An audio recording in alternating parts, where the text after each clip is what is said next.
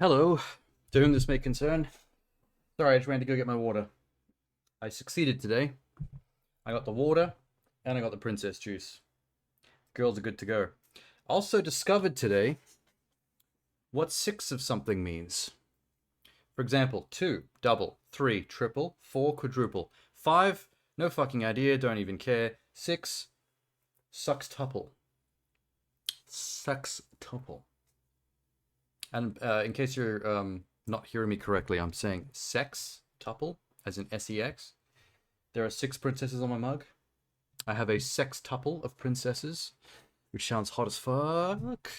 Anyway, I figured that out because I realized I've got 2 of everything on my desk. I've got 2 Shapes pizza boxes, I've got 2 Biscoff jars, I've got 2 Tim Tam packets. So I was researching what other numbers mean after quadruple, because I had no idea what comes after quadruple. And I still don't care what 5 is. But 6 was interesting. Now I'm kind of curious what 7 would be. Let me just fix my chair. Anyway, that's a lot of distractions. Suddenly, Beacon Pines.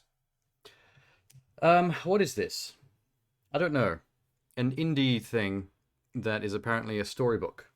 A storybook that you can manipulate by changing words to alter outcomes.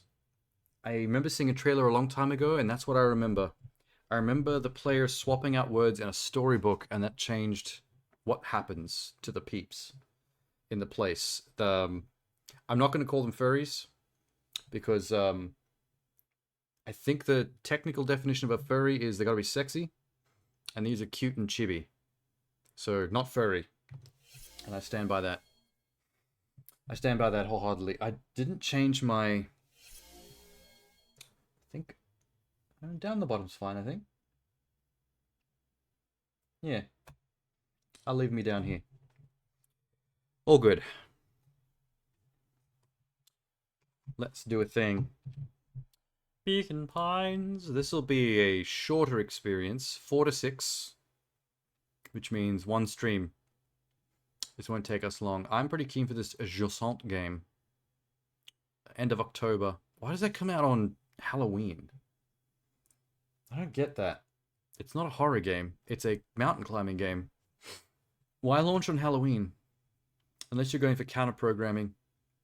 Maybe. Anyway.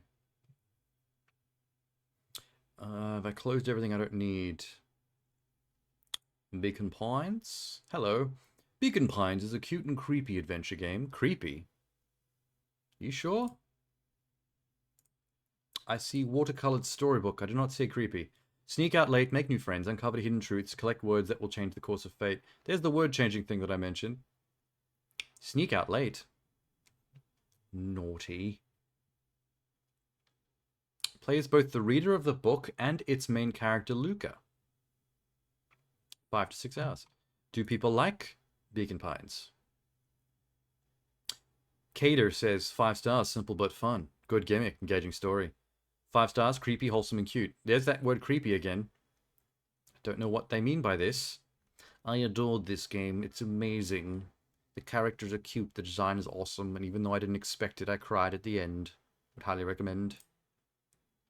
Intriguing and beautiful, stories engaging, and I like the sound of someone crying at the end. That makes it sound good. I like emotion in storytelling, in gaming. It doesn't happen often enough. Interesting story, mechanics, well thought out choices. Wow, everyone's just glazing this game up. 5 stars around the board. Let's see if we can find one that's not 5. They all also say beautiful or good story. A bit kooky and not perfect, but damn was it a good story. Still gives it 5 stars though. Wholesome, story-rich, and adorable. Milky 1. Unfortunately quite linear, despite the mechanics, but such a great story. 5 stars. So people are actually saying negatives, but it's not actually lowering their star ratings. This has got a solid 5 stars all around the board. For a short time, I tried experimenting with smaller indie games, this game being one of them. It is excellent, and I strongly recommend to anyone who likes game with big story. 10 out of 10.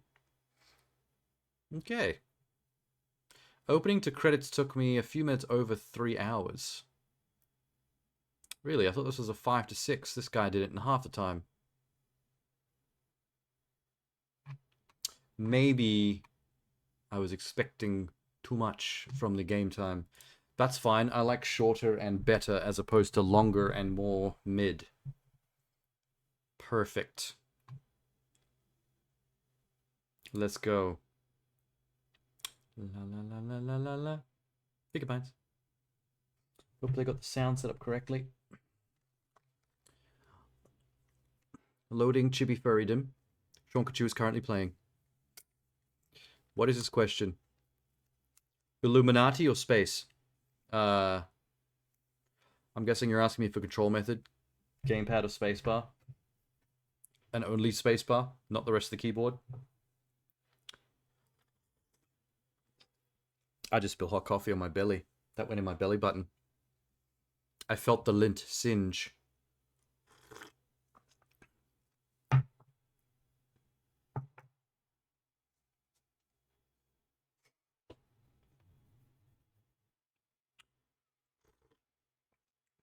Also, the cup is dripping. Damn it. Everything's going wrong already. Anyway. Sorry, furries, I'm coming. Hiding spot games. Oh no, thunder. Is that why everyone says creepy? In their reviews? Because thunder. That automatically makes creep. Nice book. Leather bound. Very classy. Reader. Ooh. Do I do something? Allow me to introduce you to my book. I have to press spacebar for every sentence. Okay. Though it might at first appear like many books you've come across, it is far from ordinary. Is it the never-ending story? Will I get whisked away to a dream world of magic where I have to watch my horse die in a swamp? You may, therefore, have some misunderstandings about its nature. The story that awaits you has not been fully told. I wonder if this whole game is voice acted or if I'm going to have to read. In fact, its conclusion is not yet known, even to myself. Finish writing it then. It is in that God way damn. that my book is special. What's the name of the guy that writes Game of Thrones, sort of Ice and Fire? What's his name? Not Sword of Ice and Fire. What's it called? A Song of George R.R. Martin. There you go. I don't know why that distracted me. This lady who can't seem to finish her damn book, even as she's telling it to me. She's Lady George R.R. Martin. It is in that way that you are special. Thank you. You sound like my mother. Without you, there is no story. Is this one of those Chapter 1. if a tree falls in the woods things, and there's no one around to hear it, but for stories? Normal isn't what it used to be. This is a story about change. Nestled in a shallow valley is the town of Beacon Pines. Far from the town square, across the river, past the neglected welcome sign, a young boy walks alone at dawn. Is he a boy or is he a fox boy? Tell me the truth. That's a fox His name boy. is Luca Van Horn, and like you, dear reader, he's here for a reason. Van Horn? Is he Dutch? Is he a reindeer or a bat? I can't tell. He looks like a bat with reindeer antlers. Oh my god. I hope books are like this in the future. How do I... Oh, hello. I'm a boy. I guess we walk and we spacebar. Hey, Dad. Oh, he talks like Banjo-Kazooie. How are things going? Today's the first day of summer vacation. I start middle school next year, I guess. I was 6 years old when you died. It's been 6 years now. From here on out, you'll have gone longer than you were here. It feels like that should mean something. Is this a Beacon Pine sweater that he's wearing? Because there's pines in it. Mom always said this tree was your favorite spot in the world. And we buried your carcass underneath it. Now the tree is nourished. So says Mother Nature. I have a friend. Hey, Luca. I knew I'd find you here. Rollo was Luca's closest friend. Hi, book. He possessed many fine qualities, but subtlety was not one of them. Can you read out their dialogue for me as well while you're here? Oh, God. After I banged on your door until your gran answered. After I checked the pond. I climbed up the treehouse. Then I knew I'd find you here. The place where your dad's carcass is buried. Rollo finally noticed the tears welling in his friend's eyes, and the flowers on the grave. You still sad about your dead dad? Get the fuck over it. It's been 6 years. Huh? I don't know if you keep going, you keep doing it now that your mom's gone too. Oh, your mom's dead as well. Where's her body? She's not gone, she's just... kidnapped, missing, murdered. Serial killed. Sold on the sex trafficking market in Russia. Pick one. She's gonna come back, Rollo. Of course she is. Saturation just changed? I think the time of day is changing. Bye, Dad. I sure wished we buried him deeper. I could start to smell him. Huh? Oh. Can I run? Oh! Dandelions. I'm going to destroy all of them because I'm a larrikin. I sneezed. I unlocked the trophy tickle. Found a charm. What does that mean? The fuck? Let's see. You have discovered tickle. Wonderful! I had a good feeling about you from the moment you opened my book. Because I learned how to tickle from sneezing? What is happening? It's a very special thing. Very special indeed. Keep hold of it for now. Its purpose will reveal itself soon enough. Okay. Can I still bust up these things? Oh, excuse me. Nice. Oh, they respawn. You know what? Never mind. Wasting my goddamn time, dandelions. I almost forgot. The whole reason I was looking for you. I was wondering if you'd ever get to that.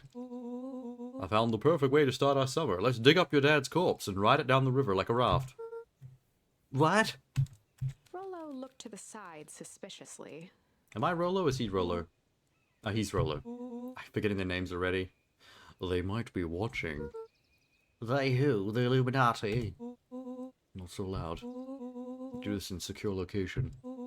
Mission control. I just have to tell Gran until we can head out. What are you gonna tell her? Oh, that we're gonna ride my dad's corpse down the river like a raft, like you said. I'll meet you at the welcome sign. Gran still kind of wigs me out. I don't deal well with new people. How is Grandma a new person? She's the oldest person here, surely. She's a grandma. That won't be long. I don't like him. Tell Gran before heading out with Rollo. I just wiped my nose with my sleeve, you grody little child. Oh, then we've got... okay. I have objectives, and I have a page of tickle. Cool. La la la la la la.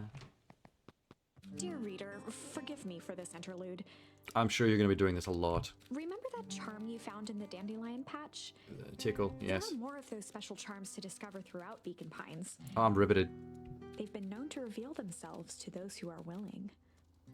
So, find them like little Some of them trophies? can be found in this very house. Oh, cool. Want me to look for charms, eh? Just some dusty knickknacks. Some dusty knickerbockers. Is there no run? Since Gran had moved in, the house was more peaceful, more orderly, and more covered in flowery fabric. Yeah, I hate that aesthetic. Grandma's out. I've already had enough of her shit. One of his father's old stethoscopes. Luca had spent countless hours listening to anything and everything with it. So, Daddy was a doctor. Not for years, though. Well, a fat lot of good that did him. Ah, yes. That's toasty. I have unlocked Ponder. I can now ponder and tickle. Gran had Two already very built the different fire. things. She kept a warm house, She gonna burn this place down.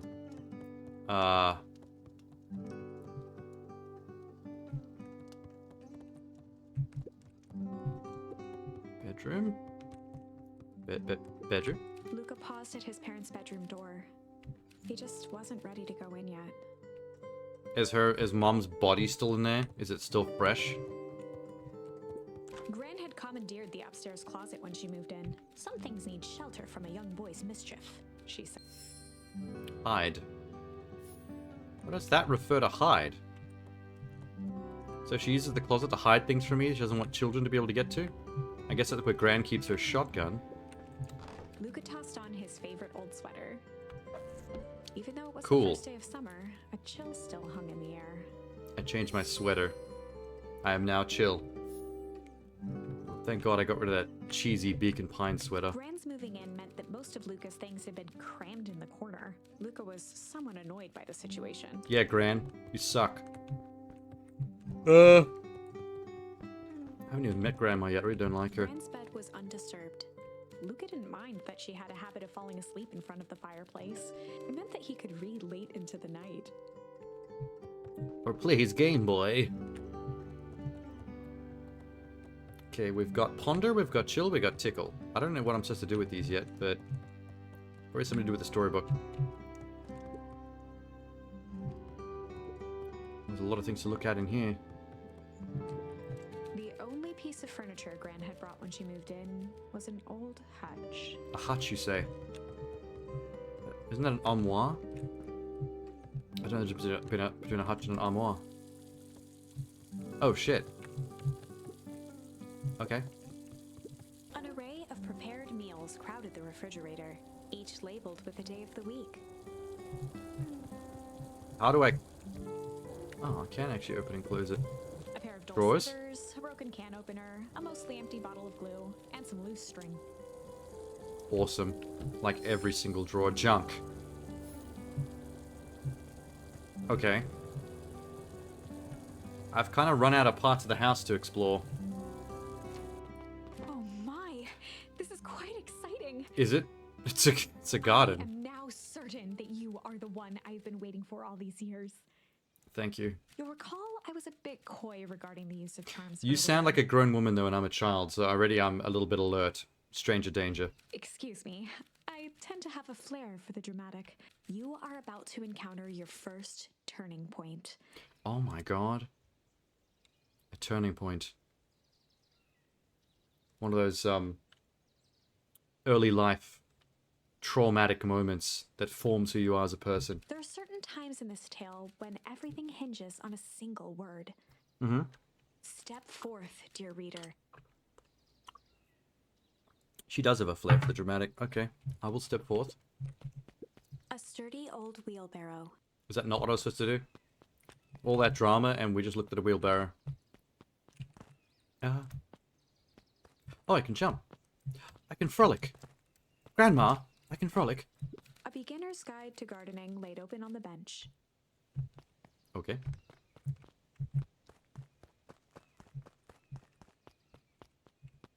Grandma's got some locks on her. Good lord.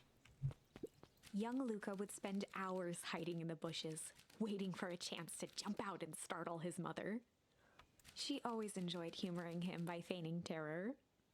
Uh-huh. Grandma. Hey, Gran. I'm gonna go hang with Rolo for the day. Well, I've done it. Hold up now, dear. Where are you and Rolo headed exactly? Nowhere special, Grandma. The less Gran knew, the better for everyone involved. God, her hair is awesome. Grandma's hot. Grandma's a furry. Oh, wait. What does this mean? A little love heart. We were just gonna go something for the day. Oh, that's what I do. Can't I choose tickle? I want to go tickle for the day.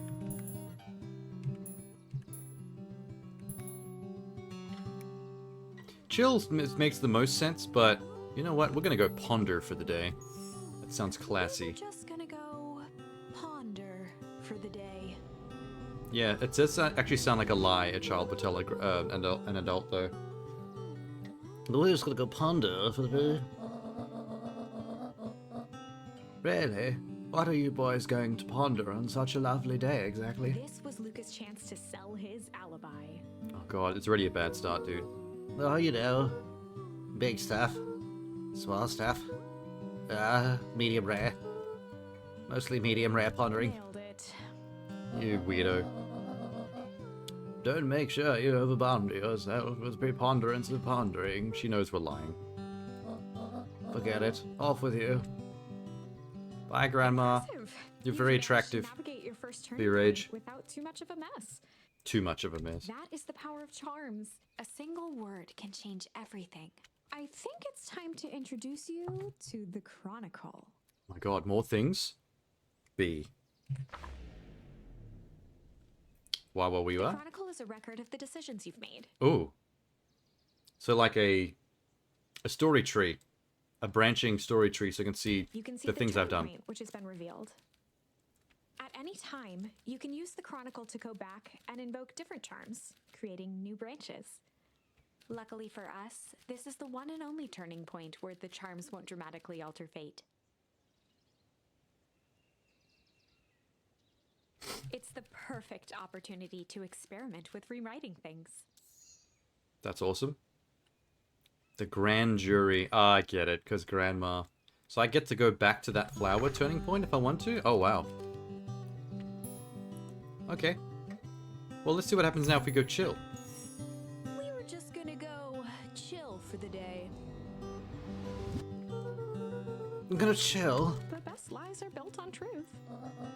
You boys are always in a hurry to do nothing. We stick to what we're good at, Grandma. Make sure you're done chilling in time for supper. Easy. Yeah, that seemed like the most likely option. The bling. Luca, you weren't trying to dig up your father's corpse to go rafting down the river again, were you? I know. Get into trouble with Rolo. Got it. You know what? I'm not going to turn that off. It wants me to get into trouble. I'll get myself into trouble. God damn it. I don't know where Rolo went. That's the way to my daddy's grave. Must be this way. Ah! Come on. What? He's having a good time. Beacon For a town that Pines. saw few visitors, the welcome was perhaps more grand than necessary. How did all that moss get on top of it? It looks like bird shit, but green. What if I go this way instead?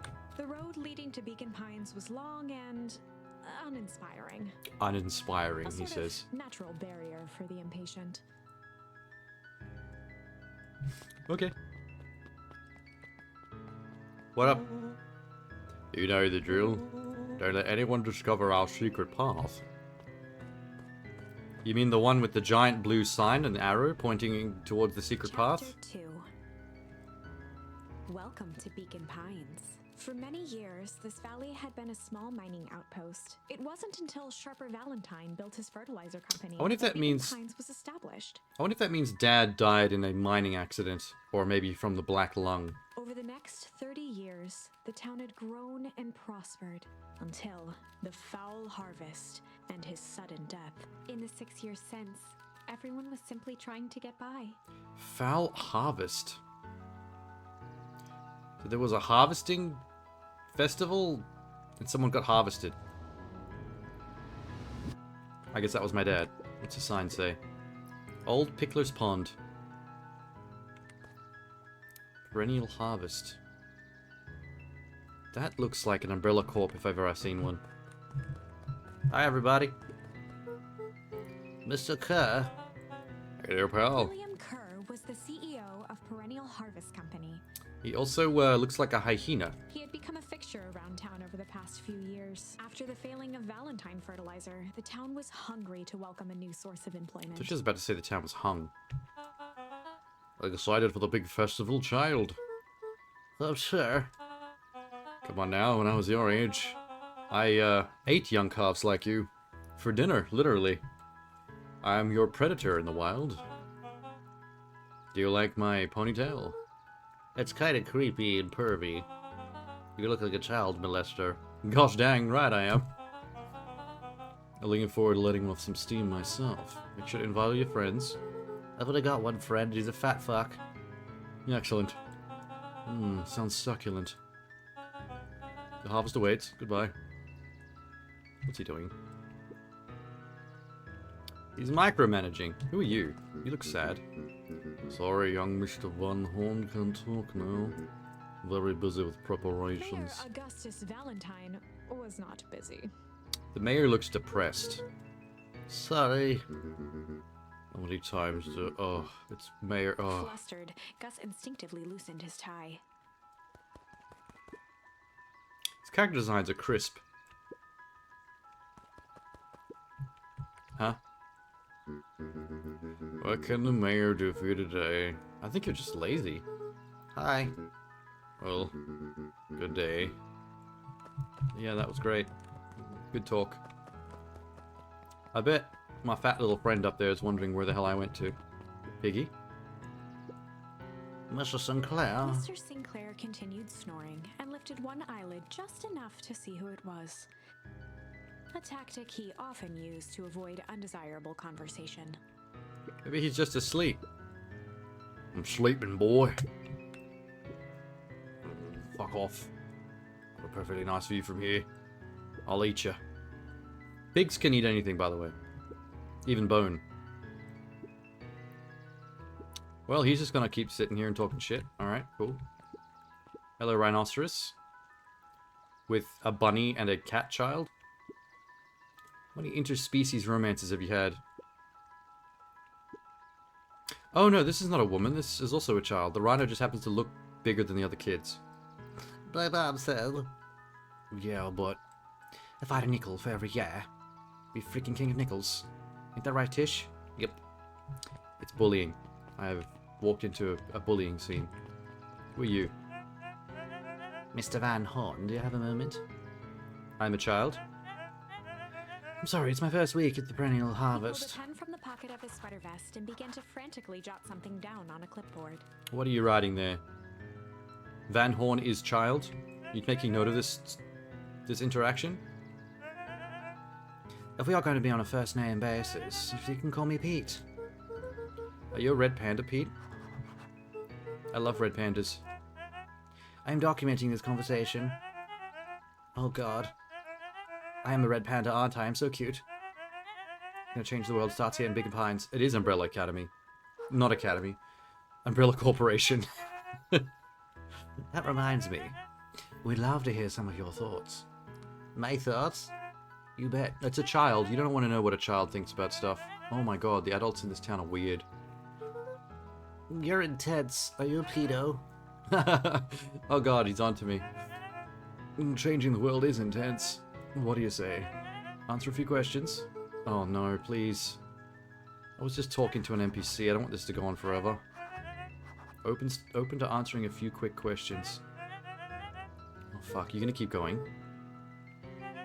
Question 2. Oh my god. What is something you love about Beacon Pines? Do I get dialogue options? I haven't seen any dialogue options yet.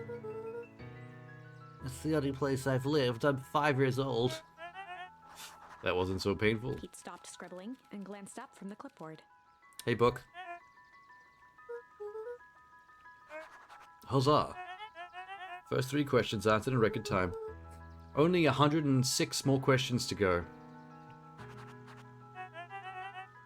Thank you so much for your time. Need to process my answers. We could save the rest of the thoughts here later. Okay.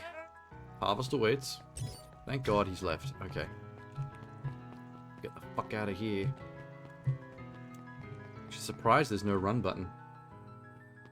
Ooh. Mission control. Authorized personnel only. That must be where Fatty went. Why are there signs to our secret area everywhere? Who are you? Jetson. Has the lion playing any tunes today? It's a pretty cool way to say, have you caught any fish? I can't remember the last time I reeled one in. Never about the catch. That's where I come to think. Can I try fishing? You ever want his chair back? Taken to standing recently. Keeps me falling asleep. Daddy's chair. I will take his chair. Whenever Luca saw his dad's chair by the pond, it reminded him of the days they'd pack up a couple of sandwiches and fish until sundown. Oh, what's happening? Oh, cool. I can play the flashback. Luca opened the tackle box and picked the perfect bait. Oh, shit. I can fish with tickle or junk? Well, of course I'm going to fish with tickle. Luca gently baited a feather onto the hook. Good for Oh, it's a skimming the feather. surface.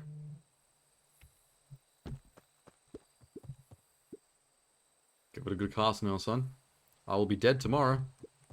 Make it worthwhile.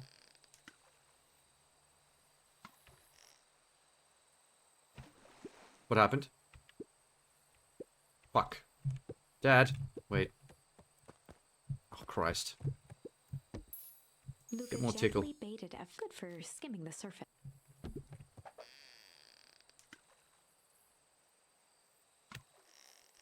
Got him. Oh, Christ. What the hell?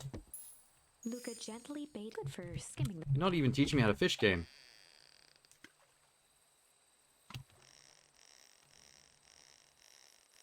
Let go when it's red.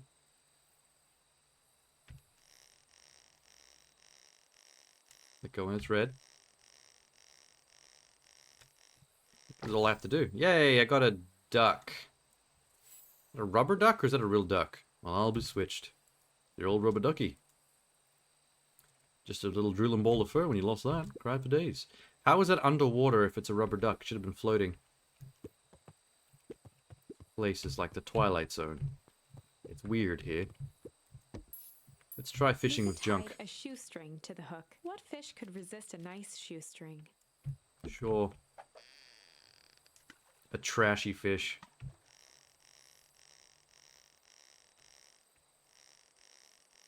You only have to let up for like 1 second, and then you can keep pulling again. It's a boot. And I don't mean Canadian. Sometimes things drift away. You want this boot? You catch a second one, you got yourself a shitty pair of shoes. Well, that was fun. Can I fuck off now? Oh.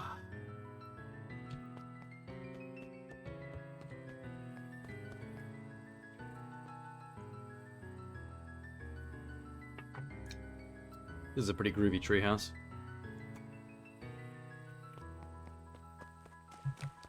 Trash. Trash. Trash. The boys had a good thing going. As long as they kept old Jeff happy, they had an endless source of precious materials to add to the treehouse. So old Jeff is like the local trash man? Who throws trash at kids? Oh, cool. After Luca's father had passed, Rollo became obsessed with them building their own Hank atomic star scraper.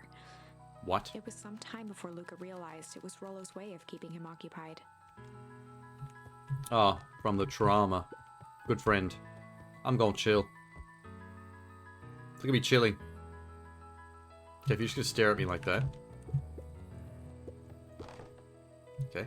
On certain nights, when the clouds were just right, the boys could tune into strange patterns of static.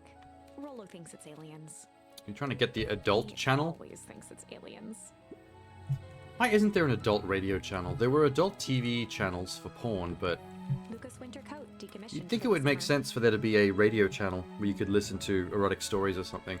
With the cold holding out longer than usual, Why was that he never a thing? considered its usefulness. Anyway, what's up, man? Well, what's this top secret plan to start our summer? You know the abandoned warehouse by my place?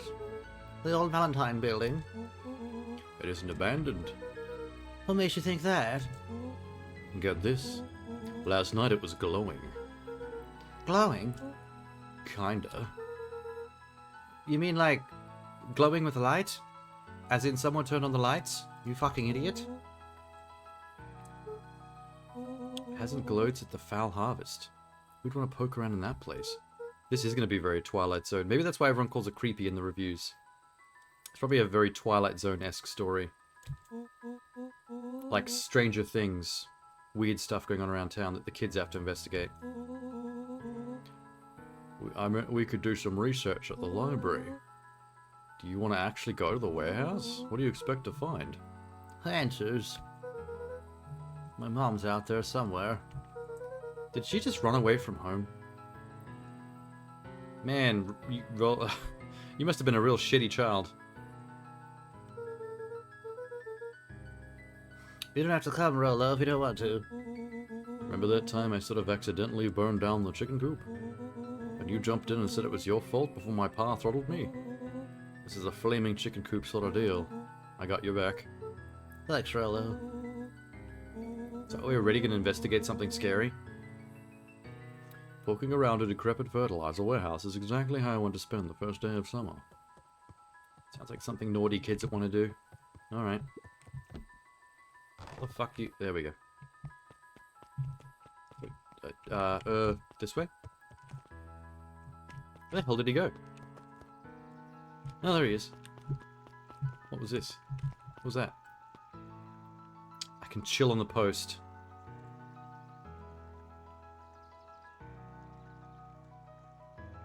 Okay.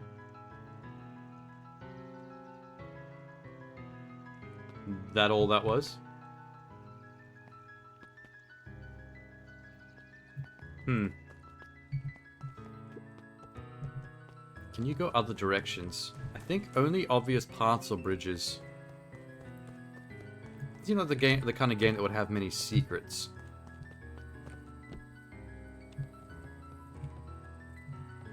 There's very few things I can interact with as well. I can go out here. God damn it. Luca looked up at the satellite dish. Satellite dish. It's a bin lid. Rolo nearly killed himself putting that up into the tree. Pull. While it didn't turn the radio What? into an interstellar communicator, as he'd hoped, it did at least boost the signal enough to overhear truckers one town over. Apparently get nothing but static.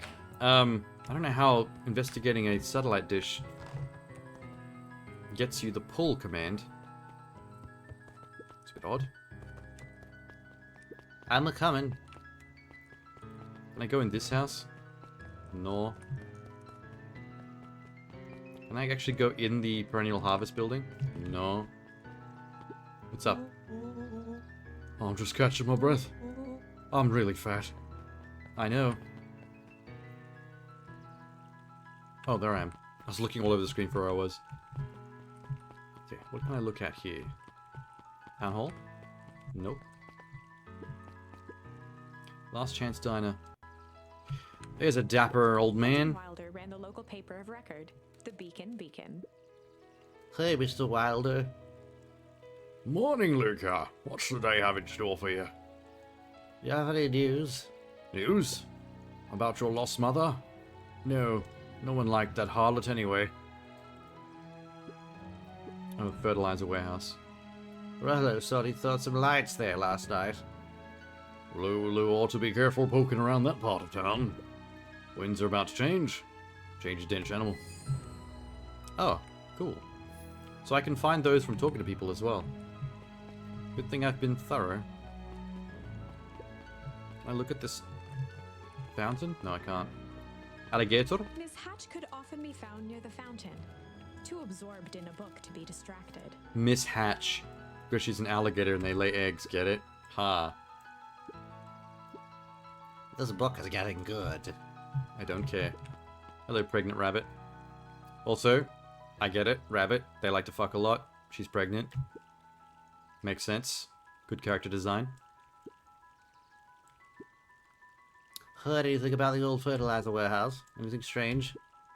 Can't say that I have. I'm just staring at this baby. That's how boring my day is. I just stand here staring at a baby.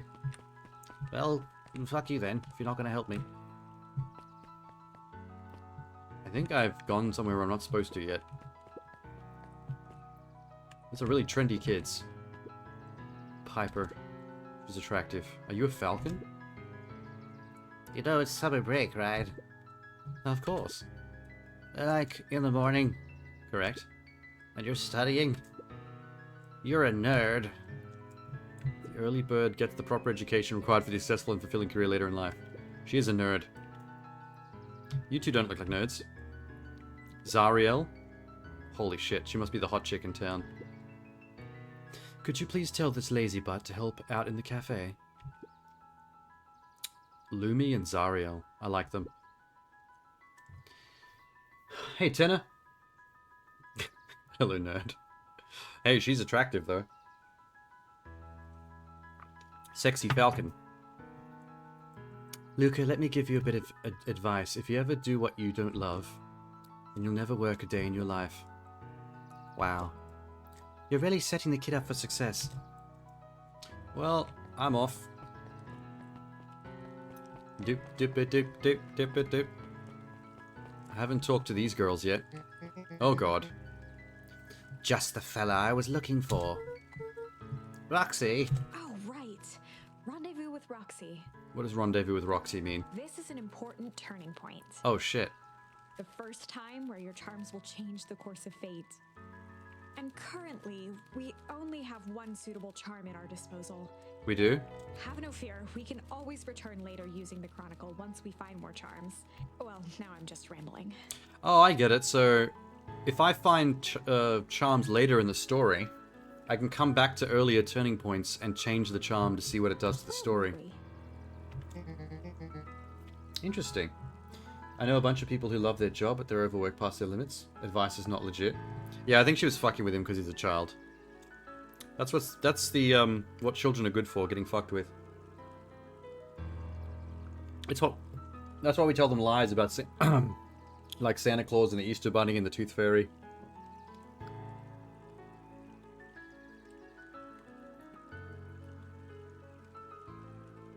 I just realized there's a really nice piano going on in the background of this. I never paid attention till just then.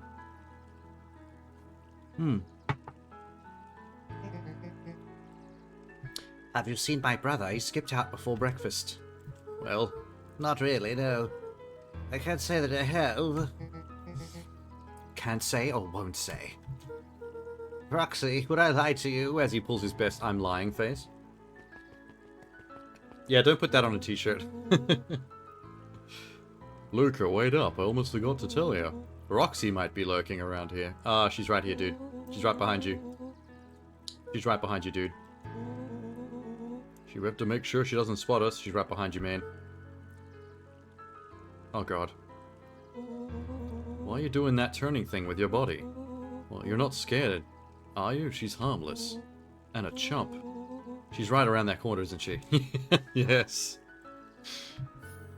Succeeded in getting into trouble with Rolo. Don't mind me, just over here lurking uselessly. Oh, hey, sis. Nice weather we're having. Oh, I'm a dead man. I couldn't help but notice you snuck out this morning before breakfast. I wasn't hungry. What are they? I don't know what these two are. Like, what animal are they? Roxy, I'm gonna level here. I'm sick and tired of digging up carrots. We all gotta pick up the slack since the fowl harvest. Foxes? Or maybe. Cat? I don't even know what I am. I guess I'm like a reindeer. Or just maybe a regular deer. The rest look like they were hit with Hank Atomic Shrink Array. All the more reason to keep on digging. There's gotta be more to life than puny carrots. Roxy, Luke and I have places to be, if you don't mind. No, I do mind. I'm gonna catch hell again because of you. If either of you march yourselves home and harvest those carrots, or I'll haul you myself. Are we about to get made to work? Step toward him, cracking her knuckles. Okay. Luca knew he had one chance to save his friend from being dragged home. In the past, he found the best way to deal with enraged Rocky was to be a little... I can only use chill.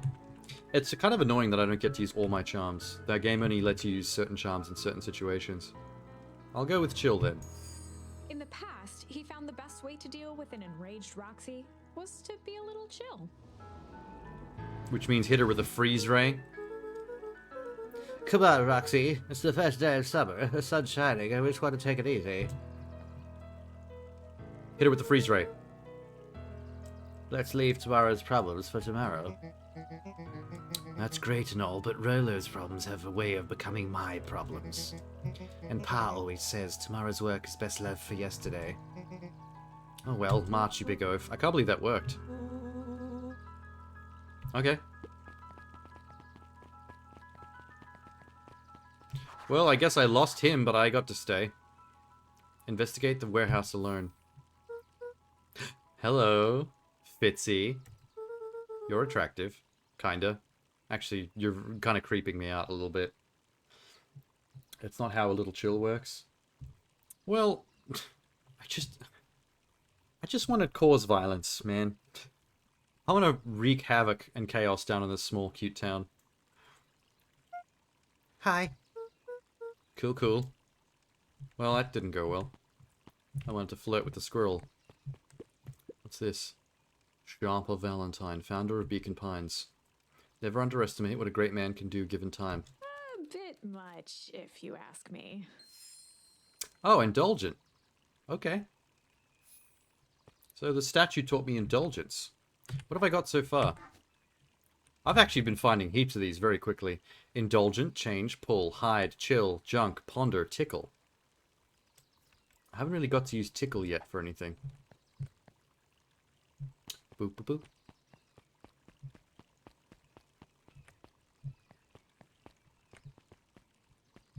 I guess I can go down or right. Or I can go this way? Oh shit. Who are you? A bat? Hey, Dawn. Is that meant to be an ironic name? Because it's a bat? Super enormous squirrel, or a really little deer. I think everyone's the same size because anthropomorphic furries. Dawn had dreams of becoming a big-time reporter. At night, she searched for the story that could be her big break. By day, she hawked papers at the newsstand. Well, good for her. What's up? Rolo said she saw something strange going on at the warehouse. You know anything about that? You might say I've heard things. I'm working on a story about it right now. What's going on? Can't quite say.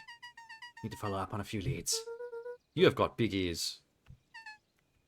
Awesome ears. Everyone's preparing for the festival. Kind of boring, really. I don't really care about the festival. I'm really sorry I haven't been able to find anything about your mom yet. Have you tried searching the sex trafficking trade in Russia? It's the first place I'd look. I believe mom's missing. Better something to do with the mystery to do with the warehouse and the glowing lights at night. Okay. La la la la la. I wish there was a run button. Why isn't there a run button?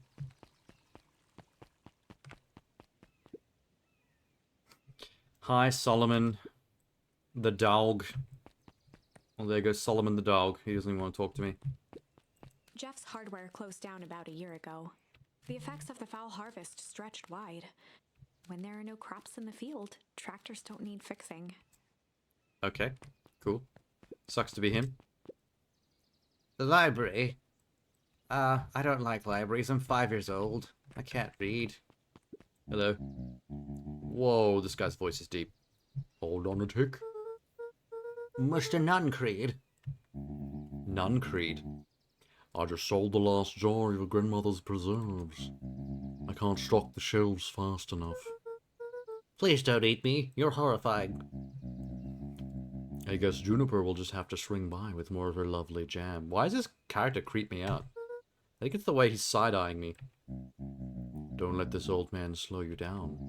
You sexy succulent child, you. A promise Gran regretted the second it was made.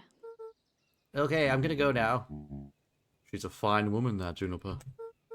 Wow, you creep me out in so many different ways. A real fine woman. Okay, gotta go. Okay. Let's not talk to him ever again. The phone Telephone? booth was brand new. Part of Perennial Harvest's Beacon Pines Reborn initiative. It didn't see much use. There's only one phone booth. Who else are you supposed to call? What are you? Hi, Luca. Hi, Joe. How's the bug hunt? Not great. Bugs are a bit shy this week. Bugs? Get shy? Can I see bugs? Can I have bugs? Can you give me bugs? I can go fishing. I need bugs for fishing. If you're going into Weepwood, be careful where you step. No bug crunching, got it. Okay. I want to crunch your bugs. Crunch the bugs. Crunch bug. Like someone who'll give candy to a kid in a dark alleyway. Yeah, that dog guy. I'm sure we're going to hear more from him later. Am I going in there? Okay, God. The path led into a small hollow at the edge of Weepwood. Okay, no turning back now. Oh, fuck. Electrified fence. Is that sign The new? fence thrummed with a gentle electric buzz. What would Rolo do if he was here? He'd probably lick the electric fence. That Luca guy's often not very asked bright. himself what Rollo would do, so that he could rule out that option. Yeah, good. Can I make him touch it? Okay. I can't seem to electrify the child. That's unfortunate. What's this? I can throw... Cool. As sparks flew from the fence, the light atop that section shut off. 2 bulbs remained. Ooh. Like this? Nice. 1 more to go. I'm a genius. The fence's buzzing gave way to silence. Moment of truth. Cool. Every kid in town knew the old Valentine fertilizer building. Long abandoned, the warehouse once served as the industrial heart of Beacon Pines. Now, it stood only as a reminder of things left behind. The dormant building showed strange signs of life. Uh-oh. Here come the mysteries. What's going on here? There's only one way to find out. I should have brought some of those mushrooms to throw. How happily he hops in the electric fence. I like how, apparently throwing mushrooms at the electric fence affects it, but throwing an entire baby deer at it does nothing. The water looked almost diseased. Ew. It flowed slowly into the woods. Drink some. Maybe I'll get radioactive powers. Like deer antlers that shoot lasers. The hose emitted a subtle sound. It was actively draining some kind of liquid. It's a water hose that's draining water, you idiot. Oh. That smells awful. Too bad Rolo's not here. He'd have no problem poking around in there. The stinky fuck. Well, can I not look in? Okay, never mind.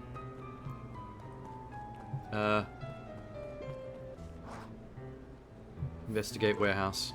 It's locked. Luca thought he heard faint sounds coming from the other side of the door. Is it the sounds of... copulating? He pressed his ear against the cold metal to hear better. A zipper? Oh my god, it is the sound of copulating. Someone's having sex in here. Footsteps? The sound of footsteps grew louder. Oh, maybe it's a bathroom. Someone might have just zipped up. Hello? Oh my god. Cool. Shit. Shit! You have unlocked the power of shit. Quick, throw shit at him. The heavy steel door knocked Luca to the ground. That's our only chance. Throw the shit. Become the shit avenger. Disoriented, he looked up to see an imposing figure silhouetted in a green glow. It lunged toward him. He tried to scramble away, but felt a gloved hand latch onto his ankle. Cool. Luca watched his fingernails leave trails in the dirt as the hand slowly dragged him back through the door, into the lab, into the green light. Did I just get killed? This is a story about... I only have change as an option. This is a story about change. It was far from the sort of change Luca imagined for himself. What, dying? Yeah. Change is, after all, a dangerous animal. The end? Well, that was a bad ending. I managed to find a bad ending in exactly 1 hour of gameplay. God damn it.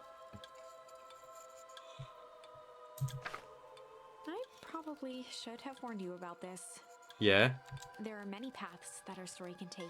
Most will end in tragedy. But don't let that discourage you. What do you mean most will end in tragedy? We will find the ending that the story deserves. I just know it. I thought this was a cute, wholesome story. It's a story about how a baby deer dies repeatedly for many, many different reasons. From here on out, a charm will have a check mark when it's been used to its full potential at a given turning point. Now, let's try something different. Okay. Have you played Fate Stay the Night? No, I haven't. It's a hentai VN with 3 good endings. Did I ever tell you about my idea, my Let's Play idea for hentai in adult games?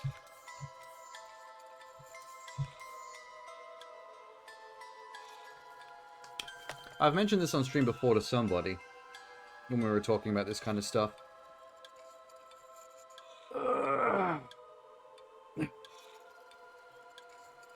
50+ endings where you die gruesomely?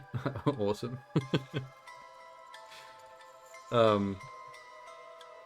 I'll mention it again in case in case you weren't there one of the times I've talked about this.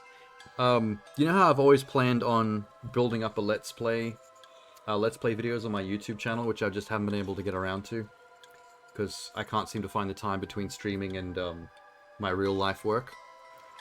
It's still my plan. I still want to make more Let's Play videos out of my gameplay from here. But I had this other idea that doesn't involve Twitch. You know how, because of TOS, you can't play hentai or adult games on Twitch? I was thinking, as something, I don't think many people, I don't think many people have done this. I think this is a fairly original idea.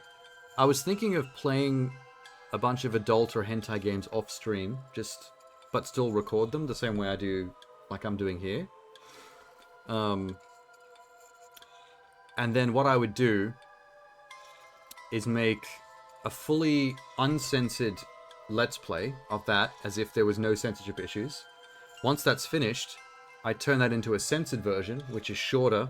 I'll have to cut a bunch of stuff out, maybe censor other things, like with on-screen bars or with beeps or whatever. But it'll be like maybe half the length. It'll be a lot shorter than the full version, right? So, what I would then do is I'd put the censored version on YouTube as a normal Let's Play. With it just censored enough to make it YouTube watchable. But I'd put the full uncensored longer version on something like Pornhub. Because you can make your own channel on Pornhub, same you can on YouTube. A lot of like regular people make their own amateur channels to put their own homemade porn up. I was thinking of making my own Pornhub channel and putting up uncensored Let's Plays of games like that. And then maybe like in the description for the censored version on YouTube, it can link to the uncensored one. Oh, you do remember? Yeah, I've thought about that for a while because I have actually bought a couple of adult games off Steam that I've got in my library. I've only ever played one of them. I've only ever played Honey Pop because that one keeps popular. But I've got a bunch of other random ones that were like $1 or $2 each that were on sale, and they're mostly visual novel style games. And I was thinking, like, I've got so many of those, I might as well do that. But I need to work up to it. I want to start doing normal Let's Plays first, and then maybe do that as an extra thing. Anyway, let's see what we can do here.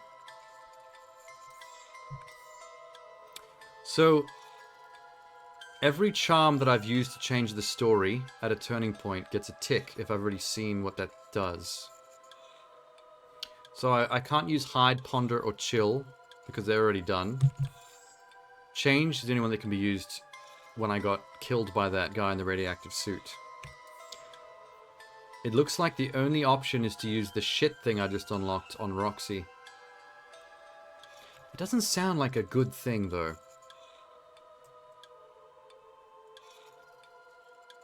Have you noticed the cute squirrel girl is giving me flirty eyes in that sketch on the left?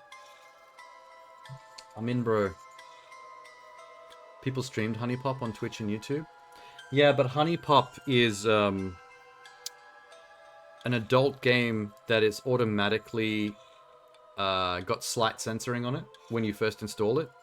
To get the full, really R-rated adult stuff, you actually have to go to a special website and install a patch remotely, which you wouldn't know about unless you read the forums for the game. If you go into the forums on Steam, there's like a pinned forum where people talking about it and they link you to it. So if people have played Honey Pop on Twitch, I have a feeling they were playing just the base game that you get from the main installation. Because, yeah, the patched version would definitely be TOS.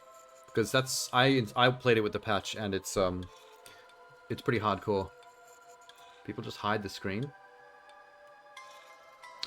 It seems like it's... Besides the point, though. If you have to hide the screen, then why even bother? Anyway, let's do it. We're gonna go back to Rendezvous with Roxy. Here we go. In the past, he found the best way to deal with the enraged Roxy was to be a little... shit. That's amazing.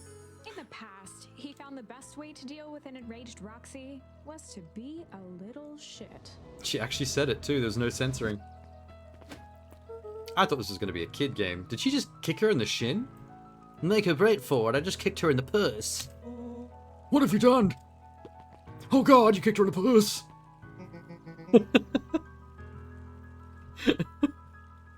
Did that little shit just kick me in the puss? I know you want, you little twerps. Gonna come home eventually. I think she kind of liked it. Well, you've knocked over the dog guy. Investigate the Valentine warehouse with Rolo. So that's how we keep Rolo with us for the next event. We caused a ruckus with Roxy. Sorry about that. He can get overexcited Solomon sometimes. Valentine, current ward of and future successor to the Valentine fortune, huffed as he brushed off his pants. Title complete and utter fools. One wonders if it's worth taking anything here seriously. I'm really sorry. How are you doing? Me?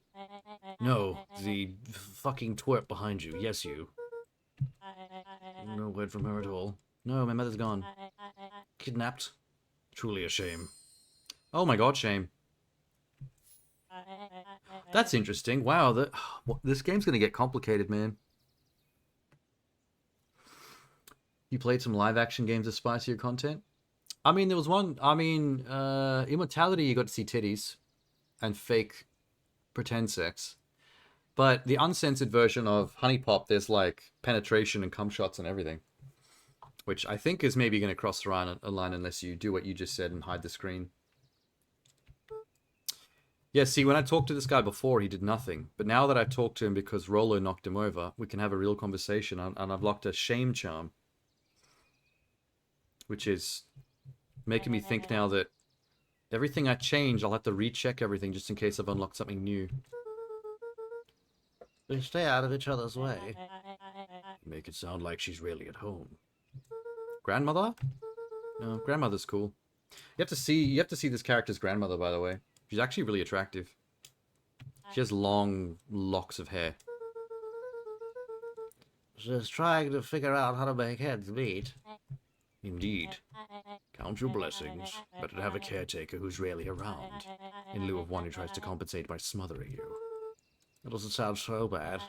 I'm a mama's boy. I love being smothered. Look at me. I'm a little bitch. I'm a little bitch boy. You are a little bitch boy, aren't you? Look at you, little bitch. Goodbye. Wait, there's someone new. Who dis? Solomon trifled a gesture toward the approaching heiress Valentine. An heiress? Oh, wow. I do not wander off like that. I'm much too busy to be looking all over for you. Apologies, Harris. I was taking a stroll through town, and then I bumped into this disgusting fat dog. You're a Valentine now. I want you to be present for the construction of the History Museum. The future of the town relies on its ability to remember our family's great past. Well, good riddance to you snobs. At least I learnt the power of shame. Oh my god, I can't walk past him without him talking to me. Hold up a tick. Kind of in a hurry. Oh good, we don't have to talk to him again. That's amazing. Sigh. I just wanted to capture that child and put him in my basement.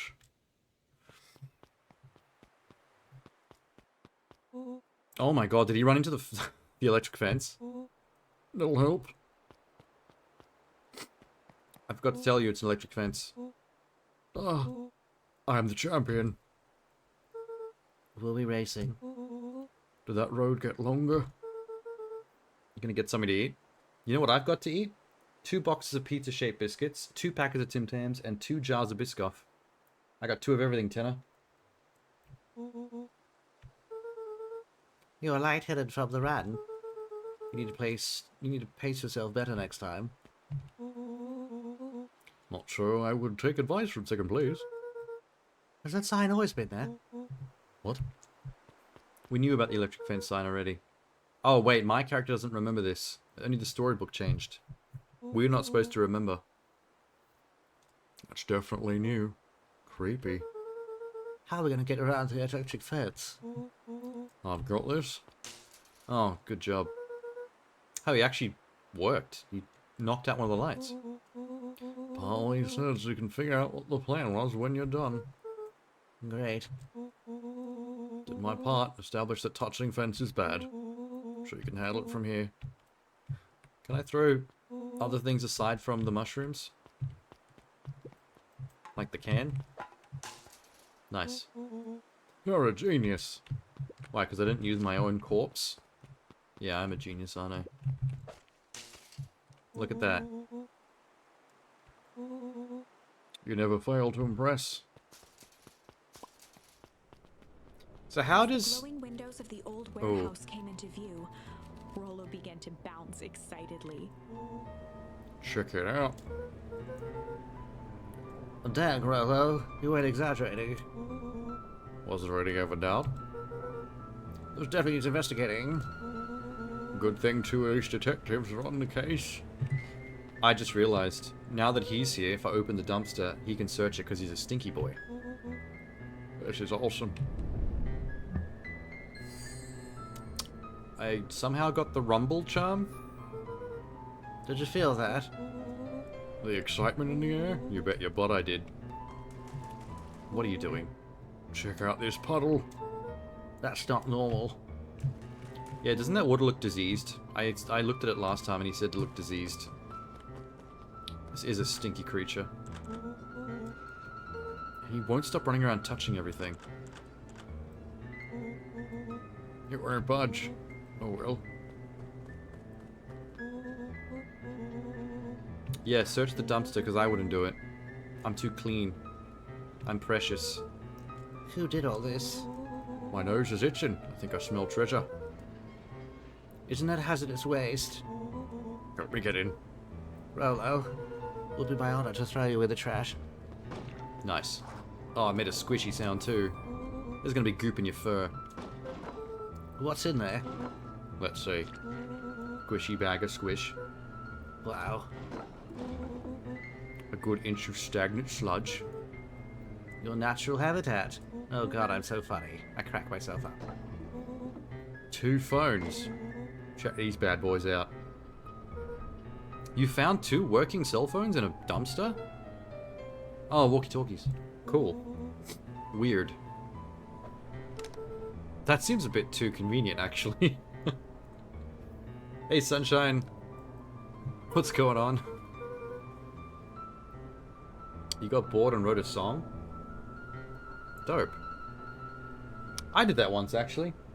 I got bored and I thought of a parody for Eye of the Tiger, and I made it and put it on my YouTube channel. It's basically it's a version of Eye of the Tiger called Hot Sauce Survivor, about someone who loves chili, and it's sung in the style of the Rednecks from South Park. Yours is called Mothra, its original work. Oh, so you wrote an entirely new song. It's not even a parody. Do these walkie-talkies even work? This is Hank Atomic, ground control to Major Tom. You're coming in 5x5. How are your vital readouts, Hank? It's getting a little stuffy in here. Requesting assistance for evac. You stop fucking around, you two. The guy in the radioactive suit's coming. Get in the dumpster. Get in the dumpster. My hands are covered in squish. Oh my god. Scoot over, I'm coming in. Sweet, that's how you survive it then. Nice. Anyway, I want to hug them so much. Oh, the little furries. Yeah, they're adorable. Oh god, he looked straight in. And then left. I guess he didn't see us. Well, that was lucky. It's a good thing he weren't here 5 minutes ago, because when I first came into this area, I got the little white reindeer guy killed by that radioactive dude. Tell me you saw that. I don't know what I saw. POV of me adopting them. He's coming back, get down. Oh, they're gonna dump a radioactive corpse on us. Maybe this was not the best place to hide. Grode. So can I change the story again if I go back? Oh. Oh god, tell me it's not what I think it is.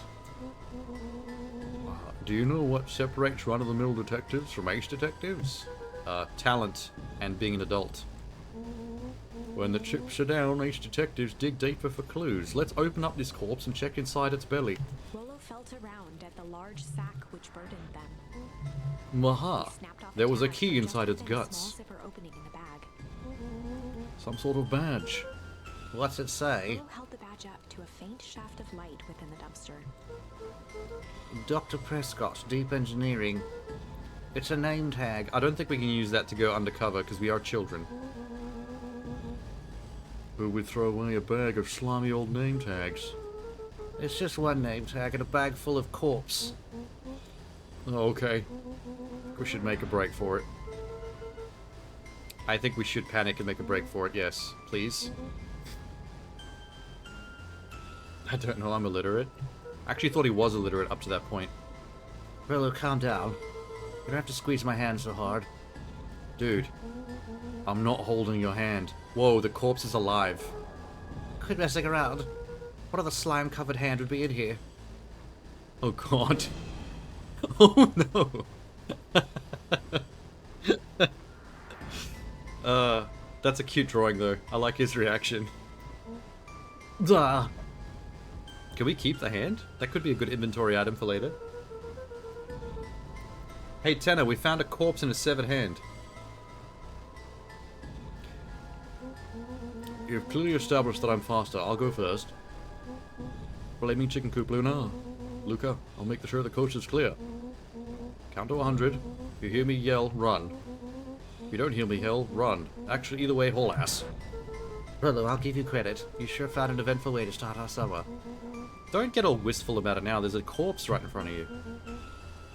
Eat the hand. It's full of radiation. Yeah, I was saying this before. I want to create a radioactive reindeer with laser antlers. Lucas sat in the dark, tracking the sound of Rollo's footsteps as he ran. 1, 2, 3. He pressed his ear to the dumpster wall, straining to hear Rollo's footsteps as they faded away. 15, 16, 17. He tried not to think about the contents of the dumpster as he counted. 35, 36, 37. The thick stench made it hard to breathe. Screw it, that's long enough. Luca Why did I actually listen to him and carefully start lifted the counting lid instead of running away and from peered danger? out. Nothing. You silly reindeer. No sign of Rollo. No sign of the man in the yellow suit. Time to haul ass. Luca clambered from the dumpster, stumbling to his knees. He was up like a shot and running, sprinting toward home as fast as he could. Beacon Pines flew by, blurred by the tears that welled up in his eyes. He wouldn't remember getting home at all that night. I like the voice actress that reads this book. She has a nice voice. Throwing his front door open, storming up the stairs to his room and surrendering to sleep almost as abruptly as he hit his pillow. Chapter 3. Chapter 3. Telling Grandma that we found a corpse. Finding a friend. Or that. The next morning, it was quieter than usual at the breakfast table. Only the sound of silverware and chewing. Can I use the shit charm to be a little shit to my grandma? I want to use the shit charm for more story points. I finished jarring a mess of jam last night. That'll need to get delivered to town today. How hot is the grandma? Like, for real, though. There's enough imagination, corpses can be friends, too. Yeah. Well, at least I'm not the corpse this time. And all it took was being a little shit. You're right, that was the moral of the story. Okay. What did you and Rolo get up to yesterday? I'm such a hot granny, look at me. Nothing interesting. That's the phone. Hello? Bloody, bloody, blah, blah. Calm down. Of course it was the right thing to do. Gather folks, I'll be right there. Did they find the corpse?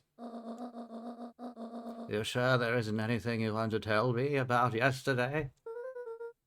Oh, not really. We just sort of ran around a bit. Gran's brow furrowed. She knows I'm lying. She let out a long sigh. Her voice was quiet and even. I'm going to kill you. Stay at this house for the day. You're grounded. I know you found that corpse, you little shit. If I'm not back by dinner, there's stew in the icebox. Nothing. Stay here, understood? Yes. Say it. I'll stay here till you get back. Good. Off I go, goodbye. You left the icebox open yesterday. We're not made of money, you know. I did do that. I'm surprised the game acknowledged the fact I left the fridge open. Left the faucet running or the fridge door open. I did both. Aren't I a little shit? The corpse is tonight's dinner and you ruined the surprise. The radioactive corpse. What if I left this open again? And also this turned on? Would I make the game even angrier? Do I have to listen to Grandma? Can I just leave?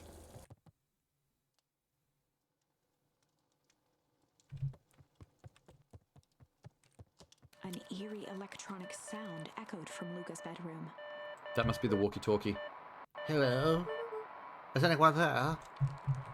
Which one's my bedroom? This one? Neat. Hello? Hello, thank you. Hello? Stranger Things, is that you? Okay. Was that the Demogorgon?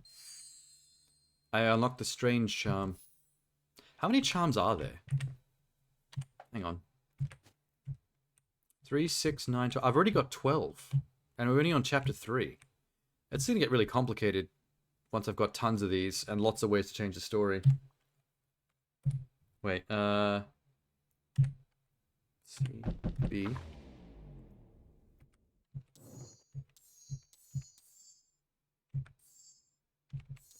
For some reason, the shit one has got a question mark on it.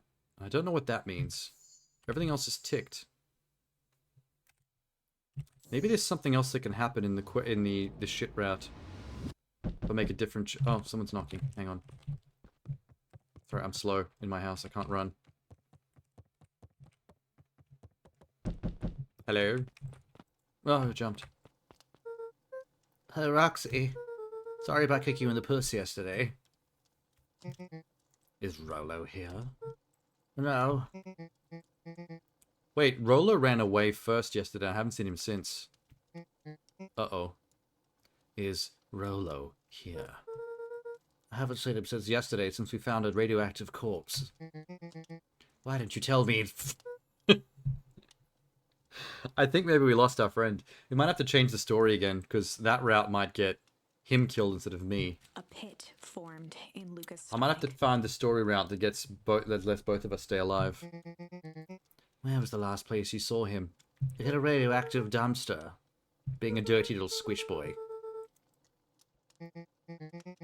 Weedwood. If he's still alive, I'm going to kill that little creep. Anything else? Luca's mouth felt dry. Kick her in the puss again. Be a little shit. Okay. I'm gonna go let people know and check the woods. Stay out of trouble. I'll go see if he's in the library or something. Luca could feel his heart beating in his throat. Rolo. Well, better him than me. Check the library for Rolo. Do I have to? Okay. Grandma's gonna be mad that I left the house. But whatever. Dip dip dip dip dip dip dip dip dip. Hey, this place has not changed at all. Except there's a child here now. Hi, Bert. Can I have your lollipop, Bert? Nope. I've mostly been talking to clipboards. They're setting up lots of stuff for the festival. This one said he had to process some answers. Told him he was fine. That was right. Blah, blah, blah, blah, blah, blah. Fuck you. I don't care about this child. Look, I can lean on the fence post. Yep. Taking a good lean. Alright. Can I go fishing? With my new charms?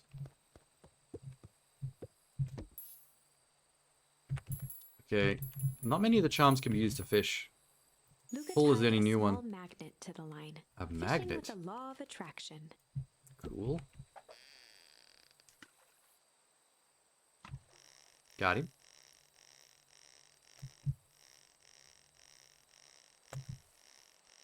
Almost. I got a key.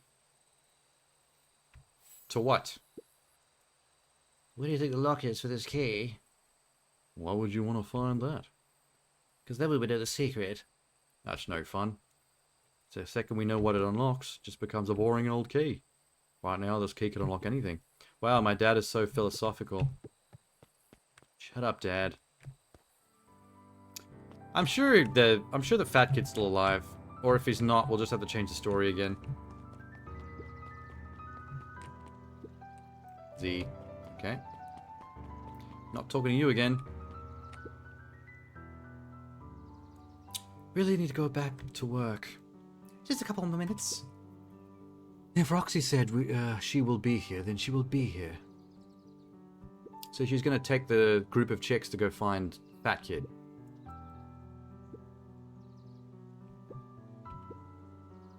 I think the one in the flannel shirt is the slacker. She doesn't like doing work. Come on, Lumi. Roxy needs our help. Well, good intentions don't qualify as legal tender. Hey, we got tender. Hey.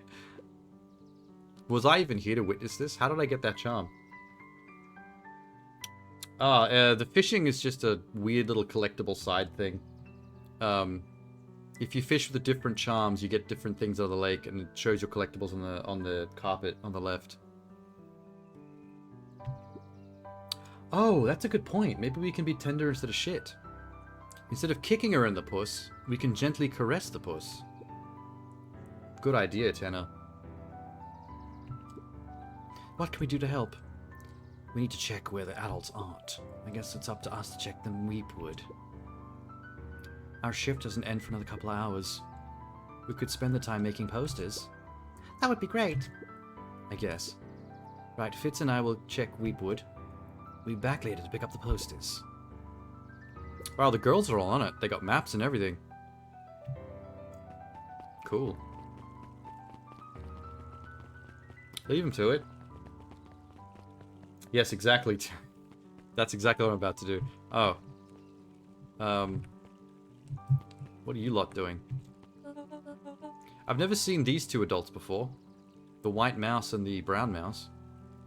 What's this about a missing child? Oh, I'm stressed. The situation is completely under control. It seems so terrible. You sure there's nothing we can do to help? Nonsense. Mr. Cotter will turn up safe and sound, I'm certain. Just focus on settling in. I trust my sister has supplied you with suitable lodgings. Miss Valentine has been more than accommodating. We were just telling our daughter, Beck. Okay, the rest of that conversation got boring, I guess. Which one's the library? It's not the town hall. That's the journalism office. There's the coffee shop.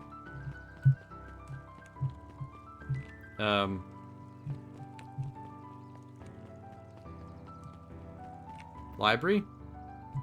One of you the library? Buds and bulbs. Bakery. Vegetables. No touching the giant melon. I touched it. I touched it. I touched it. I touched it. I touched it. I touched it. I touched it. Anyone gonna stop me? I'm touching a melon. No? Okay. I touched it. I touched it. I touched it. I touched it. I touched it. I touched it. I touched it. I touched it. I touched it. I touched it. I touched it. I touched it. I touched it. I've unlocked the smack charm. Hit the watermelon 20 times.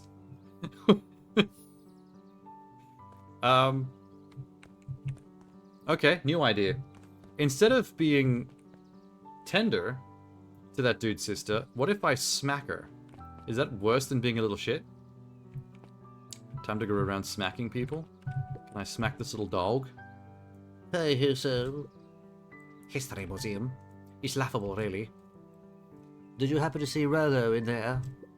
No, just shadow of my family. Clinging to a town, clinging to the past. I got cling. See, what did I tell you, dude? We unlock these charms, like, everywhere. First, like, the smacking the watermelon thing, and then the cling. Hey, Griffin. Has Rolo been by? Haven't seen him all day. Sure he'll be safe and sound. When he does, the strawberry chocolate double scoop waiting for him on the house. All you have to do is go missing and you get free ice cream. Bad thing to teach children.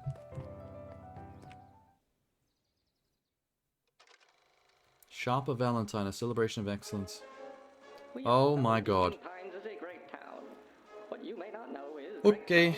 From mighty roots. And that is why you cannot tell the story of Beacon Pines without telling the story of one sharper. We're getting the backstory of the town. I did not know this was going to happen when I walked in that tent. A vision of a community dedicated to a better tomorrow. In his own words, a better tomorrow is within our grasp, but it requires a singular mind to harness it. I could have voice acted this old-timey video voice better than this. Just saying. With fertilizer, of course. Valentine's Fertilizer Company became the lifeblood of a town yearning for purpose. But then tragedy struck. Yeah, it's not exactly a museum, is it? It's more like a history movie theater. An accident which took Sharper away from us far too soon. To this day, we struggle to pick up the pieces. But one foul harvest isn't enough to stop the people of Beacon Pines. The spirit of Sharper Valentine lives on. It lives in the hearts of everyone with a dream for a better tomorrow. Together, we will follow his example and grow a bountiful future. Paid for by the Valentine family and the Valentine Fertilizer Company Riverfront Fund. Wonder he actually did that live, if he said that line that fast, or if they sped it up. That was unhelpful. Yeah, no part of that movie explained where my lost friend could be. Good point.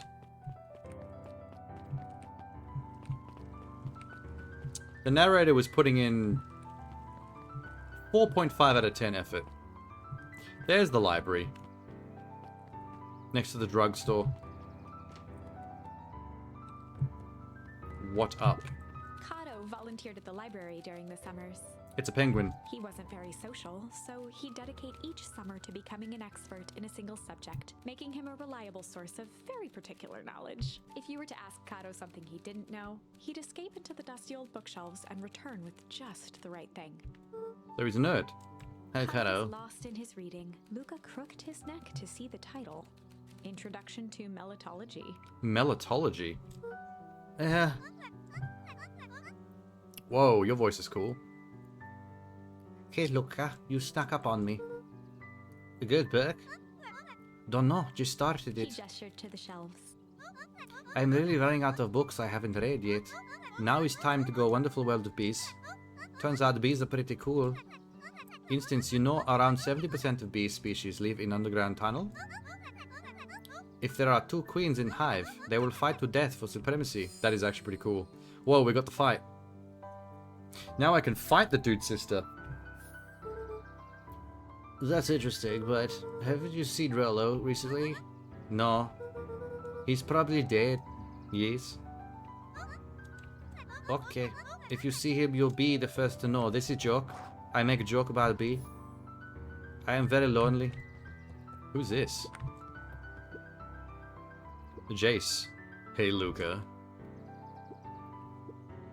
I'm actually surprised. He's actually here early on days when a new issue drops. Rolo's the biggest Hank Atomic fan I know. If he does swing by, tell him to meet me you know where. I don't know where. He knows. Oh. Roger that, Space Cadet. Okay, cool. Ooh, I can look at the books. The bottom corner shelf was a dusty array of thick science books. Only one binding was clean enough to read. Cellular biology and the chemistry of mitosis. Boring. Mycological phosphorescence. More like complete loss of interest. Good one. The entire top level of the library was devoted to comics. Nice. Most of which were Hank Atomic and the myriad of lesser revered spin-offs. Oh, is that all I can... Okay. What about this one? Magazines? There were rarely any actual new editions. Simply a variety of existing content rotated into the front display each week. Okay. This? Oh, the cobs I've eaten. A salad-centric travel guide for the mildly adventurous. That is the worst thing I've ever heard. Sally Seashore's simple succulent sundries. That's the best thing I've ever heard. Luca brushed off a smudge of dust. Or maybe it was flour. 30 recipes so easy you'll doubt it's even edible. Succulent. Okay. What the fuck? A peek behind the curtain. The methods and ruminations of Patrick C. Montesquieu, one of the great. I'm glad I decided to look at all the books, because I wasn't expecting to find a charm in the library. By Patrick C. Montesquieu.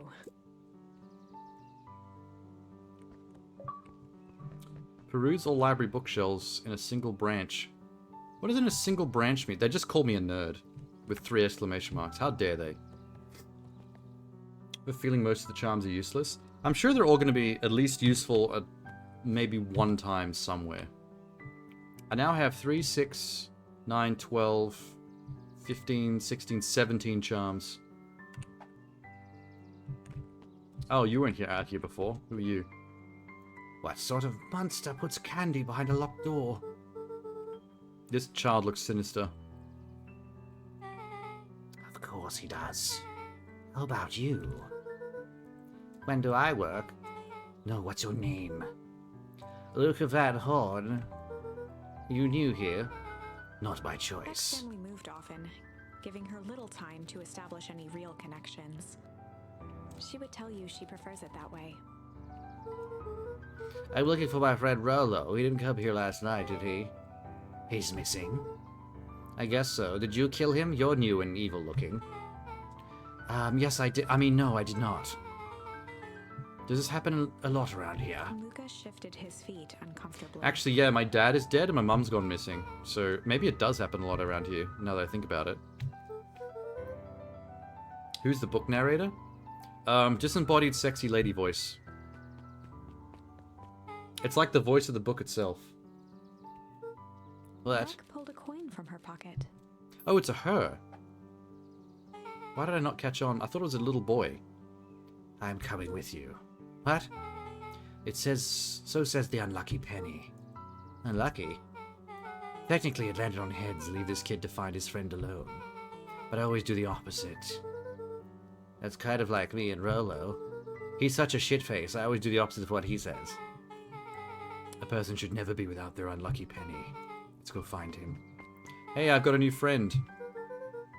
Pleasure to meet you, Beck. I know a musician named Beck. I don't really like their music, unfortunately. I'm too young to appreciate it. Hey, we do actually have a new party member. Look, they follow us around. Cool. Dirk.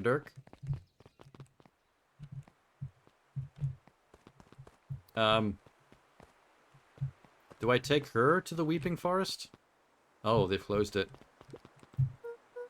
Jack, they brought it up the way in.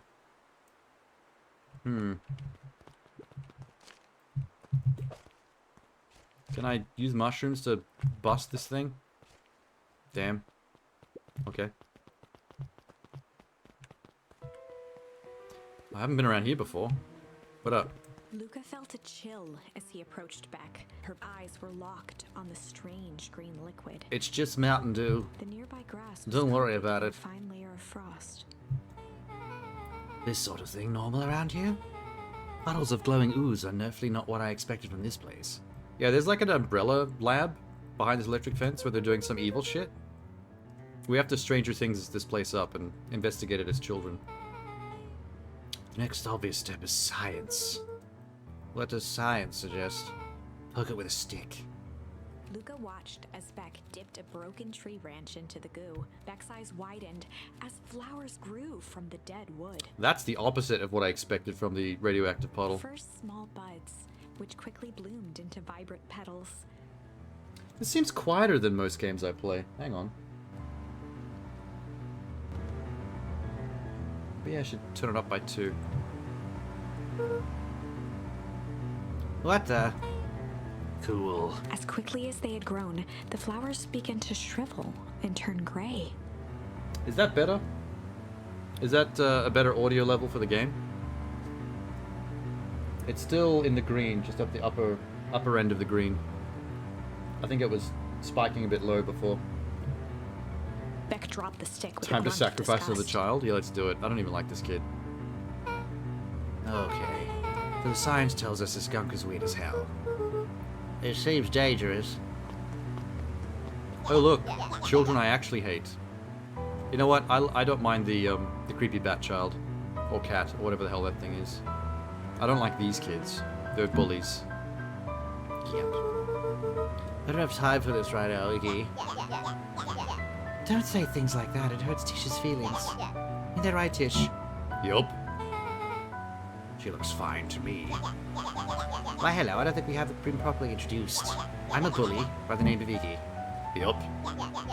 Can we push the bullies face first into the green puddle and see what happens? Maybe it'll grow flowers out of their eyeballs. I'll forgive you this once, on account of your being new around here. Would you mind hanging out with this dude? Oh, why would you hang out with this dude? He seems pretty alright. Iggy, why do you have to be so... fucking annoying? Has he ever told you about his parents skipping out on him? Oh my god, this kid's awful. They got tired of having such a pathetic kid and left him. Alright, we're sacrificing the fox and the rhino to the green puddle. Don't talk about my family. I'm gonna cry. He's gonna cry. Look who's grown a backbone now that the girl's around. First his pops croaked. Now his mom finally couldn't take it anymore and bounced. Push him into the puddle. Iggy took a step towards Luca, his sneer lit by the glowing puddle. Beck could see tears welling in Luca's eyes, his fists clenched. Some things about Beacon Pines were very different from the city. But a bully from a hayseed town is really no different from a city bully. Beck Cool, took man. a deep breath and thought. Time to bust out the tickle or the strange. Wait, why can't I fight? I have charms that say things like fight. A bit too loud. I'll pull it back by 1 then. I'll put it in the middle of where I had it before.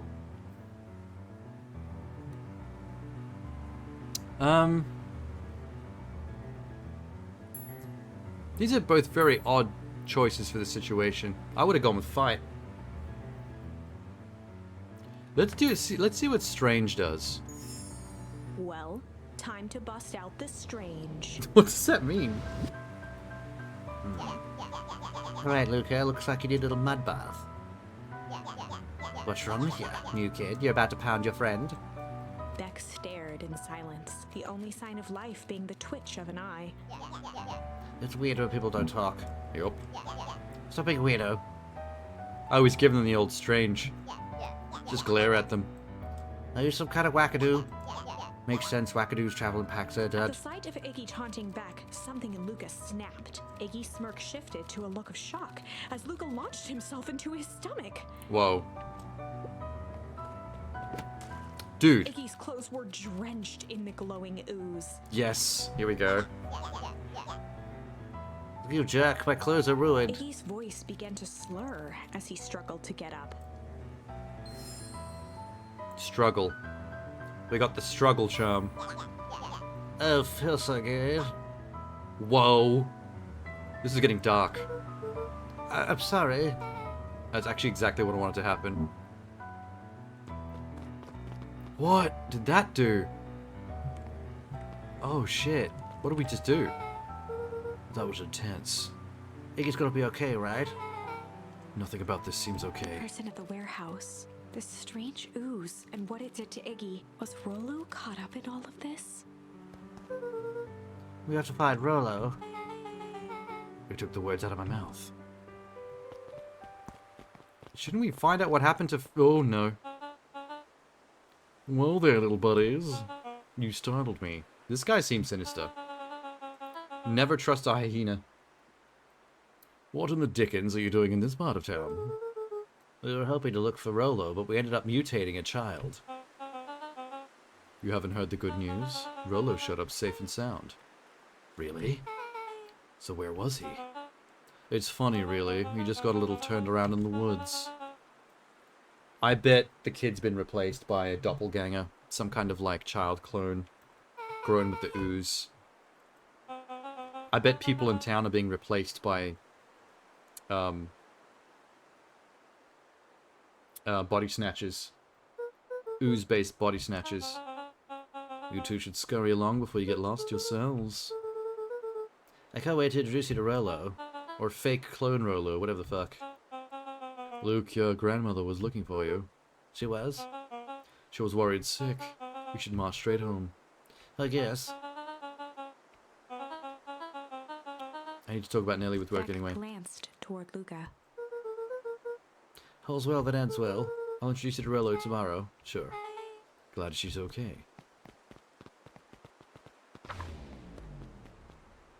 Rollo was safe. A wave of relief washed over Luca, which was quickly replaced by a sense of dread. Gran is going to kill me. If he hurried, he might just make it home before sundown. Chapter 4. Wow. Our harvest awaits. Luca took a deep breath and gingerly opened the door, steeling himself for Gran's wrath. Gran's gonna kill me. I'm home, Gran. Everything's fine. Gran? Oh, no.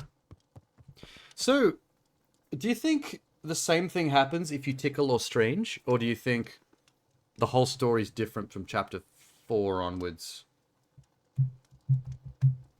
I'm curious.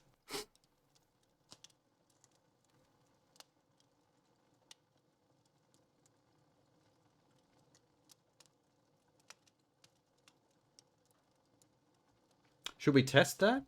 We could always come back here again, right? How do I... Oh. What? Oh, that's the direction where we went to the warehouse alone, and I died. I now have the option to struggle when I get grabbed. And then the path where I went with the other kid and he went missing. I've got the tickle and strange.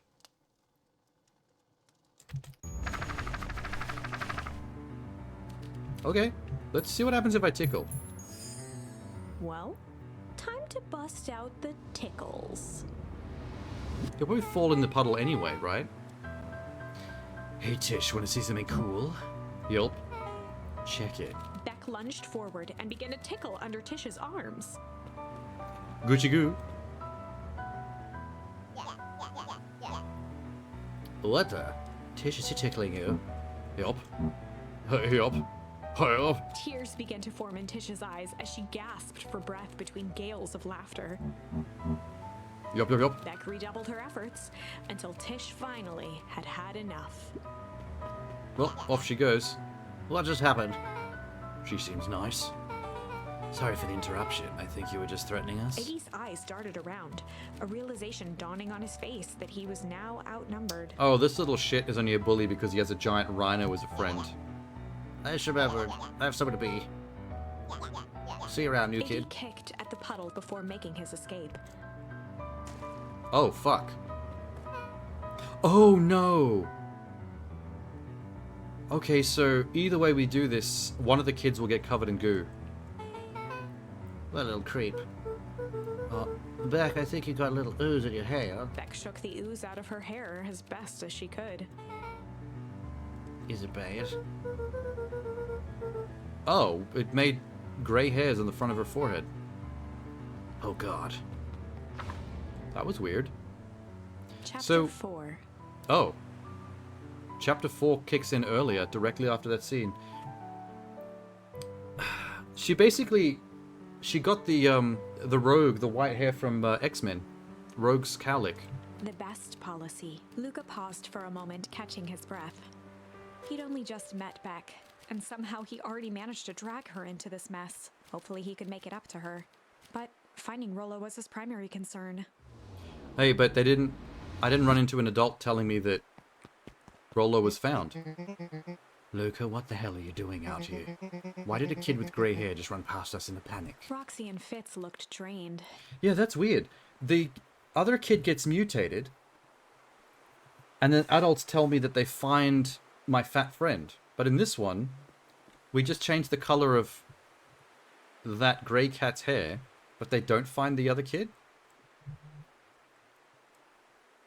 Do you think the one that got bathed in ooze and mutated, do you think that kid morphed into the other fat kid? It was clear they'd spent all day searching. That was Beck. I don't care. What happened? We were just helping look for Rollo. I need you to start telling me the Roxy's truth. temper could often be dismissed as the impatience of an older sibling, but this was the most intense Luca had ever seen her. Her eyes were wild and unfocused, looking straight through Luca. She's gonna tear my throat out. She is my natural predator after all. We're running out of In a time. torrent of rambled words and tears, Luca broke down. Rollo and I were just playing in the Wheatwood. We were investigating lights at the old warehouse. Somewhere there was a strange suit. Someone. We hid in a dumpster, we had a heavy bag dropped on us, and I think it was a body. We ran and we got split up, and I ran home, and it was all my fault. And now my best friend may never come back. Wow.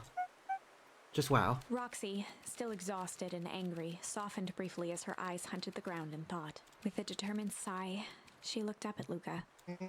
It's not your fault, Luca. Rollo's gonna be okay, I promise. Roxy drew herself up. I'm gonna fix this. Luca, go home. Well, would it help? It's too dangerous for a kid. Aren't you kids as well, just slightly older? Roxy tried to think of the safest place to send Luca. The moon. Luca's a bit of a troublemaker. Go back to the little treehouse you two played in. Wait there in case Rollo shows up. Luca wiped his cheeks and gave a quick nod. You did the right thing telling me the truth. Scoot. Wow, this actually changed heaps. You really believe his story? What other option do we have? These things have been strange around here leading up to the festival. My dad has been acting weird lately. Weirder than normal. Looking into the puddle, Who's her Roxy dad? moved her arms to warm up. Uh-oh. Why is it so cold here? This place gives me the willies. Don't touch the stuff. Wait at the treehouse in case Rollo shows up. I mean, okay. I'm a little bit shocked at how much the story just changed. Where was the treehouse? That's not it. That's a mansion. Mr. Nuncree jumped with a start. Oh my god. Oh god. Don't sneak up on an old fella like that. Sorry. Who are you talking to? What? Luca motioned to the phone booth. I was talking to this little child I kidnapped in my backpack. I'm going to eat him later. I thought I heard the phone ring, but the dang thing never does. I've never seen anyone use it, really. What a waste of money. Any word from Rollo? Not yet. Long time for a boy to lose his way. Rollo knows these woods too well to get lost. Suppose you're right. Billy Boy's antics have this whole town worried sick. What's that noise? We all know Rollo likes to play little pranks. This music's getting really fucking sinister, man. He's not playing a prank, he didn't get lost. Someone took him, I know it. How would you know that? This guy's so suspicious. Unless, Luca, is there something else that you know? Mr. Nuncreed gently placed one of his substantial hands on Luca's shoulder. Oh, fuck. Dang it, boy, if there's something you know, something that could help your friend, you need to tell folks. This is getting creepy, man. Luca peered up at Mr. Nuncreed. Kind eyes warmed a stern face. There was a deeper emotion hiding beneath it all. It was subtle, but Luca could sense something eating away at him. Oh my god, this is a child serial killer. There was something lurking behind those eyes. Shame? Shame. There was a shame lurking behind those eyes. A deep sadness. If Mr. Nuncreed was that worried about Rollo, maybe he could help. What is happening? Yesterday, Rollo and I were messing around in the old Valentine Mr. warehouse. Nuncreed raised an eyebrow. Both of you? You were with Rollo when he went missing? Not exactly. I was hiding in a dumpster. You know what? The guy in the radioactive suit was a large man. It might have been him. What were you doing in there? We were just looking around, and someone in a strange yellow suit came and dumped something on us. We both got scared and ran. We might have just got ourselves in trouble, if that was him. That's why you don't go skulking in someone's dumpster. But it wasn't garbage. I think it was a body. I'm sure it was just some trash. You know what else is going to be a body? You, after I murder you. Mr. Nuncreed's shoulders slumped. I wish you wouldn't have said that. I fucking knew it. A deep sigh bellowed from his chest. Why did you have to? I tried, Luca. God knows I tried to keep you safe. Luca attempted to take a step back, but Nuncreed's hand clamped down on his shoulder. This is actually scary, man. You and the Van Horns just can't help yourselves, can you? He knows what happened to my mother and father. We were all so close to being done with this. Firm shove, Nuncreed manhandled Luca into the phone booth. What are you doing? It's out of my hands The now. door latched shut with a mechanical hiss. Oh, that's not a real phone booth. That's like an elevator. They disappear people in the Luca phone pounded booth. the glass, the floor dropped from under his feet. Whoa. The inside of the phone booth was now a loose capsule, plummeting at gravity's whim. This is revealing a lot about the plot, though, that is going to be useful to me later. Luca winced and pressed his When I hands fix to this. the walls. As he braced for impact, the capsule hurried to a surprisingly smooth stop. Oh. He felt a cold rush of air and opened his eyes with hesitance. Two large figures in hazmat suits occluded his view. Luca heard the deep, resigned voice of Mr. Nuncreed over an intercom. He knows too much. The end. Oh, Jesus. That was anticlimactic. He knows too much. A child died that day. Wait. No. This isn't the end. I know there's still much more. Somehow this went wrong. Yeah, I'll Okay, say. let's try something else. Windows to the soul. So that's me getting caught by giant pedo dog. We can struggle on that path where I'm by myself. Or I can go back to the strange path. Because I kind of abandoned that to see what the tickle would do.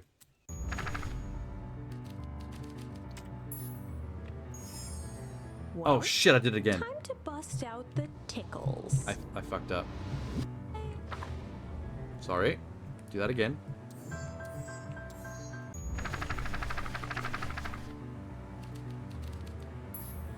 Strange. Skip to where you left off. Chapter 4. Our harvest awaits. Luca took a deep breath and gingerly opened the door, steeling himself for Gran's wrath. So this is where I stopped. In this building right here. When Gran didn't answer. Grandma? Oh, Granny. I left it on again. I knew I wasn't supposed to go anywhere. I was just helping looking for Rollo. Maybe I'll just fix that because I feel bad now. Grandma? She's not tending to her garden.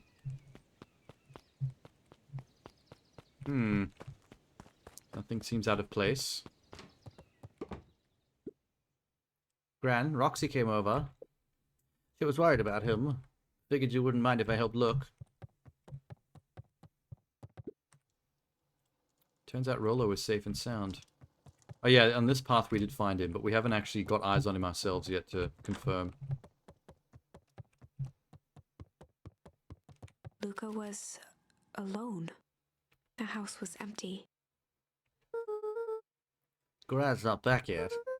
That's a good thing. She's gonna spank me. Just not that bad, actually. She's gorgeous. Wouldn't mind a Luca grand was sitting spanking. by the pond, listening to small waves lap against a rock. His father sat in a folding chair in front of him. Without turning, he spoke. Am I dreaming? Why don't you grab me some nice bait? Sure thing, Dad. Luca hopped over to the tackle box and popped open the lid. Inside was a rolling, buzzing mass. Gross. You're fishing with bees? This is why I don't like fishing. Luca's father gave a warm chuckle. It's icky. Well, you catch more fish with bees than honey. Haha. Luca's out a good one. Hilarious. Luca closed his eyes and plucked out a bee. He could feel its wings struggle between his finger Do and people thumb. fish with bees? Can you Holding do it that? at arm's length, he hurried over. His father deftly baited the hook and examined his work. Interesting choice. With a practiced flick of the wrist, the line buzzed in a graceful arc. The water accepted it without a splash or ripple. The wrong choice. But I respect it. The pond began to freeze over. Sometimes we gotta make This the is a wrong wild choice dream. before we can make it It right. seems to be going nowhere. Pallid ice propagated across the still surface with an alarming speed. Luca scrambled back as the ground beneath him turned cold. Dad, I don't understand.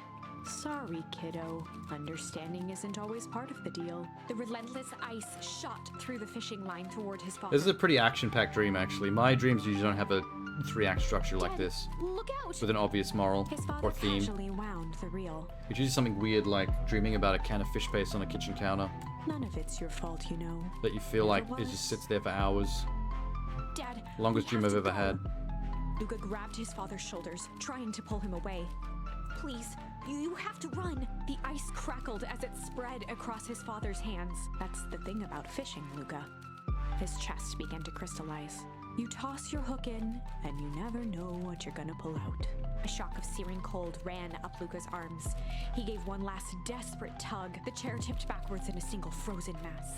Is this just me dreaming about the fact that I lost Luca my tried father? to stop the momentum, but it was too late. He watched the icy form of his father slam into the hard ground, shattering into 1,000 pieces that crowded around his feet. Dad, I don't understand. What does all this mean? The gentle rustle of leaves was the only reply. What a fucked up dream. Oh shit. The walkie. Luca's eyes struggled to focus on the walkie-talkie. Rolo? My boy? Faintly, he I could don't hear like how Rolo on the grungy whistle that noise. walkie-talkie is. It's actually got radioactive bullshit on the back. Hello, is that you? No, Rolo doesn't speak in cubes. Luca. There? Hello, it's the middle of the night. Thank God. Listen. I don't know how long this thing will work down here. Down here? Rolo's voice was coming through more clearly now, but some words were still just I bet the dog. He ran back to town first. I bet the big pedo dog guy captured him and put him in the phone booth like he did to me on the other path. Someone grabbed me yesterday. The man in the hazmat suit. It was the fat pedo dog. I know it is. You don't have to tell me. I've seen it. I think I'm on the ground. Underground. Are you okay? Kinda. They seem more interested in Squaredy Square Square for now. Mr. Kerr said you made it home safe. No, blah blah blah, trust blah blah blah. I think he means trust no one. So the hyena and the pedo dog are in on it. The signal went silent. Okay, I have to investigate. Luca held still, waiting for a response, his pounding heartbeat marking the passage of time. I want to go find out what happened to that little bully kid. Because the only good path so far has been the one where he gets mutated. Which is fucked up for him. I can barely hear Rolo's you. voice began to fade. Having signal, not much time. Mission control. Okay, he's definitely him because he's doing the mission control thing. You need to something the treehouse. The With treehouse. that, Okay. The signal died for good. At least you made it obvious what I need to do. What was he trying to say about the treehouse? Maybe I need to use the satellite dish to boost the... Yeah, I think he's about to tell me. Must be use the antenna in the treehouse to get a bit of signal. You could have left me to figure that out, game. I was actually onto it before you said that. Luca grabbed the walkie-talkie and sprinted to the treehouse. It's not even letting me sprint. It's doing it itself. Hook up the walkie-talkie to the radio in the treehouse. Got it. Luca heard a group of footsteps approaching. He dashed behind the bushes to avoid being spotted. Ooh, exciting. Grandmama. I think these are just parents searching. So we all understand our roles. You can count on me. I still think we need more time. This wasn't the original plan. Mr. Tolliver paused, shifting his eyes to one side. Wait, is Grandma in on it? With some of the other townspeople? Oh my god, half the town's in on some dodgy shit. I, for one, refuse to sit idly by while that danger persists. I let the refuse charm for my grandma. What is in my ears? Oh my god. It's like a bunch of penis heads sticking out of my ear. Like actually, though. Gross. Hiram, you just keep your wits about you. Mr. Tolliver took one long, quiet breath. You're right, you can count on me. I just wish we could have made that deal with Harris Valentine. Her resources would have come in handy. As I said, I have no time to contact her after your call this morning. Plans change. How is Luca? He's fine. We shouldn't lose sight of the fact that this is all... I know very well what all this is for. We have no choice. Operation Sparkplug has a new objective, and we'd agree The with. three shared a determined look. They might be some kind of resistance group against the actual evil shit that I've been investigating. This might be a red herring. We'll reconvene after the festival. Cool.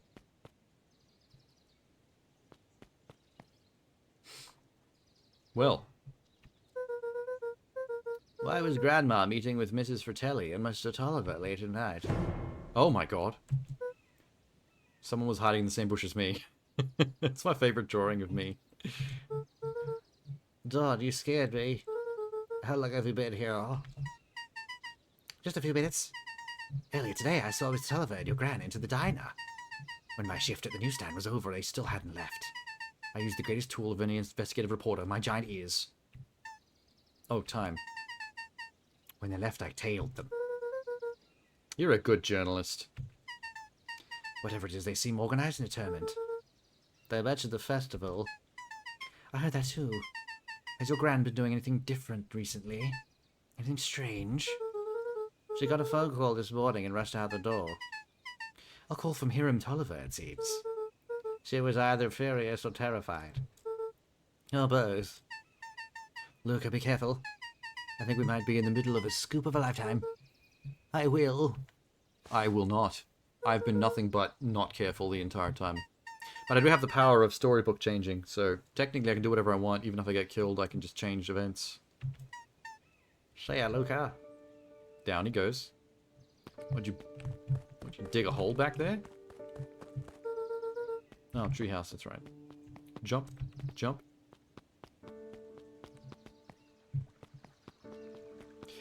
What are they up to? What are you up to? I did it. I changed the sign. Did anyone see you? I don't believe so. Alright. Simple enough to just rearrange the letters. Odd choice for a prank. They're just The pranking? two boys shared a mischievous grin. Can't wait for everyone to see the big reveal. Should be quite memorable. Let's make ourselves scarce for now. What did they do to the sign? Oh, it's covered. I want to see... Oh, I'll have to wait for tomorrow, whatever the next chapter is, to see what they did.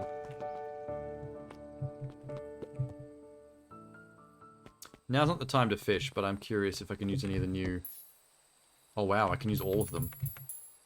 Struggle, cling, and smack. Luca stuck a toy stretchy hand onto the hook. Those things always get dirty anyway. What can I catch with a toy stretchy hand?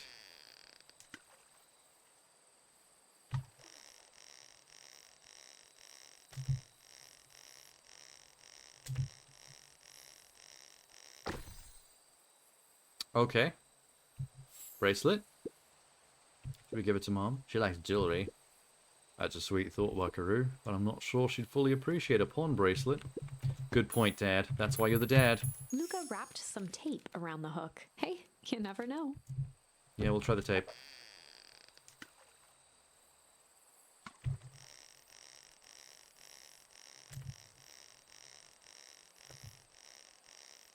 What you got there, boy? It's a piece of paper. Bunch of big word written on it. Let's see. We regret to inform you that your application for property rights with respect to the Beacon Pines CBD and surrounding area has been rejected. Valentine Estate. Good. Well, there's a little bit of plot there in that one. Luca Struggle. placed a sinker on the line. Sometimes the best stuff is at the bottom of the pond. I don't know about this pond. It's going to be just moss. Or seaweed. Actually, I don't think seaweed grows anywhere but the sea. There wouldn't be seaweed in a pond. Message in a bottle.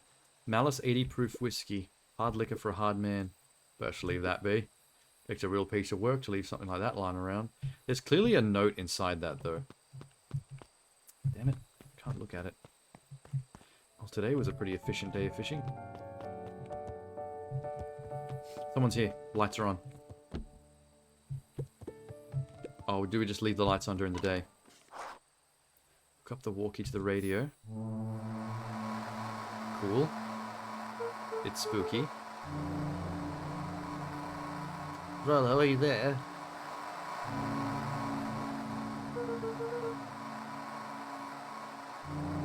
I'm at the treehouse, Rollo.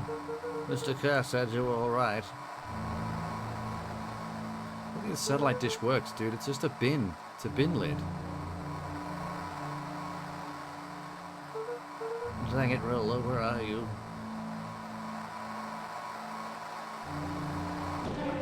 Whoa. Whoa, what the fuck? Luca could only see a cloaked shape behind the rocket. Oh, I see it. Somebody there. You better come out right now. He strained to hear as a muffled voice began. Weapons. How could you hurt something that's already dead? Fear gripped Luca's throat. It's the mutated child we pushed into the radioactive goo. You don't recognize me?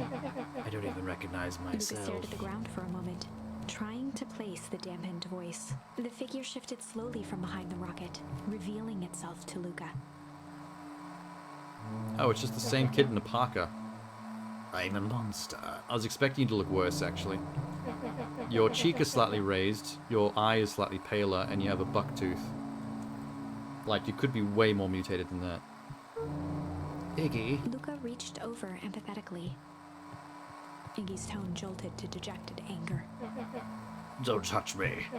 This is all your fault. Luca slumped to the ground, overwhelmed by guilt. No, that kid was a bully, I don't give a shit. I ain't slumping for no guilt. No way, no how. I didn't mean to. I lost control. You couldn't control yourself for a second, and I get to be like this forever. There must be a way to fix it. You're gonna be my savior. Perfect little Luca saves the day. With his positive attitude and the power of friendship. Yes, it's exactly how these stories go. There's no time. They're after me. They chase me through the woods, only keep me to hide. Hide from who? Who's after you? Uh-oh. Rollo? It's not safe, Luca. Rollo, where are you? The treehouse. I'm at the treehouse, Rollo. Where are you? No, it's not safe. Oh. I think what he was trying to tell me before was don't go to the treehouse. It's not safe. They said they were going to the treehouse. Well, I have a mutant here with me. I can push him out through the trapdoor as a distraction. Use him as Operation Meat Shield. Clipboards. What did I tell you? The perennial harvest wackadoos are after me. They've been chasing me, yelling questions. What sort of questions? I met one of those, actually. He was really annoying. The same stuff they always do, but it's different. Less asking, more threatening. We're gonna feel it out, Iggy. Well, thanks. I don't know, I feel like we're at a dead end here. The storyline's about to end very poorly, again. Is anyone present in this arboreal domicile? They're knocking so hard they're making the entire trapdoor lift off the ground. They found me. Don't panic, you stay here and I'll see what they want.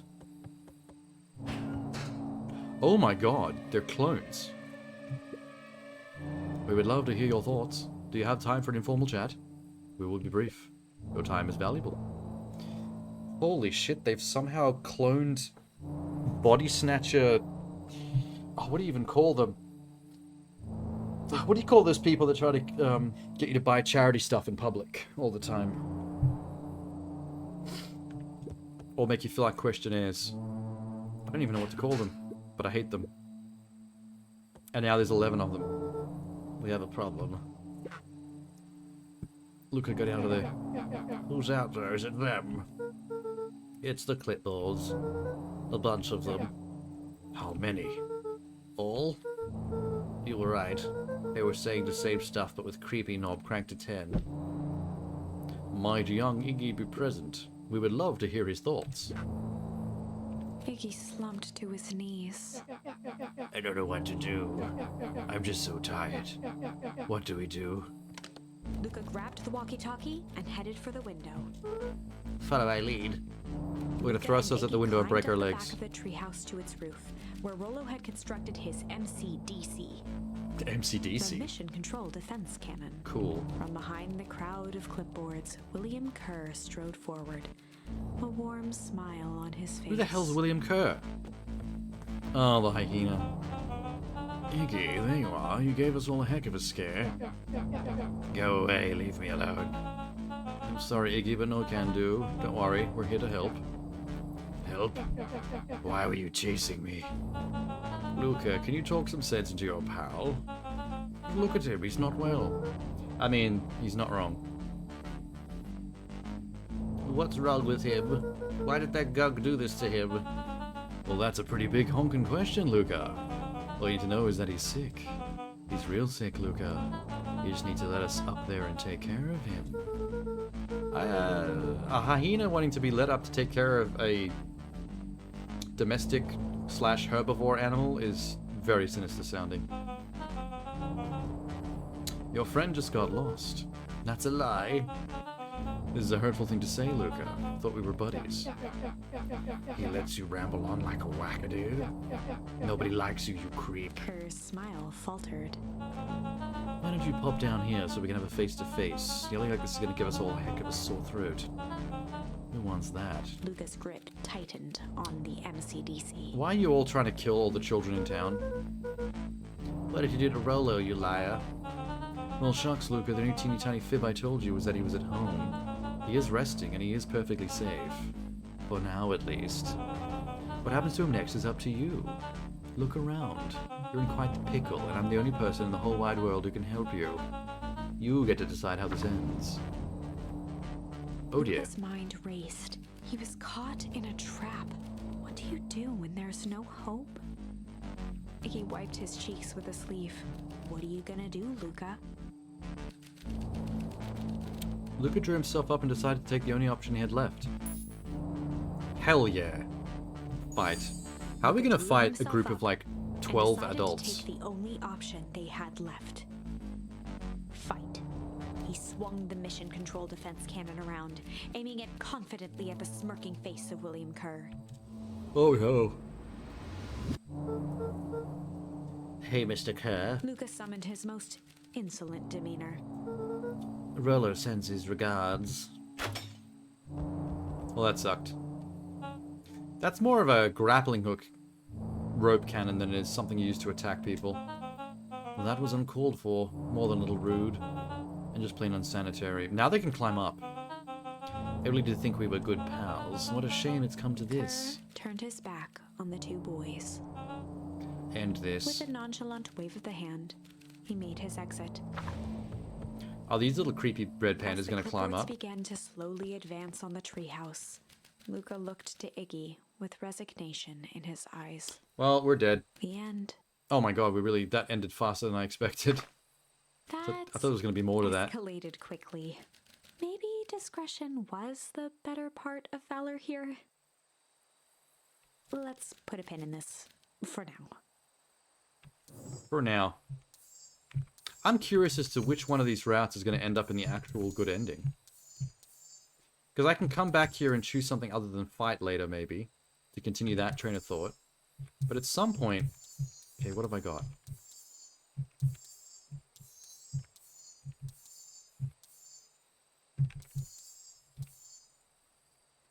So the only other option left is to go back to the route where I went there by myself and got killed by the radioactive guy. Without my friend Rolo. And try for the struggle option when I get grabbed. Interesting. Where's my water?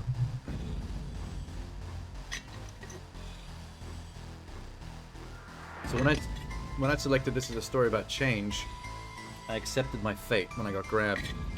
But I guess if I choose struggle, we're going to try and get out of it. This is a story about struggle. Luca could hear a machine humming somewhere nearby. He felt around wildly, searching for something, anything that could help. His hands found a hard object. Maybe Oh. a tile? That's embarrassing. He looks over and he's grabbing at the crotch of the radioactive dude who's now blushing. He yanked it free, lifting the cold stone. Ooh, he yanked it free. Let me go! I just castrated the man. Luca swung the tile as hard as he could at the shape that still held fast to his leg. He heard the crack of glass as the stone hit the assailant's mask. With a muffled yelp, the hand let go. Luca was free and scrambled to the door. He never looked back once on the long run home. Well, I escaped. Chapter now- 3. If that's the big pedo dog guy in the radioactive suit, he now knows that I know something. Everything's fine. Everything's not fine. The next morning, it was quieter than usual at the breakfast table. Only the sound of silverware and chewing interrupted the awkward silence. Why is it awkward? I finished jarring a mess of jam last night. I'll need to get it delivered in town today. Okay. What did you and Rolo get up to yesterday? We did some chill things and did some pondering. I thought I told you this in chapter 1. I've set the jam down by the front door. There's 2 batches to drop off. One for Tolliver to Bag and Wag. Another for Miss Fratelli at the diner. Okay. He said he wanted some more. I suspected as much. He seems to have taken a particular interest in my jam. He's interested in you. He's literally interested in your jam, if you know what I'm saying. He wants to know if you like jazz. Okay, I have to deliver 3 jams. So we're just going back to life as normal?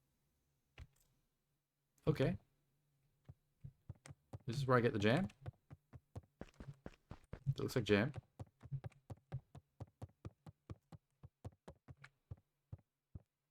Where's she going? Oh, there's a phone back there.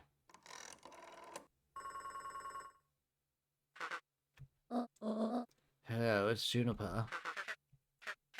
God, someone's speaking in square censorship again. Before you hang up, just hear me out. I have a business proposition. The simple matter is we both have the same problem that needs solving. We can meet tonight. That must be what precedes when I saw her meeting with those people in the other chapter.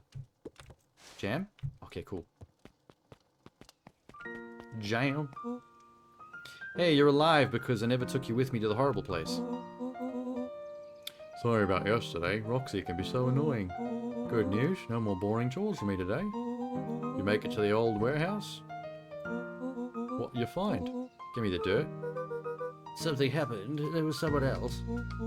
Who was it? Was it aliens? I knew it would be aliens. No. Zombies? No. Alien zombies? What else could it be? It was a radioactive man who tried to grab my knackers. I grabbed his knackers and castrated him. Oh, I actually have to go get on with my summer job, delivering jam. We shouldn't talk about the conspiracy here. Maybe at the treehouse tonight. I'm not sure what this treehouse is you speak of. Mission control. I'm sure we're going to use that little rope cannon plunger thing for something useful at some point. Here I come with the jam. Where'd everyone go? Did you want jam? Watch your step. There's a whole family of beetles here. They've gone missing. They're beetles. They didn't go missing, they Luca just... checked the soles of his sandals. No, I didn't step on any beetles. They went missing when the festival preparations began. You think the noise scared them away? Something like that. Watch your step. I will not. Do you want jam? You can tell these jerks. Doesn't matter how many boxes they pile up, I ain't moving. Okay, dude. Who am I giving these to? Nun Creed Fratelli Tolliver. Alright.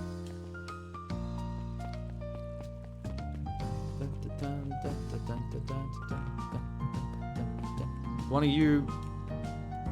Is one of you Nun Creed Fratelli or Tolliver? I have jam here. I'll smack your watermelon if you don't pay attention to me. Or kick it. Like that. Found a way to kick the watermelon. What do you mean found a way? I just did it. Why does no one give a shit about me attacking that watermelon ever? Huddled at his counter, Hiram Tolliver was meticulously shining There's apples. Mr. Tolliver. More accurately, Hiram Tolliver was meticulously shining one apple. He's one of the guys that met with my grandmother last night in chapter 4. I think this jam delivery is a front. There's something in these jam boxes that she's delivering to members of her resistance or whatever the hell she's into. With a yelp, Or Mr. cult. Tolliver fumbled the apple, flailing at the air as it fell. Oh, sorry. No bother. He leaned forward and lowered his voice. Creepy. I see you have something for me. Yeah, Gran had some jam I'm supposed to give you. He leaned in a bit further. Jam? Yeah, the ones on top. She wrote your name on them. Mr. Tolliver leaned back, speaking loud enough for anyone to hear. Ah yes, the jam.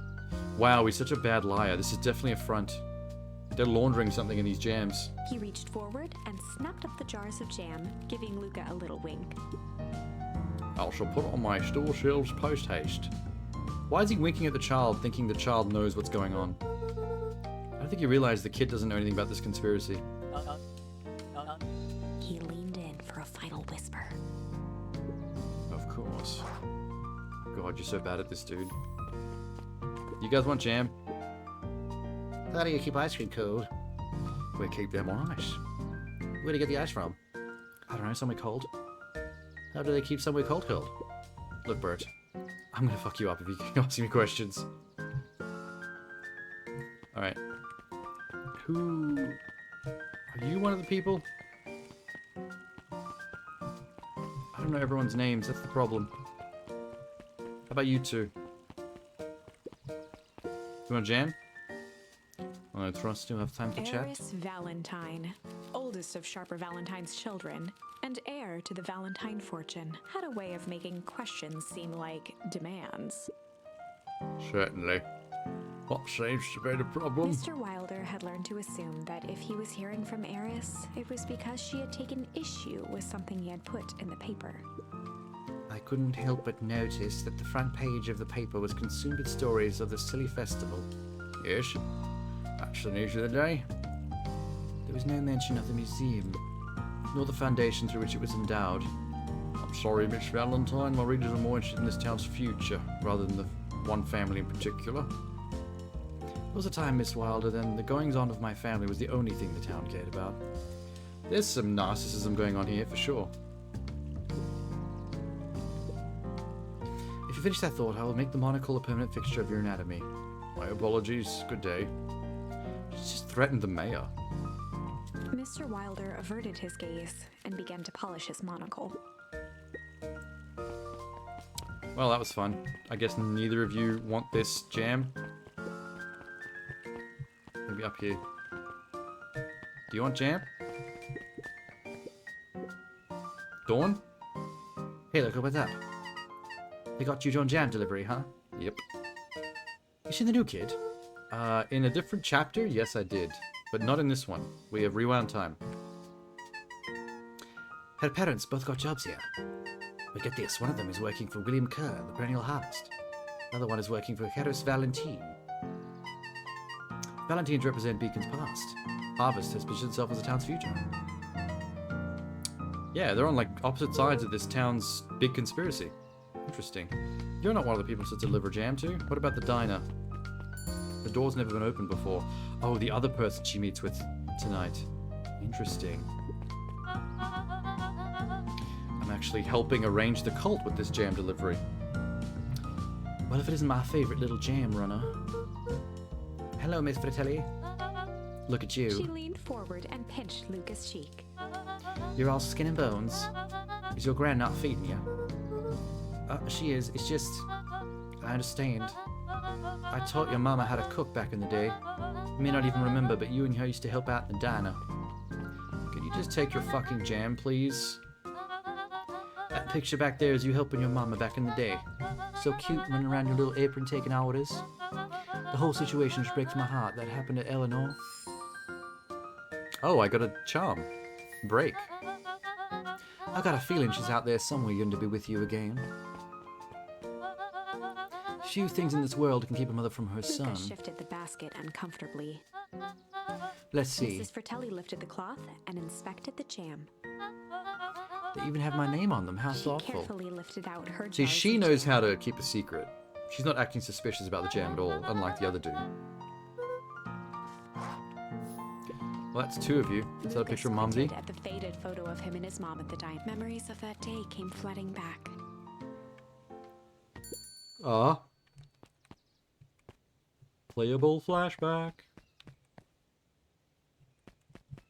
Why are you still the same level of pregnant? What the hell? I'm ready to help, Mama. All right, little buckaroo. I never see my mother and father's faces. They're always facing away from the camera. That's sad. Do you think you can handle taking some orders? Yes, Mama. Sister to fat kid. Luca, I'm helping. Hopefully your work ethic will rub off on Rolo.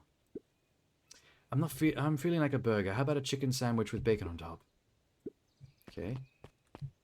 Can I remember these things? I get to do it. What the fuck? Chicken sandwich with what on top? Bacon. Okay. Well, there's chicken. Bacon. Did I get it right? Here you go. I call it Love Me Tenders. I nailed it. Not too little young to be waiting at tables. My father had me hustling when I was your age. Father always says children are to be sails pulling the family ever forward. It sounds like a family that puts their kids to work. There's plenty of time for fun. Me and my father always had lunch together once a Luca month. glanced at the empty seat across from Gus. Should I come back? Father was too busy to have lunch today. Go ahead and eat alone. Without him around, I can have my usual stack of cold cuts topped with a pile of sloppy chili. I can do that.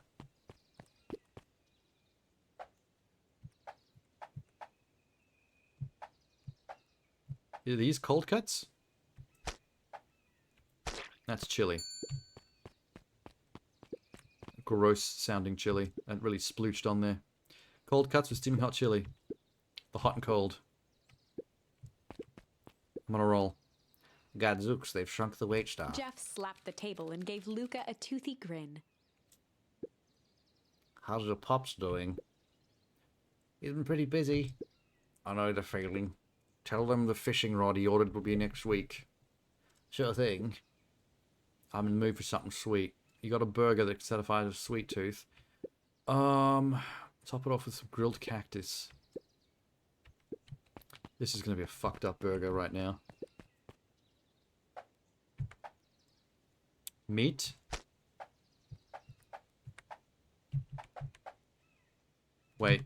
Go back. How do I go back? How do I undo? Nope, that's not it. That is not it. I fucked that up completely. Something sweet, top grilled cactus. So not the burger, we need a pile of candy with cactus on top. I thought I had to make a burger with, like the burger patty, with the sweets and then the cactus. But you can't do 3, only 2. Sweet and stabby. That's a burger with bite. That's gonna make your mouth bleed. And also give you diabetes. We're missing a few things. Why don't you run out and grab some more ingredients? Okay.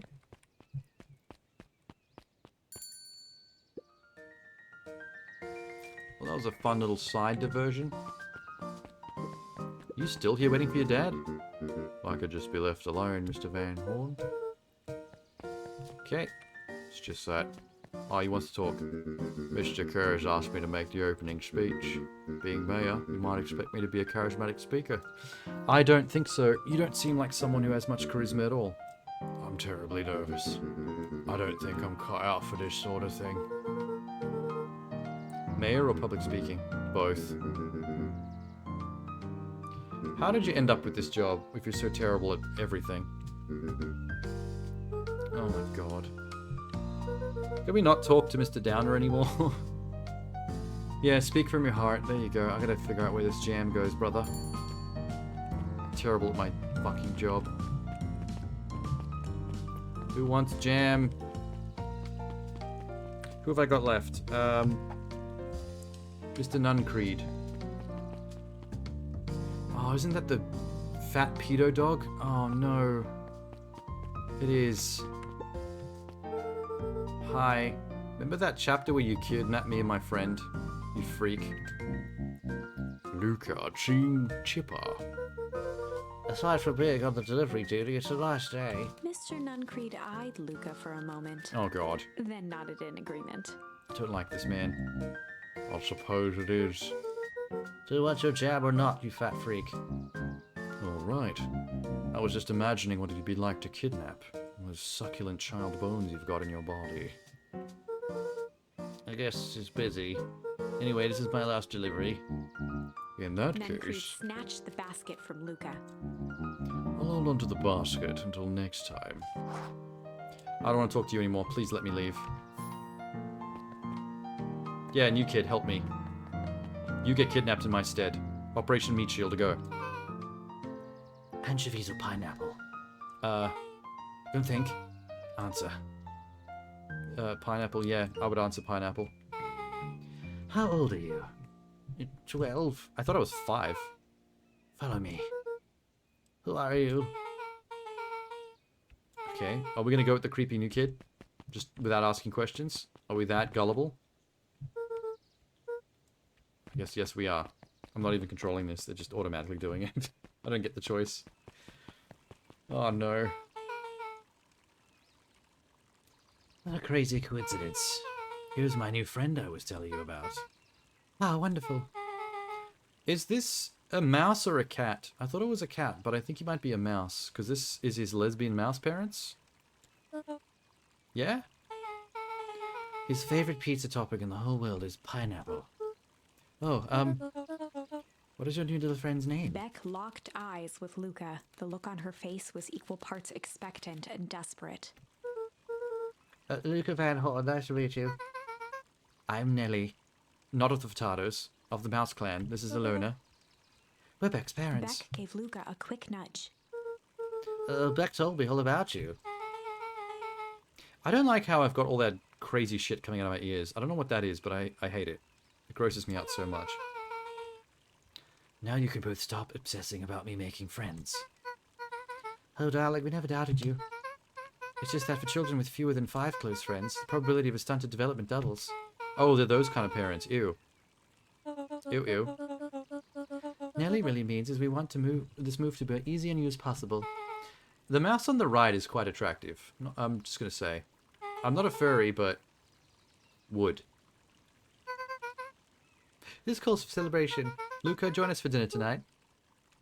I get to see where the creepy new kid lives. Ooh. This is an eventful chapter. But we're kind of ignoring the Stranger Things conspiracy bullshit that's been going on in the background. Wonderful. Let's pick up some groceries. I had a bunch of jam I could have brought earlier, but unfortunately it's all gone. That would have made me a good host. I can't believe that worked. Thanks a ton. You're welcome. I owe you. Moms are great, but they can be a bit much. Our house is a little cottage next to the big mansion. You live on Valentine Estate? Are you fucking rich? Meet me by the creepy gate. Don't be late. Or I'm back to square one on the whole friend grift. See you there. I like him as a friend better than the fatty that I lost to the serial killer. Although not in this chapter. Where did he even go? Wait, I have to meet him at the treehouse tonight. Now I'm double booked. Oops.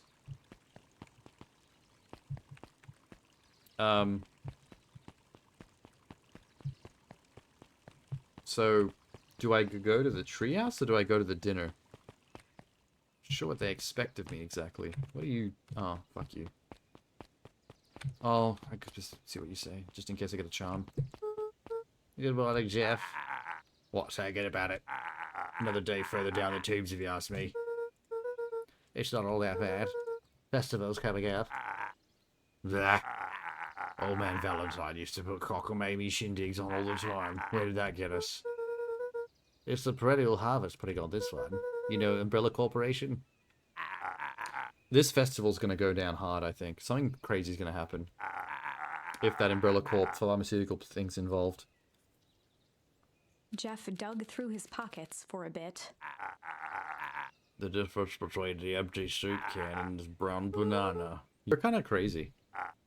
Exactly. Okay. You're fun. I'm going to go exploring. I wish I could run faster. Oh, fuck. Who there, little buddy? What brings you to this neck of the woods? I was just wandering around a little bit. Wandering? How wonderful. Children and their wonderful wandering. You're a creep. I can't let you pass just now. Top secret Mr. business. Kerr winked with a wry smile. The wry smile that only a conspiracy freak that is actually the game's antagonist could possibly pull off. I know he's up to some horrible, horrible things, probably involving the town's children and He gave Luca mutations. an energetic thump on the shoulder. Better head home now. Harvest awaits. Are you harvesting kids? Is that the secret behind the perennial harvest? I don't trust any of y'all.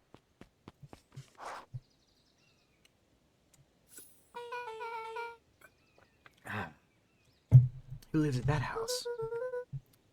Harris and Gus Valentine. And Solomon. The creepy little kid in the vest. That sounds like the one. By creepy kid in the vest, does he mean the bully that I pushed into the green ooze that turned into a mutant? Although not in this timeline, I guess.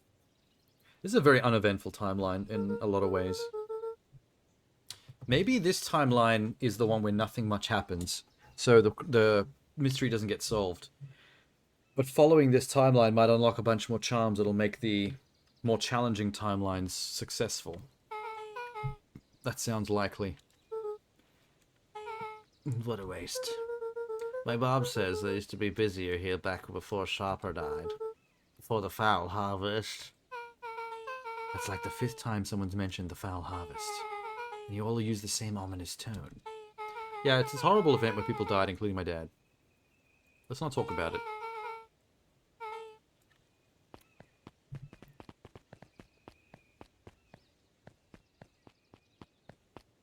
Cool.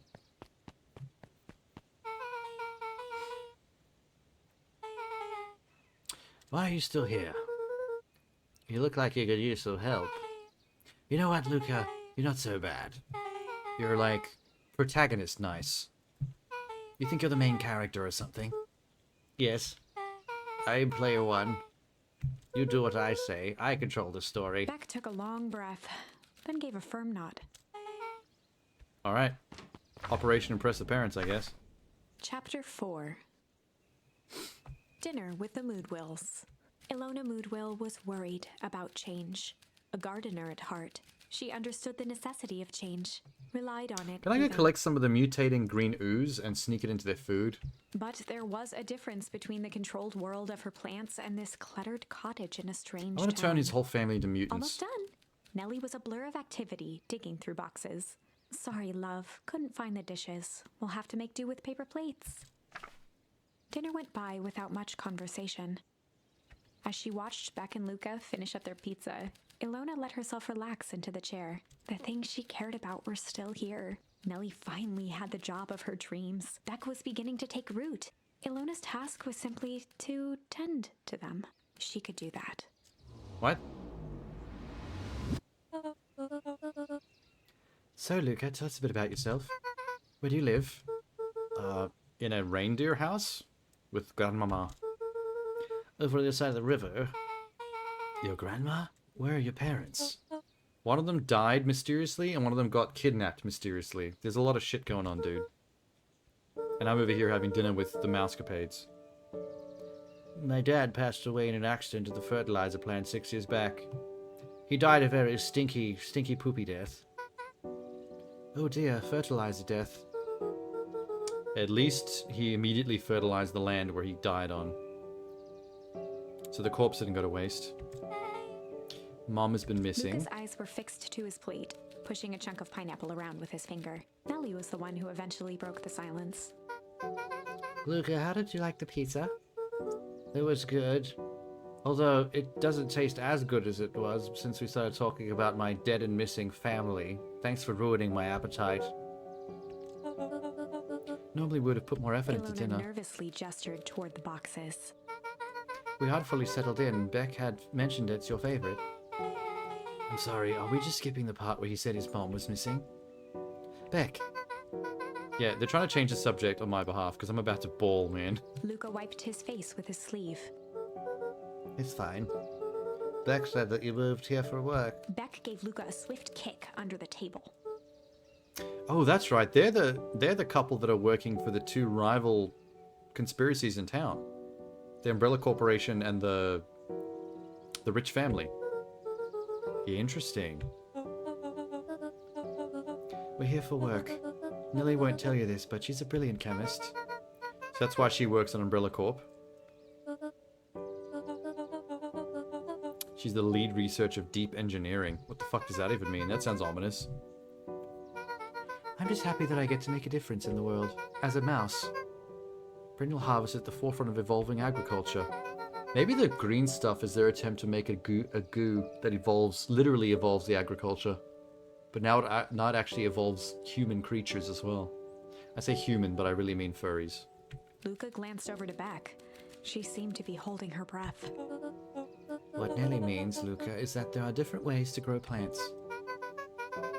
Some people talk to them and hope for the best. And some people happily leave their job to allow loved ones to pursue their dream. Ooh, there's friction. You swore you Beck didn't. slammed her fist into the table, perhaps harder than she intended. Wow. Domestic. Yeah, let's go get some cake. Probably for the best. I have to go meet my friend Rolo Luca soon. glanced outside to gauge the time. The sky was darker than he expected, filled with ominous clouds. That means things are gonna happen tonight. Things always happen in ominous night skies. Bring the new kid. I didn't think there was any rain in the almanac. Almanacs aren't that useful around Luca here. wiped his mouth one last time What's an with his almanac? napkin and started to get up. I thought that was like a encyclopedia. How can that tell the weather? Anyway, this was really boring. I'm gonna leave now. Goodbye. It's the last time I have dinner with a mouse family. Fuck. Oh god. I'll walk you home. Oh, I am gonna bring the new kid. Sweet. Surprised, Luca turned around. He knew Rollo could be prickly around new people. But Beck seemed cool. Rollo would warm up to her eventually. Probably. Luca began to respond, but the sky answered for him, and the clouds began to... Oh. Break or rumble?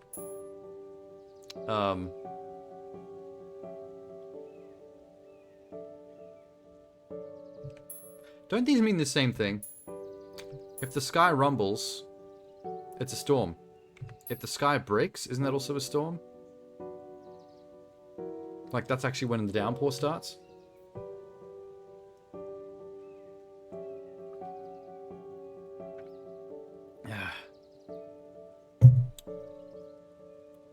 Okay, if it breaks, we're probably gonna get rained out, and then the next scene won't happen. That's my guess. So if it's just rumbling, that's just ominous. But not Luca a complete began to write-off. respond, but the sky answered for him as the clouds above began to rumble with ominous thunder.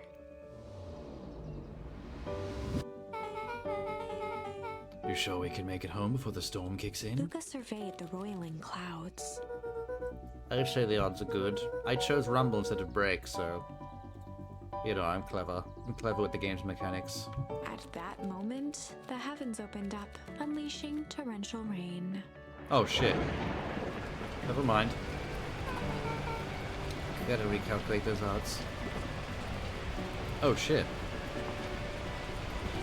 Did I get that backwards? Does break mean the skies clear up? I thought break meant what's happening right now. Luca, Nelly will keep trying to reach your gran on the phone. I think I've directed the story in the direction I did not want it to go. I've created a branch I was not expecting. Not much to do up here. Most of my stuff is still in boxes.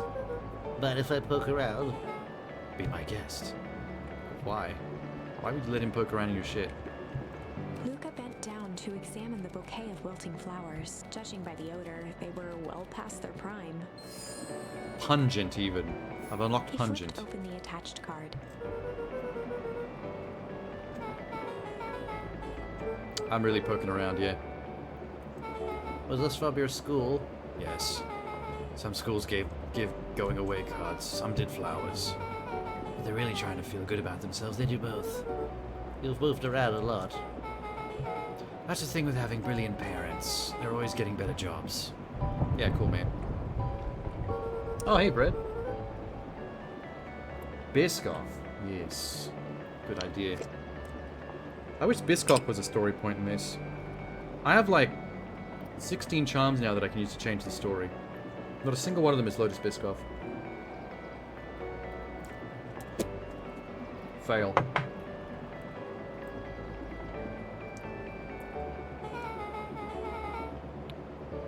Okay. Why are we still talking about the flowers? Radio? Wait, where are my charms at? 3, 6, 9, 12, 15, 18, 21. Wow. That's a lot of options. I can't think of how I would use pungent in the story yet.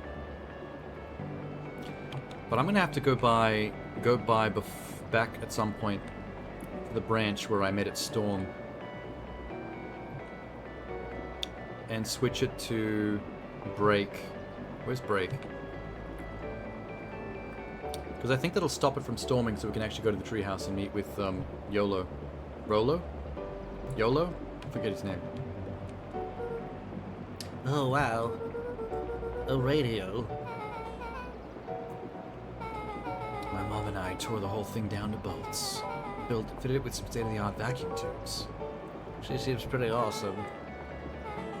I think she feels guilty for working too much. She does have the time for me.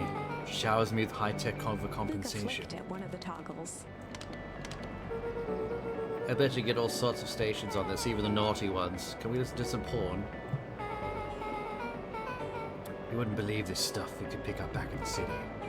Yes, porn included. Oh, shucks. Do. Microscope. Luca squinted into the eye hole of the microscope. This looks wild. What is it? Gum. You looking at gum through a Luca microscope? adjusted the slide with his fingers to get a better look. I'm tracking the structural integrity of gum with increased amounts of chewing. I chewed that one for 47 days. Luca That wiped is his disgusting. hand off on his sweater and gave a nervous laugh. It's weird, I Beth know. looked down, timidly tapping the ladder with her feet. You think it's weird, don't you? Yes, I do. Very weird. I don't want to be your friend anymore. Please leave. I know this is your house, but I want you to leave. Louis, can I ask you something? Oh, down he comes. What a jump. That was cool. 3-point landing. I'll be honest, that hurt more than I expected. At least you look cool. Beck took a moment to watch the rivulets of water running down the window. Rivulets? Sick word. Sick word, dude. Do you ever feel alone?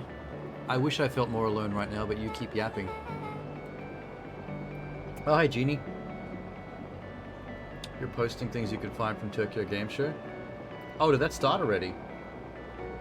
Damn, I wonder why I didn't notice. I was completely blind about that coming up. Rollo could be pretty absent-minded. Serious. Does it ever feel like your family doesn't care what you want? My family is dead and missing. I rather not talk about that. Little insensitive, dude. Luca took a deep breath, exhaling slowly. I know the feeling. What, that your parents are dead or missing? No, you don't.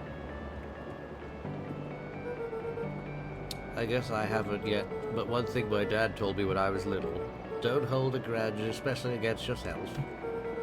If you try to hold it in, you're gonna poop. What do you do? You don't know what to do. You cry. You cry like a baby. Let it out. Let out those emotions. Something I figured out on my own, though. You're gonna do something, anything. Yeah. What you got in the rain? What are you doing? I don't know, something. We're gonna register our complaints with the storm. Listen here, you miserable universe. It's got a touching. Some jerk can be around. I just want things to go back to the way they were. Everyone tells me it's gonna be alright. I bet we find his mother alive. She's probably been kidnapped by that cult.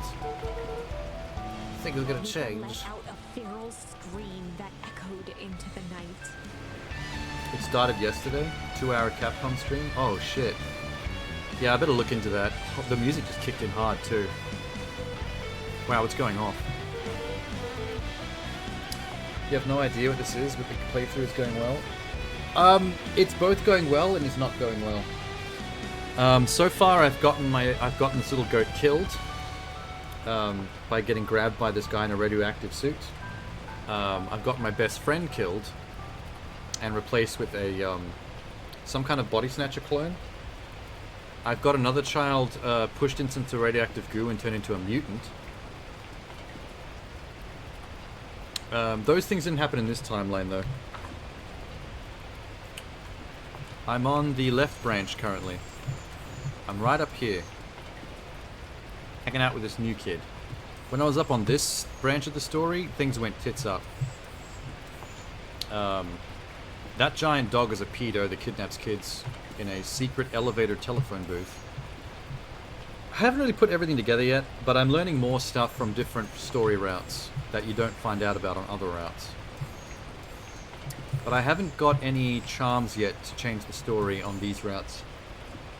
Oh, you probably don't know what I'm talking about. Hang on.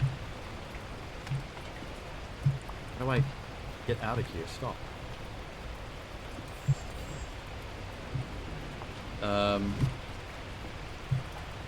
These. As you play the game, different thresholds in the story unlock these charms, which are like emotions.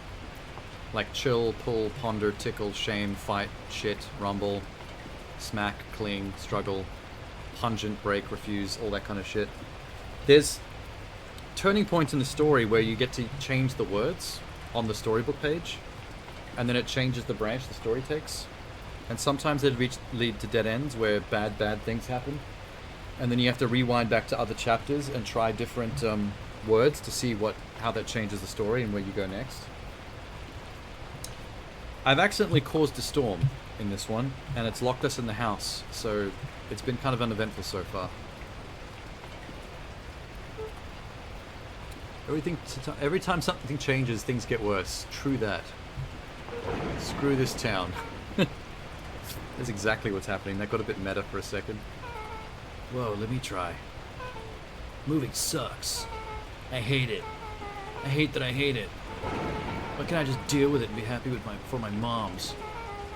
Oh, he's got 2 lesbian moms, by the way. Representation. Bruh. Her voice dropped to a trembling whisper. I just want to be a normal kid. Beck brushed off her shirt and straightened up. There. Well, that's fun.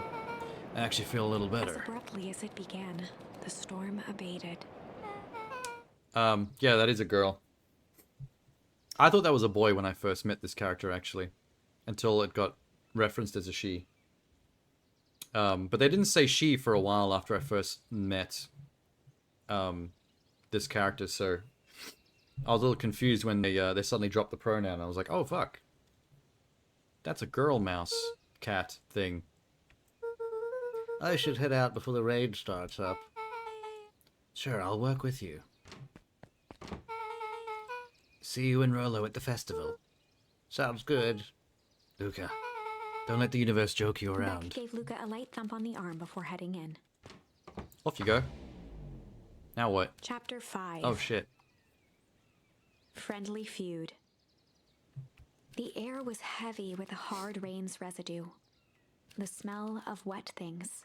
Okay, I'll shut up. Despite his dreary surroundings, Luca felt at peace. He'd never shared those details about his dad with anyone, not even Rolo. But it's not like this changed anything. Rolo was still his Well, best friend. that was a boring story direction compared to some of the other ones I've taken, but at least we learned stuff. Adding Beck to the group would help balance things out. And I unlocked some new Everything's better in charms threes. to go back and change the story with. This is what Luca told himself as he headed to the treehouse. Catch up with Rolo at the treehouse. How do we get to the treehouse from here? After the foul harvest destroyed their wealth and reputation, the Valentines shuttered off their estate from the rest of town. Well, good for them. I'm out. Why are you here? Why are you everywhere? Hey, John. Tracking down a lead. You bet. I had a juicy new rumor.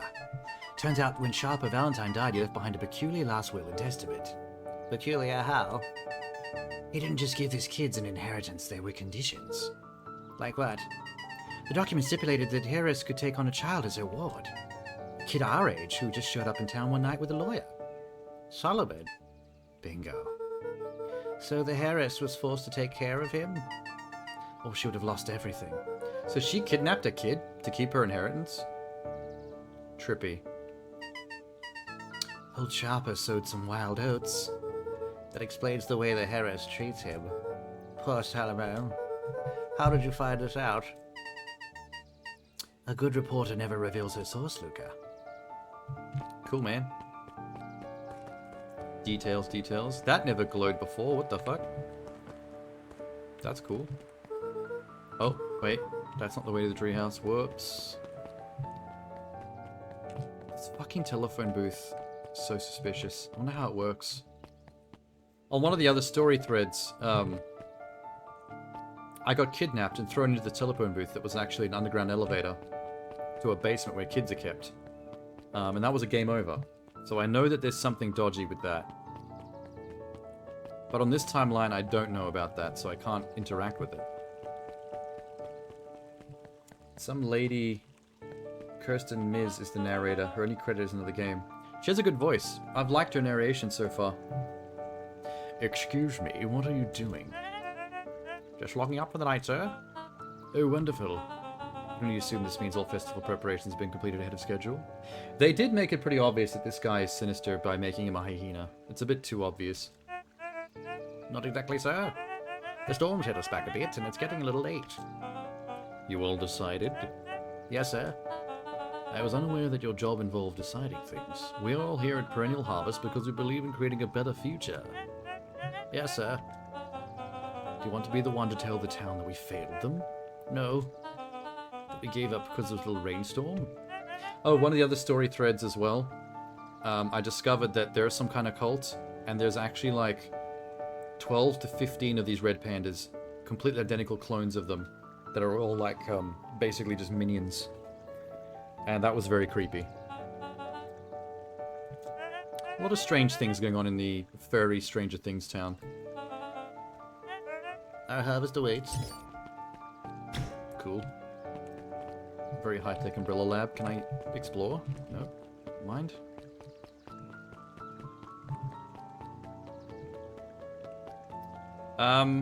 This way. Do I have any more fishing charms? With Daddy. I have the pungent one. That can be Luca fished. wrapped a twig of thyme around the hook. Some fish have refined taste. Thyme, eh?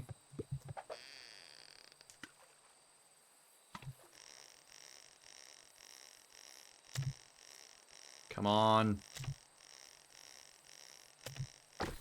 What's this? Oh, I get it. I used time to fish with and I got a pocket watch. That's hilarious. Okay, Dad. Should we give the watch back to him? He may not even want it back. The man's got contentious relationships at time. We'll keep it here in case he ever wants to pick it up. Look at all my shit that I got. I'm collecting trash. I'm a bit disappointed they didn't put more voice acting in the game, because the voice actor they got for the narrator is great. So, it's sort of sad that we don't get to hear the other characters voice acted with similar quality.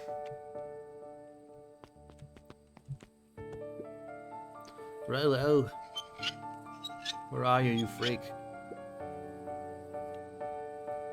I'm sorry, Rolo isn't accepting visitors at the moment. Come back never. Luca had only ever heard him speak in this stiff yet gentle tone a few times, and it always meant one thing. You're upset. Oh, what makes you say that? Maybe because my best friend abandoned me for no reason. Yeah, there was a storm. You idiot. Rollo scoffed. But the rain held me up. Liar. You weren't even home. Yeah, I got trapped somewhere else in the rain. Set fire to the tree, that'll show him. I don't mind ruining another ending. Imagine my surprise when I made it to your house and you weren't there. I hadn't made it back then. You're not a fool, Luca. It doesn't take all day to deliver some jam. The storm rolled out of nowhere, and I got stuck after dinner at Luca Beck's. stumbled on his words, knowing he'd said too much. Beck? Dinner? What the heck is a Beck? She's a new kid in town, and she's cooler than you. Fatso. You like her. She needed some help convincing her parents she'd made new friends. New friends? I spent all day waiting for you and you were off making new friends? I don't like this plot development. I preferred the story path where you got kidnapped by a cult. You know, while I was waiting I made some upgrades to mission control. It was going to be a surprise. But you took so long, the storm knocked it all down. Just like you knocked down a friendship. What does that even mean? Luca became instinctively angry in response. Both boys were now shouting across the distance. Oh my god. You're a bad friend. You don't care about me. Of course I care, you ass. I knew I'd get in trouble waiting so late for you, but I kept my word. Because that's what friends do. They are such children. What a noble sacrifice you made. Easy for you to say. Your gran doesn't even care. You can stay out as long as you want because you have no parents, you little orphan shit. Bah! You're acting like I chose this. Is that what you think? Maybe you're the bad friend. Lolo's tone changed to a calm, yet more intense anger. Maybe Pa's right. Storms bring more than water. This one brought out the real Luca. Oh, okay. This is so much drama. This is so much melodrama. At least my Pa's still around. Ooh! Low blow. The words hung in the cold night air. You don't talk about my dead daddy like that. Lolo's stomach dropped, knowing he'd crossed a line. But it was too late. Luca, can we use the murder charm to change this story? Dang it.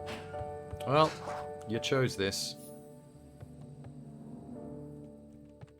Well, that was awkward. So, if I change the story, if I go back and change the story so the storm never happens, I probably get to the treehouse on time, and then we continue on from there like nothing happened? And then I actually probably get to see what the mission control upgrades were as well. Oh, maybe if I do that, find out what the control upgrades of the treehouse is, I can go back to the other story thread where I got cornered by the cult in the treehouse, and then I can use the treehouse upgrades to defend myself. That seems clever. I like this. I like this plan. Is there anything I can actually do here? Hello? Oh. Luca dug through his old stuff, not even sure what he was looking for. It's a bowl. Why?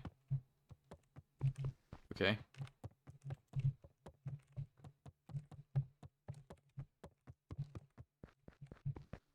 Oh, fuck. Oh, I'm kicking the ball out of anger. This is my, coping mechanism. Call me a bad friend. Fucking Rolo. Look at me and my amazing family. Can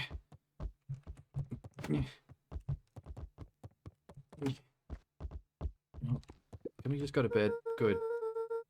I guess I'm just never supposed to make friends. Yeah, I got something new. The Weep Charm.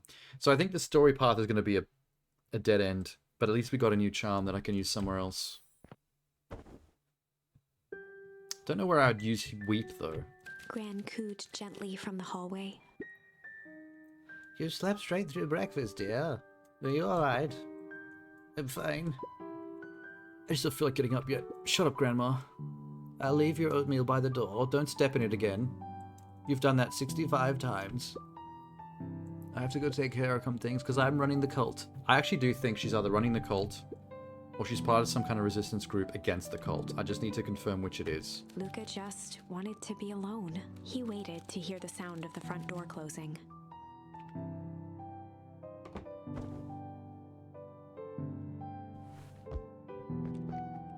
Well, now my life sucks because I have no friends.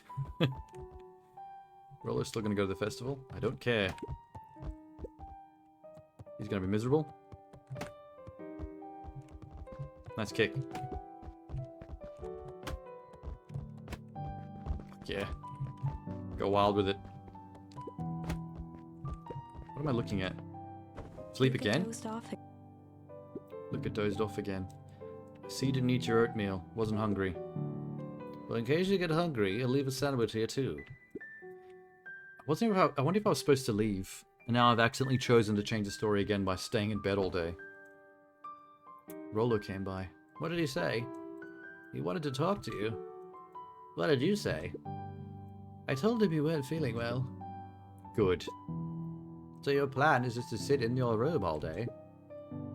Yes. Kicking a soccer ball. At everything. If you decide to end your pity party and go outside, it would do you some good. Luca There's a still cult out couldn't there bring kidnapping himself to children, go Grandma. out. Besides, if he ran into Rolo, he'd have to actually confront the situation. Yeah, fuck that. We're gonna change the story anyway soon. I love that every time I get out of bed, what's that? Soccer ball. Do you want me to kick the soccer ball like that? Ooh. Interesting. The Adventures of Hank Atomic. Cool. Luca carefully opened the cover and began to read. Rolo had received it for his birthday, a special hardcover edition with behind-the-scenes commentary and bonus art. Rolo cherished it, but asked that Luca keep it at his house. Ah. Luca wasn't sure if it was because Rolo didn't trust himself with it, didn't trust his sister around it, or just wanted an excuse to come hang out at Luca's more often. Aw. Whatever the reason, Luca didn't mind. But it had stayed right there where Rolo had stashed it ever since. Now, at the foot of his bed, Luca lost himself in the pages. He'd read it all before, but at this moment, it somehow felt sentimental. He was well into issue number 5 when he heard soft footsteps from the hallway. Luca? Another little friend came to see you. A girl named Beck Modwill. I didn't know her last name. She said she met you yesterday. Is she here? She was just dropping by. I told her you weren't taking visitors. Oh, God. She seems nice. Very attractive for a mouse. You had a fight with Rolo, didn't you? Can I come in? Isn't this also Grandma's room? Her bed's right there. Why does she have to ask permission? I'll leave dinner on the kitchen table. I now have oatmeal, a sandwich, and dinner all lined up waiting for me. Without realizing it, It's gonna be a Luca banquet. had pouted away the entire afternoon. He once again felt the weight of it all and allowed his weary eyes to close. God Luca damn, stood dude. in a vast Sleeping on top black of the book? expanse. He looked up at his father standing beside him. Walt was working a straw at the bottom of a fountain glass, trying to collect the last bits of milkshake. Dad? Where are we? Taking a final loud gurgling sip, his father peered up from the glass. So he's rude like He that. jangled the straw playfully with a warm Gurgling smile. with, drinking straw, if you drink a drink with a straw and you make those gurgling sipping sounds, it's actually considered bad manners. Then lifted the empty glass as if to point into the darkness. The source? Luca's eyes followed his father's gesture. In an instant, he was sitting in front of a blazing campfire. Across from him sat a large figure in a yellow hazmat suit. The figure's voice was a scratchy echo. Well, if it isn't the man of the hour, make yourself comfortable. Luca held his shivering hands over the flame to warm himself. It doesn't work that way here. Their yellow-gloved hand pointed to the base of the flame. It's a cold flame. See? Luca peered at the base of the fire.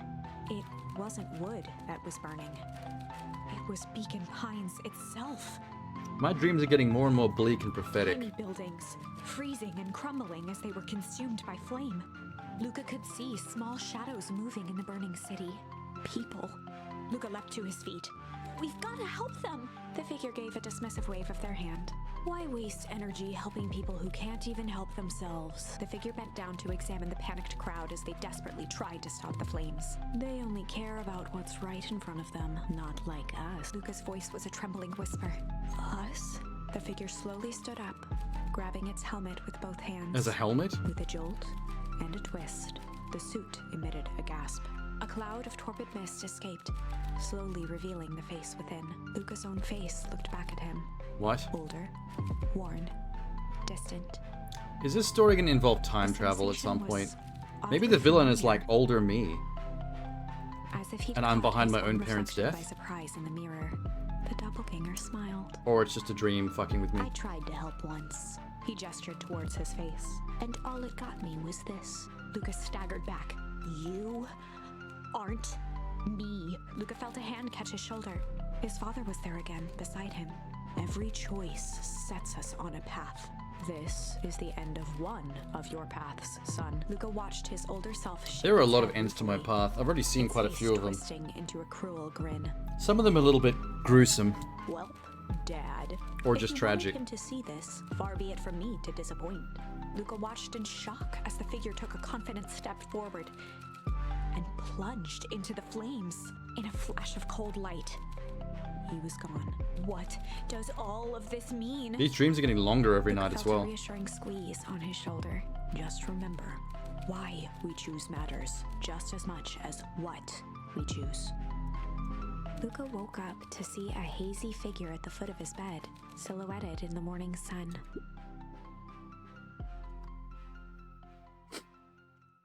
Oh shit, my grandma's here. No, dear, I'm not your mother. It's only Gran. Luca rubbed Sexy, his eyes. sexy, long-haired Gran.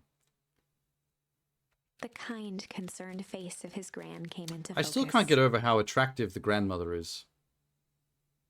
Like, if you're a grandmother, you're probably 60s or 70s at least, minimum. She looks good. How are you feeling? Fine. Anything you want to talk about? I don't feel like talking. There's us as well. I don't like talking to children, it's fucking boring. Every role we thought about doesn't matter. But he Gran silenced Luca. did with a make gentle fun of my pat dead on the father, leg. actually.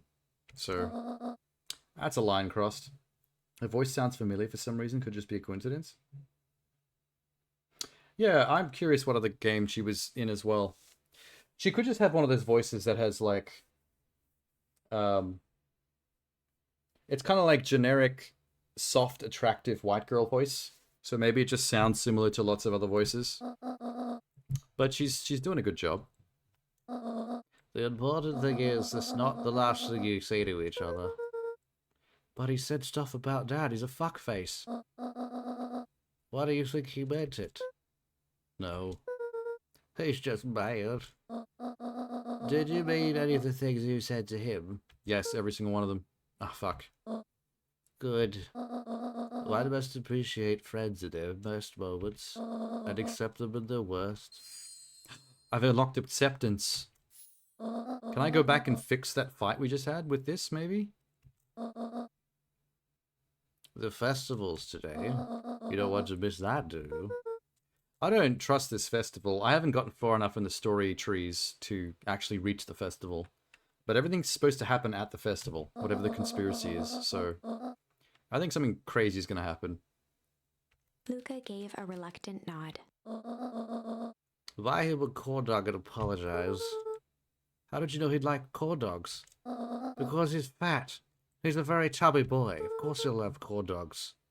You think your grandmother was born yesterday? That's a good boy. Everything's better with corn dogs, especially if you're a fatty. Need to get going. Last minute festival business to take care of. With the cult that I run. Well, good luck with that. I love you, Luca. Not enough to not run a cult and destroy the city, but I love you nonetheless. Goodbye. Luca took a deep breath. Okay. Chapter 6. Now we're fanging along. Through thick and thin. Despite Luca's bitterness, Gran was right. He needed to hash things out with Rollo. A big fight changes the nature of a friendship. Whether, in the end, it is for the better or for the worse, all comes down to understanding. If one is not careful, the same familiarity that builds the strongest of bonds can become the wrecking ball that shatters them. Deep, man. Luca emerged from seclusion, Super deep. taking in the crisp festival air. But the events of the day weren't on his mind. What does crisp festival air smell like? I imagine it probably smells like cotton candy. And like spring flowers. He had to find Rollo. Maybe caramelized popcorn, warm on the wind. Anyway, I go. It's Rollo's sister. Luca? Rollo wanted me to tell you something. Roxy rolled her eyes, shaking her head. Sigh. A space adventure, though you needn't buy it. If ye be brave, go somewhere quiet. Oh, it's fucking Riddle. Good. Yes, I noticed. Thank you. My goofy little brother wants you to find him. Luca looked down and kicked at the dirt. I know you two had a fight. I really don't care. Anything more annoying than my little brother is my little brother without his best friend. I'm doing him a favor. I need one favor from you. Whatever it is that went down, squash it. Goodbye. Cool. A space adventure, though needn't buy it. If ye be brave, go somewhere quiet. Okay. The fuck? Hey, the festival! I still want to see what kind of prank they do on the sign. I can't wait for them to pull the sign down. Can I make them do it? Unique New York. Don't mind me. Just warming up for my big ceremony The speech. sticker pointed to his grinning mouth. Gotta limber up the old gab box. I'm not nervous, no. We'll break a leg. I hate you. Okay. What are you selling? Drinks. How goes the beetle hunt? Pretty rotten. Haven't so much as seen an excuvier. Not just the beetles. This morning I couldn't find any creatures at all. Like everything that buzzes or skitters just packed up and left. It's the green goo. All the wildlife is leaving the area because the green goo. Bad stuff is happening. Maybe all the convulsion of the festival just spooked them. Yeah, don't know about that. Welcome to our festival. Don't forget to come back later for Mr. Kerr's speech. You don't want to miss it? I do want to miss it. Oh, there's two of you. Ew, ew, ew. I shouldn't have come back and talked to her before I'd found her brother yet. Totally. The town's still falling apart. The weather's still cruddy. This season's harvest is going to be worse than last year's. You said it. I don't think this squirrel ever has any opinions of her own. She just repeats things people say. Like, yeah, there you go. But Oh no, here we go. She's actually saying something for a change. The lemonade at the drink stand looks pretty tasty. Fitz. I'm still gonna be mad at them. But I'd rather be mad while sipping some delicious lemonade. Where's the lemonade stand? Oh, this. Okay. Piggy has yet to move. Ain't moving. There's Bully, unmutated like the previous story path. I kind of want to go back to the path where he was mutated, though. I think there's more story to be found there with some of my new charms that I got. Yay, fireworks.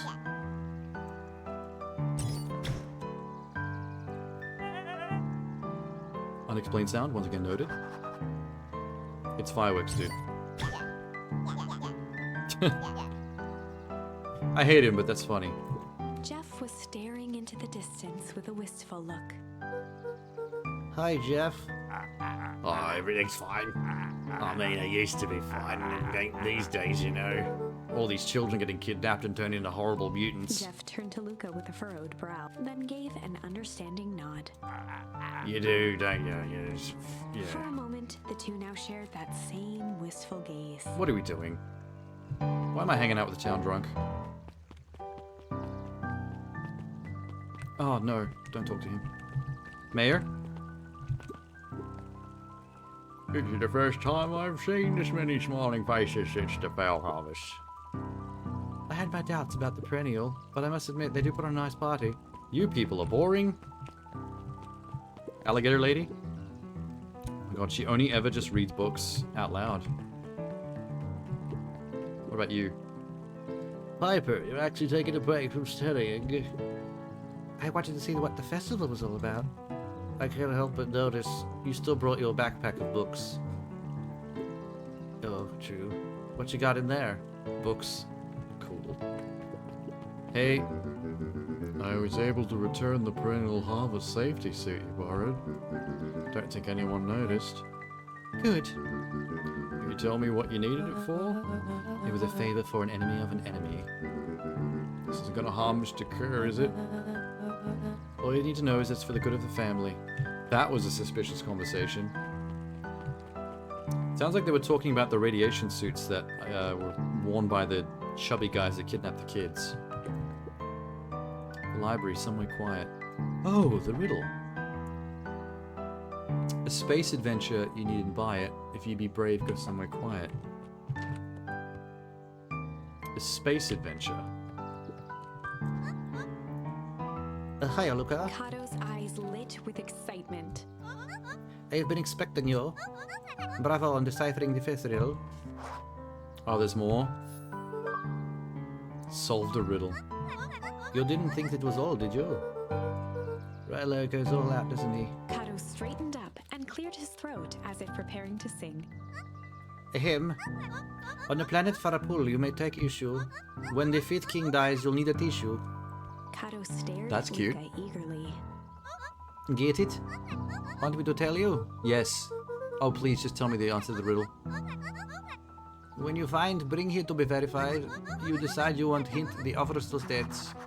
On planet Farpul, you may take issue. When the fifth king dies, you'll need a tissue. I'm going to bring you a certain book? Is that it? Hang on. Luca grabbed the 5 pillars of success from the shelf. Wait, okay, what was it again? When the fifth king dies, you'll need a tissue. 5 pillars sounds like Luca grabbed the issue with self-help, a helpful guide, from the shelf. That's probably not it. Luca grabbed 500 meals for 1 big pot. Doesn't sound right either. Give me a sec. Luca grabbed natural photography, volume 5. There's a lot of references to 5. Luca grabbed the modern science of atomic radiation from the shelf. Good Lord. What are you doing? Hi, Jace. Still reading comics? Yep. Some fascinating canon towards the end, did you know? Atomic shrink ray doesn't automatically shrink stuff. It uses inverse quantum particle decay. It grows the universe around the object, leaving the object unaltered. That sounds super cool. But I'm busy. No spoilers. Got stuff to do. Luca grabbed The Adventures of Hank Atomic, issue number 5, from the shelf.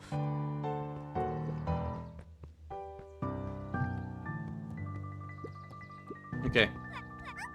You found it. Kato removed his book from the desk and replaced it with Luca's, turning on the lamp. Wait, so which of the books that I picked up was the right one? As he slid the book The under the fuck? purple light, 2 words glowed. The Adventures of Hank Atomic, issue 5. Oh, so that was the right one. Cool. I just grabbed all the books, and I guess... I just showed them all of, and he just was like, yeah, one of them's alright. What a riddle. Clicked his tongue with recognition. Rello's cipher pen. He used to write secret messages everywhere with her. Only had a special flashlight needed to reveal it. But I lost it. Well, apparently he traded Jeff's purple light bulb. Part of his entire Halloween candy stash. Oh, Rello. Let us see. Kato began flipping through the pages, stopping when he hit a glowing word. He continued flipping. Okay. Only found in... Grub. Cart. Reaching the end of the What? book, Kato looked up. That's it? Gift in grub cart. Grift in Griffin. Griffin's grub cart. Griffin's grub snack stand. Ah, brilliant. I guess you're off then. Good luck on the rest of the scavenger hunt. Thanks, penguin in a bucket hat. You were super helpful. Kinda, maybe, not. Go to Griffin's snack stand. The hell is Griffin's snack stand? Is it... There's a diner up... top right. That's where all the food places are.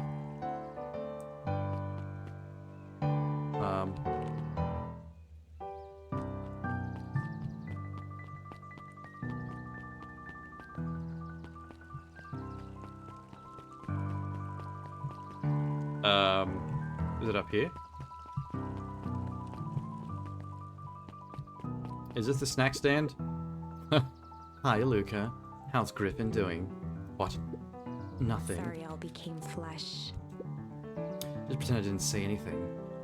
Someone's got the hots for somebody.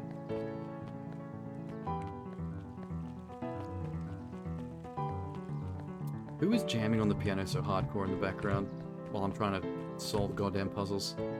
Look, did you know the Beacon Pines is actually unincorporated? A lot of people don't know that. I don't know what that means. What does it mean?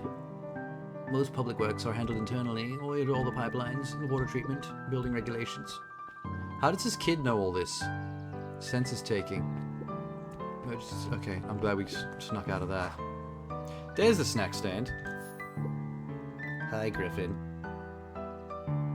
Before Luca could finish his sentence, Griffin handed him a corn dog. Is Griffin a boy or a girl lizard? Bought and paid for. Enjoy. Okay. Luca shrugged, taking a sizable bite out of the corn dog. Was all these riddles just to get me a corn dog? Because Grandma said I should buy him a corn dog to become friends again. Maybe he did the same for me. Rello wanted you to give this to that one specifically. Luca tongued at his cheeks, feeling something rough between his teeth. Oh, he hid something in. There's He another reached riddle into his inside the mouth corn and dog. pulled out a slip of paper. Son of a He bitch. shook off the bits of corn dog to read the slip. Pick up when you need some pep near the fountain by the Luca step. finished off the remainder of the corn dog. It's going to be a whole thing. Near the fountain by the step. Well, that's just the next screen.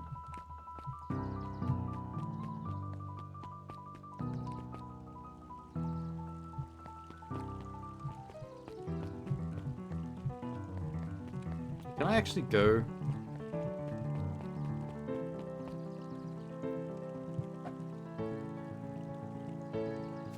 How many of these do I have so far? 3, 6, 9, 12, 15, 18, 21, 22, 23. Awesome. Close.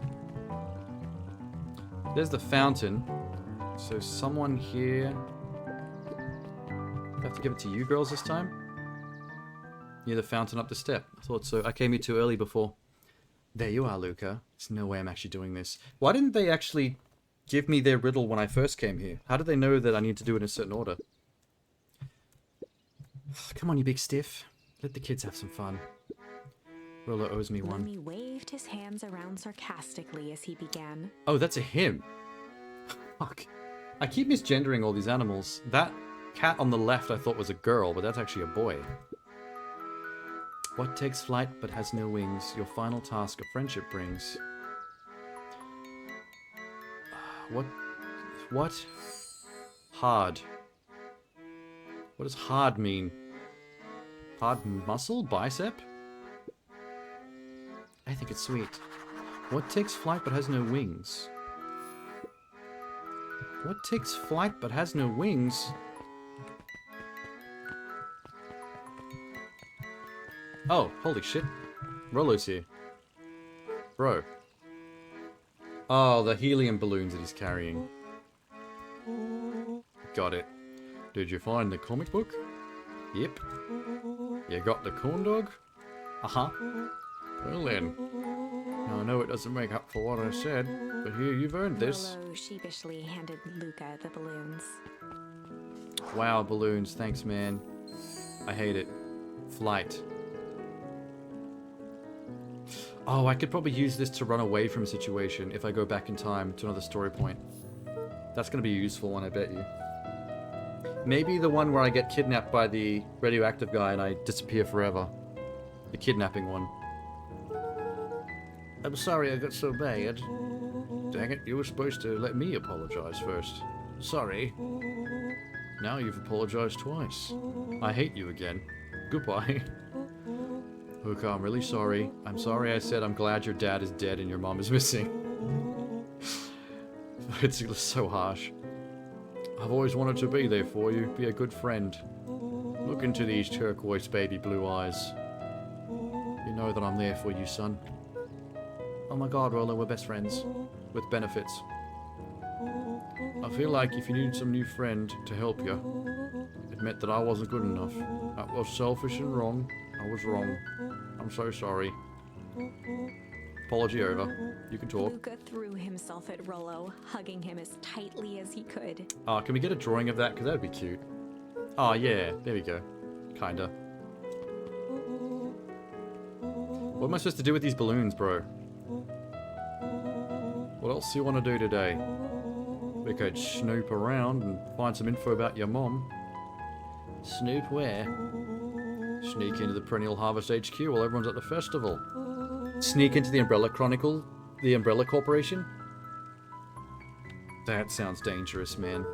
The last time we both snuck into the warehouse together, we got a bad ending. You literally got kidnapped and killed. Let's make the rest of the day about us. Really? The rest of the world can wait one more day. You know, I've been wanting to get some work done on the MCDC at Mission Control. The aim is a bit unpredictable. Yeah, I failed a previous game over story thread because the aim on that thing was fucked up. So maybe this story thread will teach me how to fix it so I can go back to a different story thread and get a different ending. That sounds like a great idea. Now I'm stuck with these stupid balloons. Great. Do you remember how to get back to... Oh, wait. This way. Can I do a quick fish while I'm here? I bet one of these is tackle. Nope, nothing new. That sucks. How do I escape from this menu without doing it? Luca tied a shoestring to the hook. What fish could resist a nice shoestring? No, I want to leave. Okay.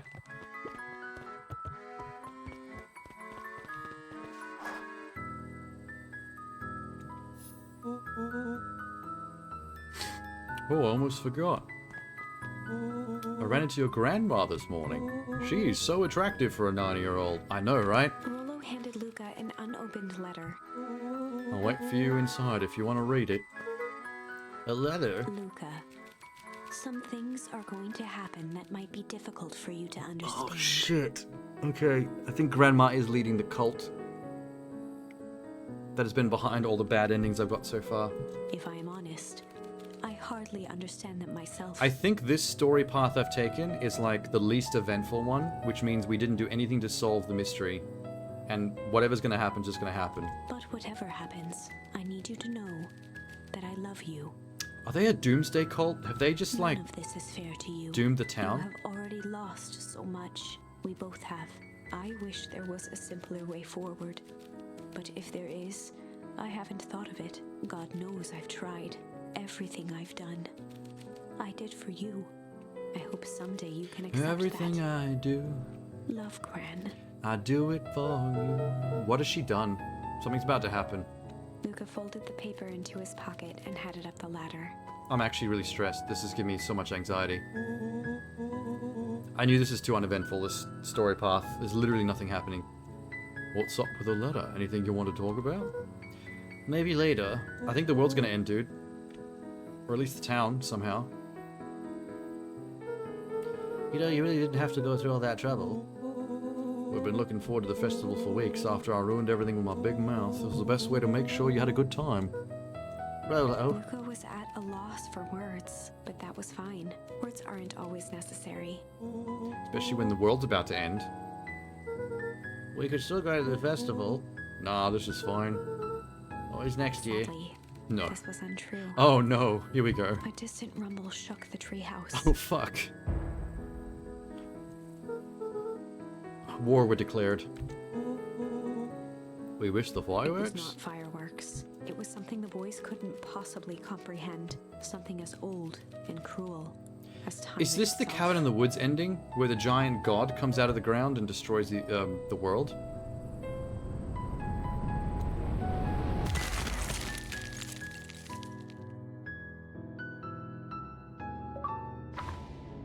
Oh shit. A shockwave of cold tore through the room. A bitter, unfathomable chill. We just got flash frozen.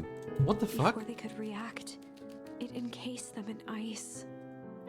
Did the cult fashion some kind of ice age, like what killed the Two dinosaurs? boys, reunited by friendship, only to be cruelly separated by a malevolence beyond reason. And so, Once our again, story ends tragic ending. on this melancholy scene.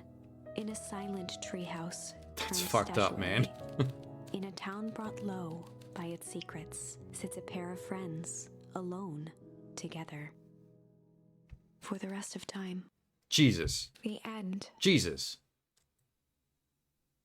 I love how one of the most touching story threads so far about us breaking up and becoming friends again is so, like, cute and well written, but, like, all it really did was distract them from solving the Stranger Things town mystery completely. No, that can't be the ending. It simply can't. Don't worry, I'll fix it. I won't accept it, and I hope you won't either. What if I just turned the game off now and just actually just accepted it? Disappointed this poor girl. There are more endings, more possibilities. I can feel it. We are just going to have to sort through them all until we find the one that fits. Is there really, I mean, in real life, is there really ever a true good ending? I mean, in real life, every ending or path your life can take is always full of good and bad. Like, you can't really avoid that. Is that going to be the moral of the story in the end? Okay. Chill and shit options took me down these two paths, so that's...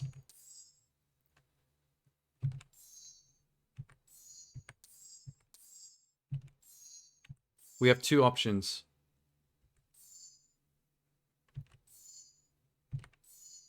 On the cult path, where I accidentally mutate that other child, and I end up cornered by the cult in the treehouse, I now have the option to use the flight charm to change the story. And on the same path that I was on then with the ending we just got, I can break the storm instead of letting the storm happen, which means I won't miss out on my friendship time at the treehouse, and me and my best friend won't get distracted by all that bullshit. This cult one seems like the most dramatic, because a lot of more bad things happen early on to kick the story off and reveal the cult. But a lot more bad things happen to the kids. Like that one kid's already mutated by the ooze. Whereas this is a pretty nice path where nothing bad's happened yet, which I might be able to turn around if I let the storm break.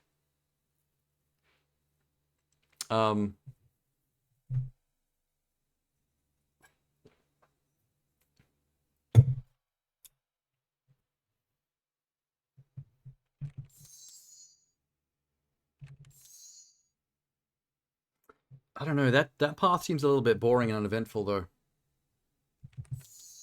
Maybe I flip back to the other path, where the cult is fully on us and chasing our asses. And I see what this flight thing does. That seems more intense. Luca drew himself up and decided to take the only option he had left. If fighting didn't work, flight. Luca drew himself up and decided to take the only option they had left. Flight. He squinted down the barrel of the mission control defense cannon, aiming it through an opening in the dense tree branches. Oh, so instead of using it as a weapon, we're going to use it to escape along the line through the trees? He looked up Like a with zip line? surprise as it struck true and taut. Nice. I can't believe that worked. Hey, Mr. Kerr. Eat shit, you stupid hyena. Come on, Iggy. See ya, jerks. Off we go. Fine. We know where that leads them. We'll take the tunnels. Oh god, okay. Luca and I shouldn't have been Iggy so winced smug. as they sprinted through the thicket. The branches clawed at them, reluctant to give passage. After what felt like a marathon, Luca stopped in his tracks as they reached the clearing. What the? That was all he was able to say before Iggy slammed into his back. The boys tumbled down a steep decline and crashed with a wheezing thud on a surface as hard as ice. In this version, this isn't the one where Rolo dies. This is the one where he's just kidnapped and we can still contact him through the walkie-talkie. This one isn't too bad. In fact, it was Except for the ice. kid that I mutated. That's the only downside to this story path. Chapter 5. Signs. They stood silently, catching their breath. The sky was like sapphire. Cool. With each breath, a plume That was of such a steam Max Payne thing to escaped from say. Luca's lungs. One of my favorite Max Payne lines of all time is when he described the night sky in Max Payne 1 as looking like diamonds on black velvet. I laughed pretty hard because of how dramatic that Let's was, keep coming from a moving. grown man. Luca pulled Iggy to his feet as they gazed across a snowy terrain. That was actually pretty badass. I think we lost them. Are we up in the mountains? I don't think so. I don't think we went downhill. What's up with the Winter Wonderland? All I know is there's no going back the way we came. Let's see if we can get our bearings. Follow me. Find a way home. How did we end up in winter? Just from one zip line through a tree. What is this?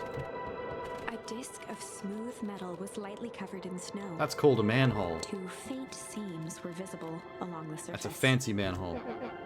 Manhole cover? It is. I've never seen one like it. It's very sci-fi, very fancy. Where can I go? Up or down? Up? Hey, there's Rolo. Luca had almost forgotten. I the didn't realize I walkie-talkie kept the he was radio on me. carrying. It's that bozo. I hope nothing bad has happened to you guys out in the Luca woods. looked at Iggy with hesitation. No need to be With a rude. resigned sigh, Luca responded. It seems the only dangerous thing in the woods is you. He speaks, young man of the hour. How in tarnation did you end up with one of our raid? Oh wait, this isn't Rolo. Oh, it's the hyena freak. He knows we're on the... Okay. Got it. Boy howdy, you Van Horns are full of surprises, aren't you? You knew my parents? He was probably involved in your dad's death and your mom's disappearance, yes. Your mom sure was a handful. Yeah, definitely his mom's disappearance. Shoving the walkie-talkie back into his pocket. We have to keep moving. Can I have gone down this way? Oh shit. What's the readout? Shitting just above 258 Kelvin. Bit down from last time. Should we report this to Mr. Kerr? Wait, that's the sign. How is it winter over here? This is just around the corner from the treehouse. This is weird. Dude, relax. Just a few more sites to hit before we can punch out. Let this get over with. They've got backpacks for that green goo. Probably so they can mutate things.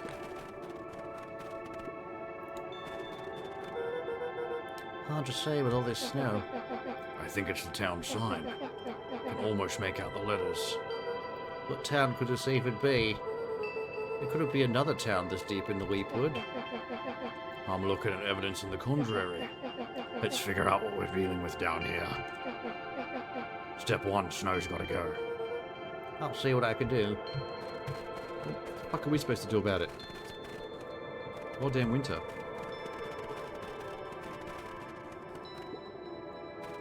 What? I find it best to chuck stuff. Ask questions second. Chuck stuff. Oh. Got it. Hang on. Wait. Like that? Yep, Speaking Pine's alright. The boys stared in disbelief at the sign that now clearly read, "Welcome to Beacon Pines."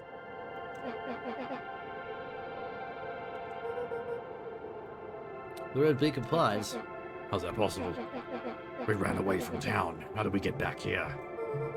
I guess we got turned around. Nah, something screwy's going on. There's some Twilight Zone shit going on. For sure. It's been colder than normal lately. That's a pretty big difference between sweater weather and the Arctic hellscape. The puddle we fought at before, it was cold too. Maybe all of it leads to one source. You think it's related? What the hell's going on? We're gonna get some answers. Let's keep moving. Can I throw more snowballs at the sign? That was fun. Yeah. Aw.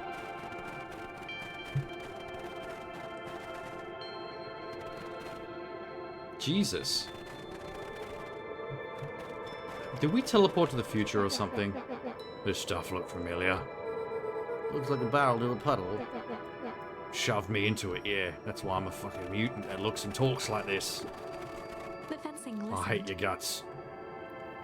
Each chain link encapsulated with a translucent layer of ice. Looks like the stuff that... Oh, it's me.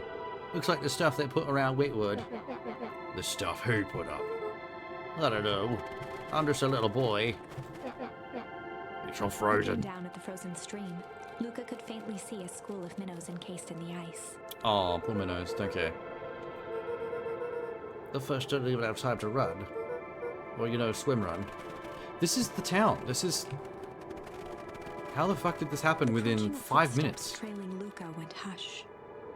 He looked back to see Iggy's face twisted with confusion. I don't think it was the same flash freeze from the other story path, because otherwise it would have frozen us. Everyone's gone. What? There's nothing here but more snow. There must be an explanation. We have to keep looking. You can look all you want. I quit.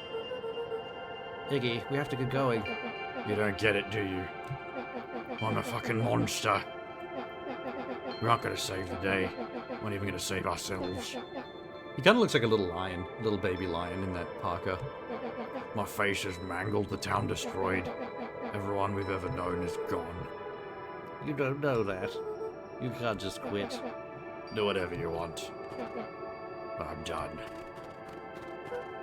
Iggy, Luca peered upward at the darkening sky. He let out a long, foggy breath. Faintly, Iggy began to cry. Seeing Iggy in such a pathetic state gave Luca a sense of compassion and more than a little guilt.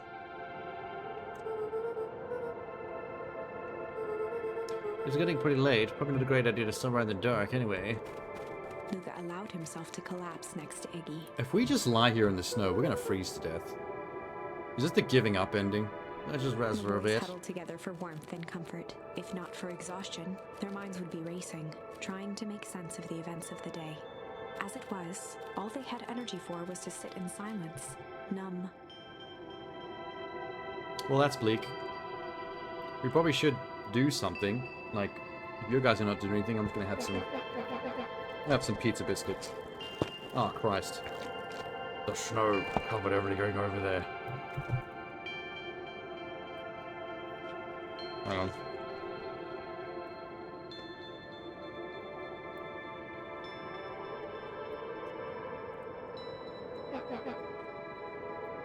It's kind of calming. Yeah. haven't had time to say it, but thanks. For turning into a mutant? What the hell are you thanking me? Oh, saving us from the treehouse. I sort of froze up back there. Tish. Good one. Iggy, I should be the one apologizing. It'll happen because I lost my temper. That's bull hockey. You didn't know what all that gunk would do. You didn't, right? Well, yeah, of course I didn't. Stop with the baloney about losing your temper. But I did lose my Iggy temper. motioned sarcastically to his half-deformed face. Obviously. That's exactly what you should have done. Huh? I was being a horse's ass. And now I look like a horse's ass. That's called karma. Iggy, I'm having a hard time following. You wanted me to fight you. Of course. Goody-goody types take forever to understand basic points. Why would you go around saying cruel things to get into fights? Iggy shrugged. Something I do. See, you're a monster on the inside, which is why your outside now matches the insides. It's all poetic. Sometimes I just feel empty. You wouldn't understand. You and Rollo always having a blast. Laughing and calling the dinky little treehouse mission control. Iggy now wept openly. You've got a friend too, though. You've got the rhinoceros. What are you jealous of? Perfect little life. My life is not perfect. My dad is dead and my mom has been kidnapped. Everyone in town likes you. Not everybody. The new girl hasn't even unpacked yet, and even she likes you. Actually, true. I can't deny that one. He wiped his nose with a sleeve. I love Tish. Tish is great. She ain't exactly the world's greatest conversationalist. Luca gave a warm chuckle. Yeah, the rhino's a bit dull. I get that impression. Iggy cleared his throat as he wiped his eyes. It must be raining out here. Definitely. Iggy arched into a wide yawn. We should probably try to get some sleep. Yeah. Let's lay low. Tomorrow we'll get to the bottom of all Luca's this. eyelids began to slowly drift Don't shut. do that. Luca, Yeah. always did want to see the inside of your dinky little treehouse. What do you think? Not bad. I'll give you the field tour when we get back. You know what? That's all Luca could whisper before succumbing to sleep. Yeah, sleeping out in the... That is not sleep. That is passing out from Iggy hypothermia. snuggled in some more. When it comes to worst days of my life, this wasn't half bad. The house smelled of warm bread. What? Luca was playing with toy blocks on the living room rug. He looked up to see his parents on the couch. His mother held his father's head. Oh, I'm in doing her that thing lap. where I'm dreaming. She idly stroked his hair while Prophetic humming a song. dreams.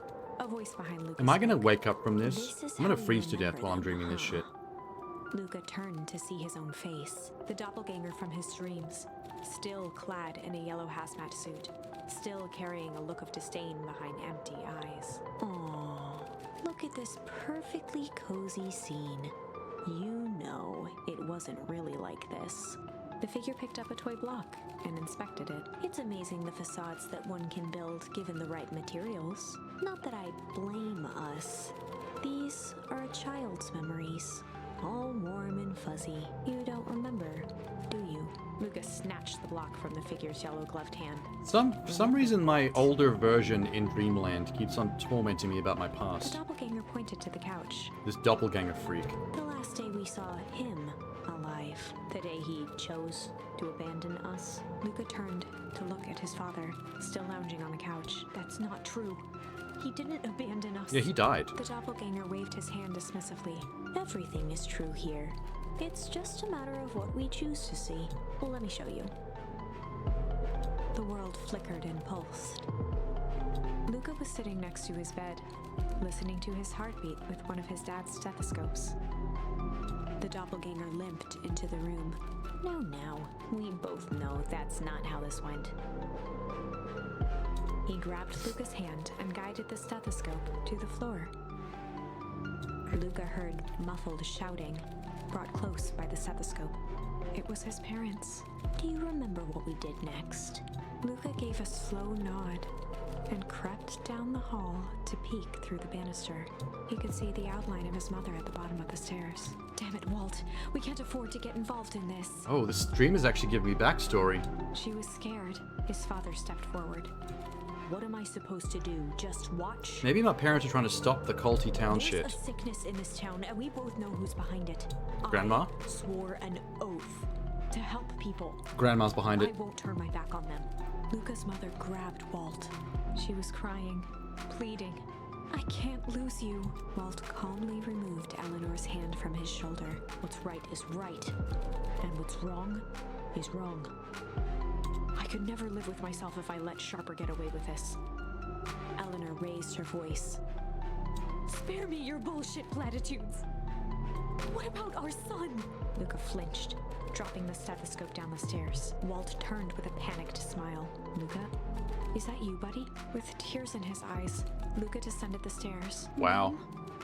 Dad, what's going on? Walt dropped to a knee to meet Luca eye to eye. Nothing, buckaroo. Your mom and I just got a little overexcited is all. Overexcited? Luca placed the stethoscope against his father's chest. Overexcited? His heart was racing. It sounded You're like talking you about were rebellion. going somewhere? Insurrection, even. Walt gently removed the device from Luca's ears. Listen to me, Luca. I have some business to take care of. And he never came I'll back. be back in time to tuck you in. Nope. Luca hugged his father. That was a tightly. lie. Daddy gonna die. Promise. Walt stood up and walked to the door. He glanced over his shoulder. I promise. With a wink and a grin, he put on his hat and strode out into the evening sun. And was incinerated. Daddy was a vampire? A figure Plot twist. approached soundlessly from the foggy snowfall. I've never seen this person before in my life. It stood above them, lingering in contemplation. Slowly raising one hand above Iggy, it snapped out 2 brisk raps on his head. Are you about to take my From a mutant deep friend? Slumber, Iggy sprang up defensively. Get your hands off me. Whether it was the calming presence Oh, or it's the adorable recognition little that he was mouse. not in danger, Iggy felt his clenched fists lower. What do you think you're doing? Luca looked up, gradually remembering his whereabouts. The figure exhaled a cloud of warm vapor. The little mouse is vaping? Okay, interesting character design choice. A cute little vaping mouse. What's that supposed to mean? Take it easy, Iggy. Oh, I woke up as well. We were asleep minding our own business. You're the one running around knocking on people's heads. I'm sorry if I hurt you, Iggy. You didn't hurt nobody. Anybody? Oh, you're a grammar Nazi. Even worse. When it came to complete strangers, Iggy had trouble cobbling together an insult. You big, hatted, scarf-necked, furball, cute little mouse. Fuck. Okay, let's lower the temperature a bit here. Interesting choice of words. I mean, let's all just calm down. Who are you? A friend. An observer. A hitchhiker on the infinite expanse of possibility. Oh, are you the dude from the intro to Twilight Zone? That does the intro, that says all that cool shit? You're entering a realm perpendicular to a door of infinity. What you find inside would blast your brain out the back of your skull. Welcome to the Twilight Zone.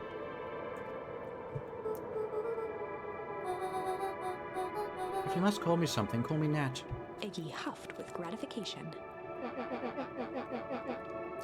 Hey! You got a real insult in. Make like a gnat and buzz off. Very well. Nat began to turn away indifferently. Couldn't we have just asked her who she is and what she's doing out here in the snow? Wait. Do you live here? You might say that. Do you know where we are? You might also say that. Look, pal, we just want to find a safe way out. You want to help us or not? Before knowing how to leave, one must know where they are. Alright, that does it. Luca, I don't know about you. I'm getting out of here, one way or another. Iggy turned sharply and began to stomp off. Wow, he's not a people person. Enough of the riddles. Iggy, Realizing he'd worn their patience then, Nat relented. well, I suppose this isn't the time for metaphors. I'll show you how to get back home. Luca and Iggy turned around Aren't we with hope home? in their eyes. Aren't we home? This is just like future fucked up home, right? Nat took a deep breath in. Close your eyes. Nat exhaled slowly, then snapped his fingers. Okay, open. For a brief moment, Luca and Iggy let themselves believe that some great magic was about to unfold, until they opened their eyes and found themselves in the exact Oh my same god, place. pranked. We just Cold got pranked by the vaping disheartened. mouse. This is your home. This is Beacon Pines. Look, Nat, we don't know how we got here. Maybe we stumbled through some time travel gate in Weepwood. We teleported to some alternate universe.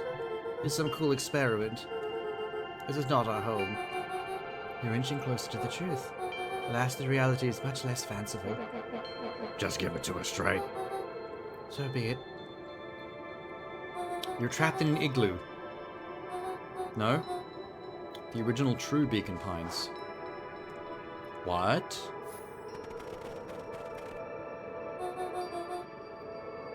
Okay, wait a minute.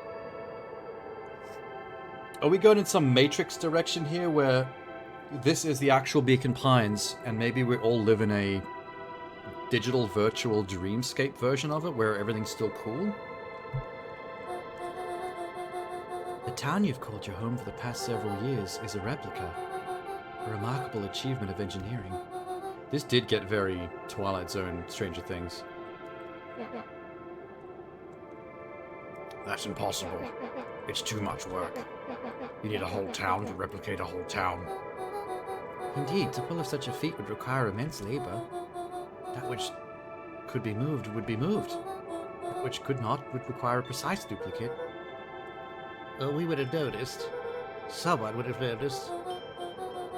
It depends on who did this and why. Mind-numbing attention to detail. As for the innumerable trivialities which completes the blah blah blah, you can leave that to the miraculous thing we call the brain. It has a real aversion to discontinuity, a revulsion. The brain is a wonderful way of smoothing out the rough edges. Though it doesn't have to be perfect because we'll make it perfect because we expect it to be, right? You're saying that someone made an entire town and moved us all? Precisely. Maybe we're all just wearing virtual reality headsets and mine got knocked off when we went down the zip line. Why is the one question that can never be answered with certainty? Best thing it can do is Nat uncover. narrowed his eyes, furrowed his brow, and uttered, Maybe the flash freezing thing that happened was someone's plot to basically shut down the simulation, and that's what happens. The entire world freezes because the computer is shut down, right? Why'd you say the source? Why, indeed. Luca began to laugh uncomfortably. So there's a source to this stuff? It's ridiculous. There's no way. He looked down at his feet. His eyes darted back and forth in contemplation. With a sudden pain, a thought struck him. If this is really home, He sprinted off into the pale distance. Where are you going? As Iggy turned to follow, Nat called out. Iggy, it's not too late to turn back. Simply head west through Weepwood. So if we go west, the whole town will loop around on Chapter itself and go 6. back to normal summer? The source. Nat expressed his Whoa. sympathy with a shrug and sauntered off as unassumingly as he'd arrived. He'd given Luca and Iggy what they needed, and nothing more. That was a he? Oh my god, not again. I thought that was a girl mouse. As Luca sprinted across the snow, the events of the past few days Game became keeps clearer, tripping me out like that. pieces to a larger puzzle. Rollo said he was underground somewhere, captured. Mr. Kerr tried to cover it up with lies. The clipboards were hell-bent on capturing Iggy. It all seemed to point to perennial harvest. But right now, there was one thing that Luca needed to know. Yeah, what was the prank thing they put on the sign for the perennial harvest? I want to see the prank. Luca stopped dead in his tracks. The tree was gone, uprooted and moved, leaving a raw gash in the earth. Oh, I love raw gash. He dropped to his knees and dug wildly at the cold Ew. snow. Also, phrasing. His numb hands hit something hard. A headstone. Oh. Oh, it's Dad's grave. A dry whisper escaped Luca's lips. You're here? All this time I thought I was visiting you. But you've been here alone in the snow. Dad, I'm sorry. They ruined your favorite spot in the world. Our favorite spot. Dad, what'd I do? There was no reply. Just snow-covered silence. You expecting frozen daddy corpse to speak back? Why'd you give me the slip? What if I couldn't find you, you jerk? Iggy finally noticed the tears welling in Luca's eyes and the snow-covered grave. I'm sad about my daddy. Iggy. They stole the tree, Iggy. Yikes. Suddenly, they heard the crunch of approaching footsteps in the snow. We gotta hide. Oh, these fuckers again. 259 Kelvin. Fault of distance still good. Did you hear me? I said 259. Sorry. You ever think about what we did here? We saved a whole town of people. Doesn't it feel like it sometimes? What about everything we left behind? That's the grave of someone with a family. The people who loved them will never know the truth. Truth is He bent overrated. down to scoop up a snowball and lobbed it playfully. Oh, that's cute. The henchmen are being adorable. Yay! They've been humanized. Don't be such a downer, dude. We took this job to change the world. Come on. It's almost lunchtime. Did he just dance sideways out of the... Did a little tango off screen? Okay, henchmen thoroughly humanized. Now I don't hate them anymore. Even though I still don't know really what they're doing, so I'm not sure what I'm supposed to be hating them for. Here I thought he was a jerk. Those dinguses are out here literally dancing on Luca graves. stuttered through heaving sobs. I thought I was visiting him. I thought he was with me. That's a bad break. Here's some Iggy advice. gave Luca a solid smack on the back of his head. Ow. Why? Who's any of this helping? Sitting here in the snow crying like some pushover. Who you helping? Iggy, look at what they did. They lied to everyone. Can we go find out how this even works? I don't even understand this plot twist completely. What did I tell you? When some jerk comes at you acting like a horse's ass. That up for myself. Hell yeah. I already know I have the fighting charm though, so you don't have to teach me this. Luca wiped I his wonder if eyes with multiple his charms sleeve. can be discovered via multiple means depending on where you find them first. So you can't actually miss them. There's like different scenarios the same charm could appear. Whatever's at the source must be awfully valuable to the perennial harvest. It'd be a shame if something unfortunate would have happened to our precious source. What do you have in mind? If it's small enough to steal, we snatch it. I think the source is going to be like a giant machine or generator. I doubt we're going to be able to snatch it. Iggy flashed a mischievous smile and cracked his knuckles. I'm always up for a challenge. I'm gonna make this right, Dad, I promise. You don't even know what's happening yet. Locate the source. Okay, fuck. Wait. Oh god. It can get awfully cold out there in those woods, Luca. Probably best you two stay put and conserve your energy. Help's on the way. Where's Rolo? Where's my mom? Did you kill her? I bet the mom isn't dead. She probably went missing because she found the real world and didn't know how to get back into the fake one to get back to her kid. Iggy and Luca shared a skeptical look. Do I? Oh shucks, now that hurts my feelings. Screw that guy. Okay. I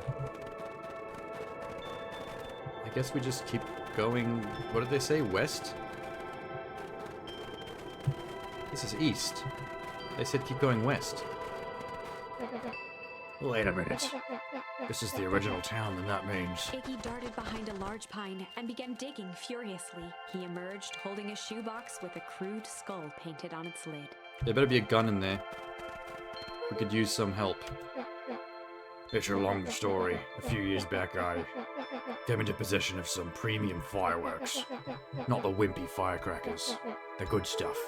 Oh, the probably illegal stuff that can blow your hand off. Awesome. That is not as good as a gun, but probably will do. You and Rolo were doing chores at Rolo's chicken coop. You guys pissed me off. Luca rolled his eyes with realization. Oh, you didn't. Iggy stifled a chuckle. Yep. I wanted to give you guys a little scare. Like I said, these were primo fireworks. I might have underestimated things. You blew up the chicken coop. Think of it as an incendiary redecoration. You couldn't have seen the looks on your faces. Rolo got grounded for months. Which is why I needed to stash the evidence and lay low. I buried them under the tree. What are we going to do with the fireworks now? Fire them at the guys in the hazmat suits? If they can blow up a chicken coop, then I guess they are Iggy pretty triumphantly dangerous. Those are raised actual the shoebox. explosives. Wasn't the fireworks that got moved, it was us. Oh, so he did that before the virtual town switcheroo, and then was confused as to why the fireworks didn't come with in the simulation. Neat. Do you think this is a game? Newsflash, boyo. You're not a hero. You're a little brat who's in way over his head. A hero is someone who refuses to give up. We have explosives now, fuckface. We're coming to blow you up. Okay, well, he's gonna keep talking shit. Let's just go blow him up, come on. Do you really think you have a chance against us, actual adults? Prepare for blast-off, loser. Wow, we've gotten really cocky now that we have, like, what, one firework? What the hell is this? What the hell is that? Crooked. Just like the whole stinking place. There is no spoon. Maybe it is the Matrix. That seems like a Matrix reference.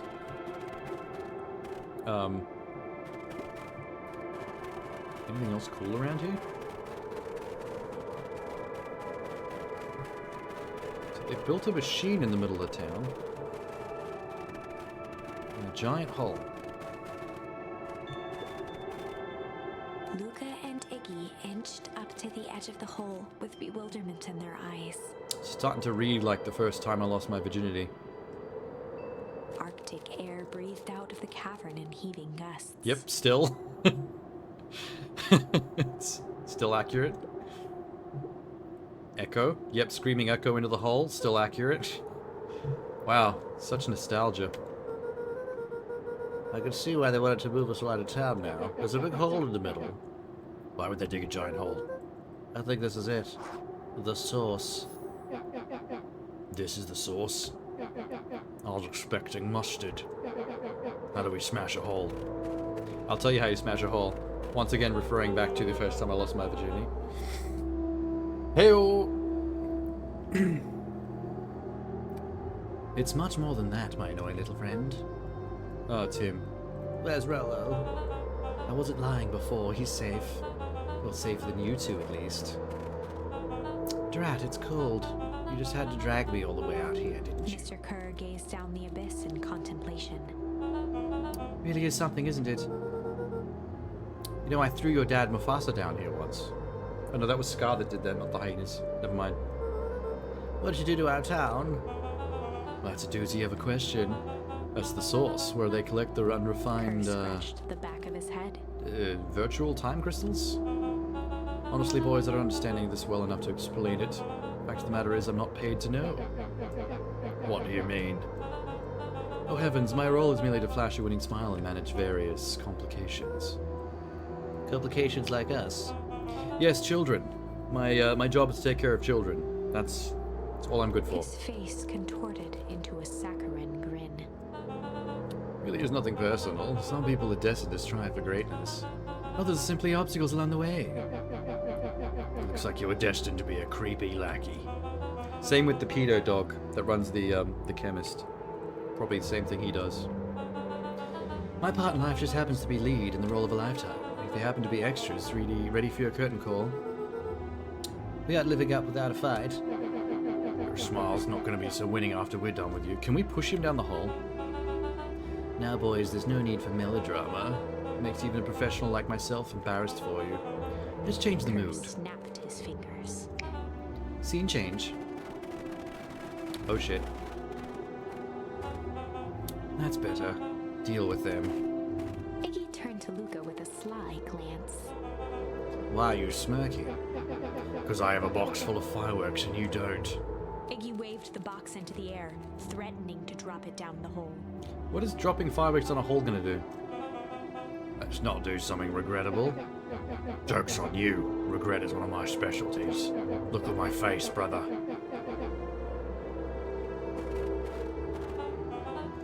Okay. You're a terrible liar. I'll have you know, I'm an exceptional liar. Can you just do it? I want to see what happens if we blow up the hole. From the box and held it up with reverence. Stop, you fool. Call off your goons.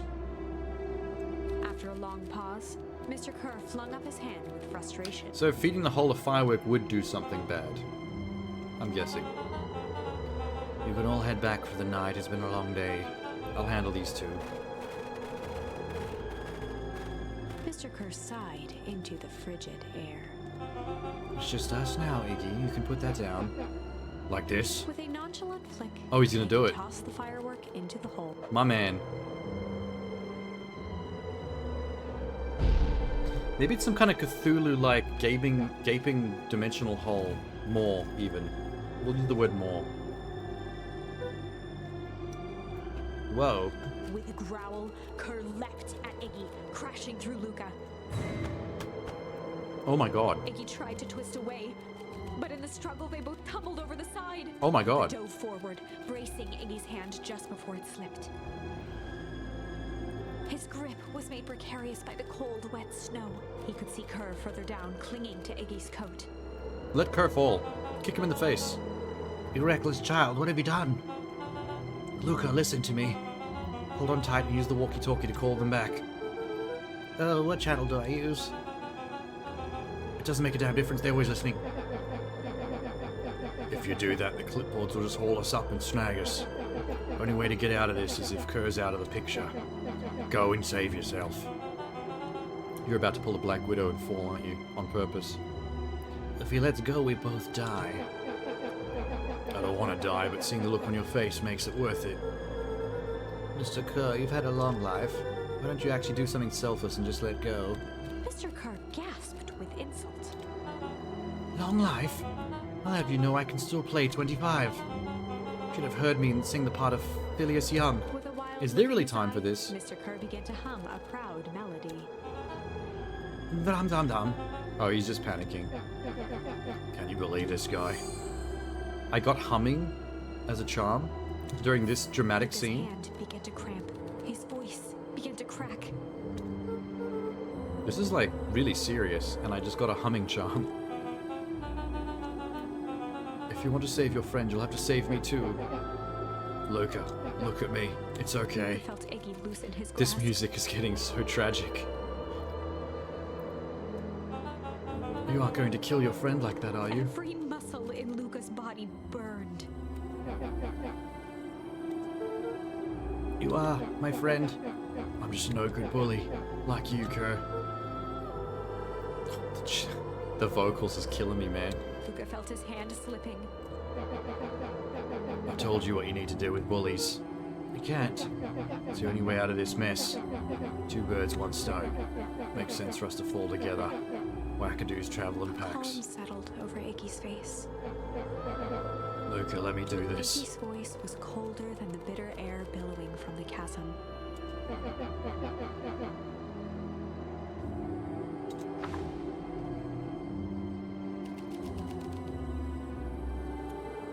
Wow. Okay, Luke had no choice but to...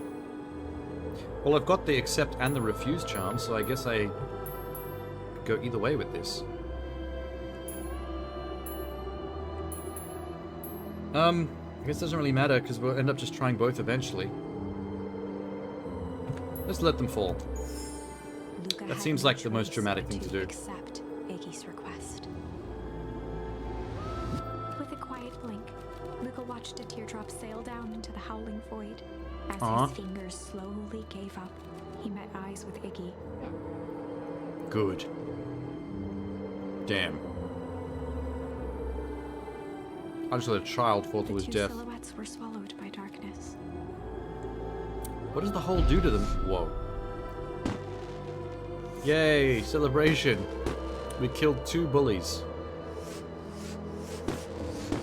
There were a lot of fireworks in that box.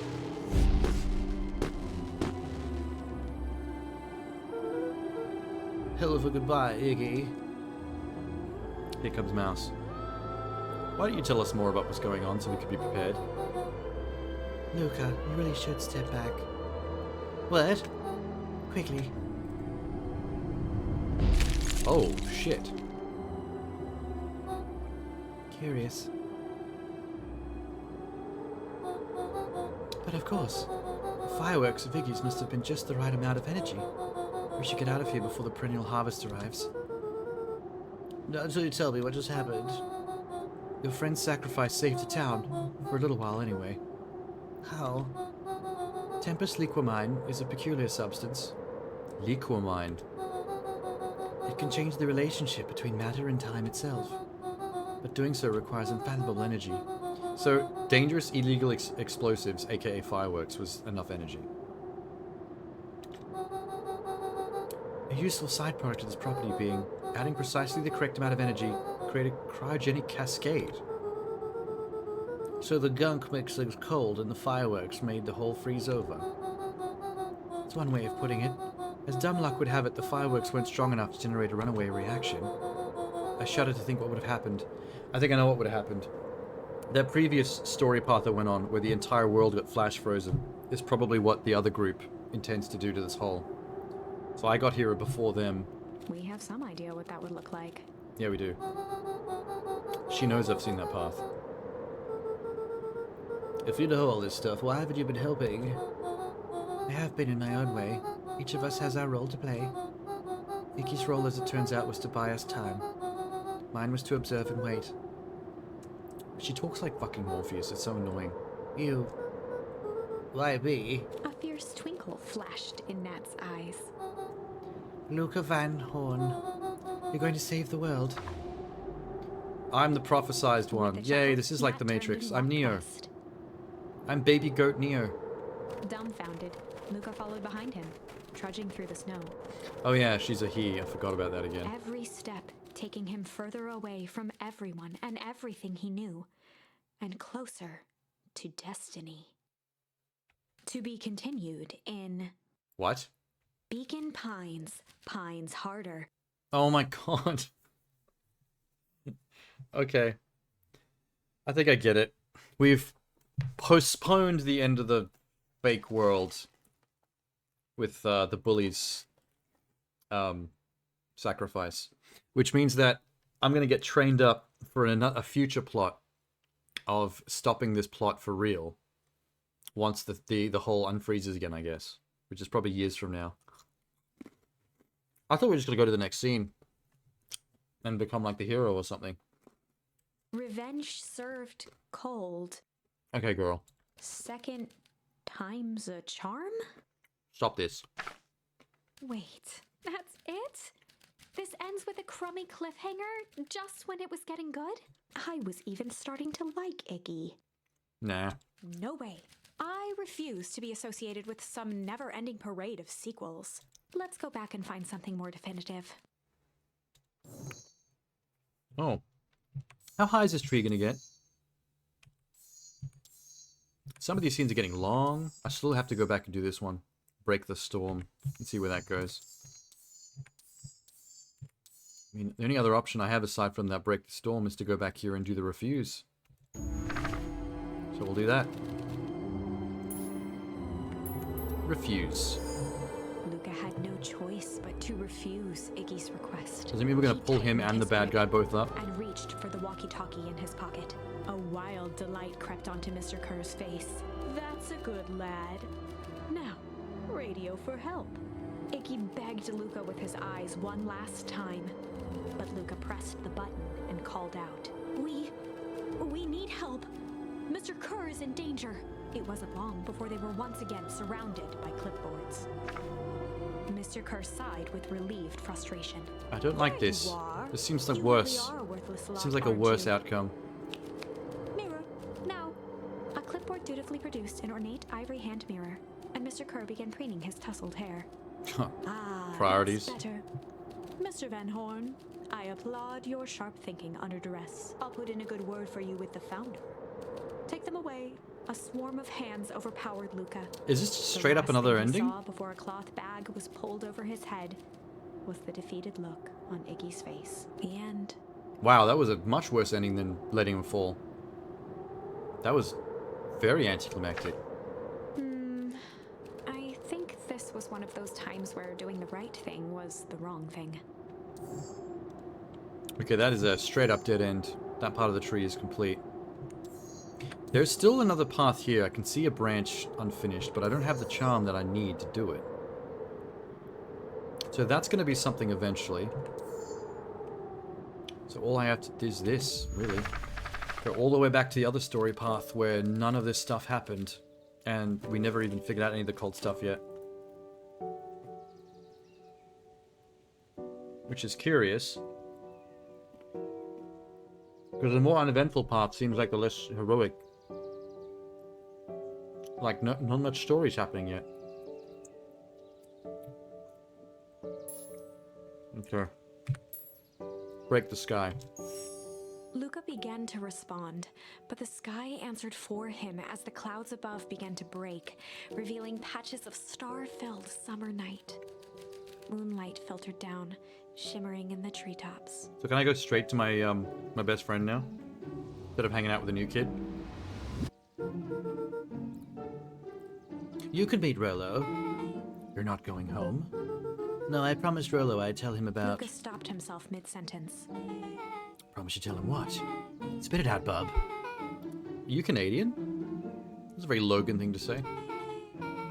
If there's a juicy secret, you have to tell me. Okay.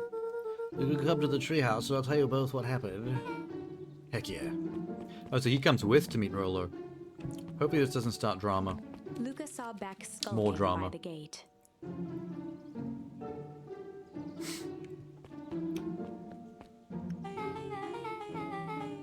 So you're telling me there's nothing mysterious or creepy about this place? It was mostly boring and empty. I refuse to believe that. Big spiked gate, looming mansion. I'm sure we'll go in there at some point in the story. It smells shady. Beck grabbed the wrought iron bars and shook the gate. Mark my words, you decadent nightmare house. You will reveal your secrets to me. Oh shit. Dude, what have you done? Oh, God. First of all, I told you so. Second, hide. Good idea. There we are in the bush. That's Harris Valentine. Oh, we didn't open the gate. It was just a coincidence. I expect you to return that suit in working order. Of course, as long as everything proceeds to plan. I think the cult behind the fake city uses those radiation suits. I think she's secretly given one to one of the resistance members to go in undercover. Only thing I'm worried about is what's rightfully mine. And that means making some unsavory alliances. I couldn't agree more. I want to know who's in that suit. Maybe it's Grandma. She's the only other person that's as large as that dog guy. He's definitely a bad guy. Now this is what I was talking about. Beck's voice was an excited whisper. Proper shady stuff. Someone in a suit like that tried to grab me yesterday. Oh yeah, this is the path where I went there alone and ran away. Successfully. Cool. You do understand that when all this inevitably fails, I will deny everything? I wouldn't expect any less of you. I just worry about our part in this. Let me handle the rest. I can't wait to see the look on that Rube Kerr's face. Okay, so she's against Kerr, which means the rich chick might be a good guy. The truth will come to light. I'm still surprised you're so comfortable with the potential collateral damage. I think the resistance are the ones that caused the flash freeze. Maybe on purpose, just to stop all this drama.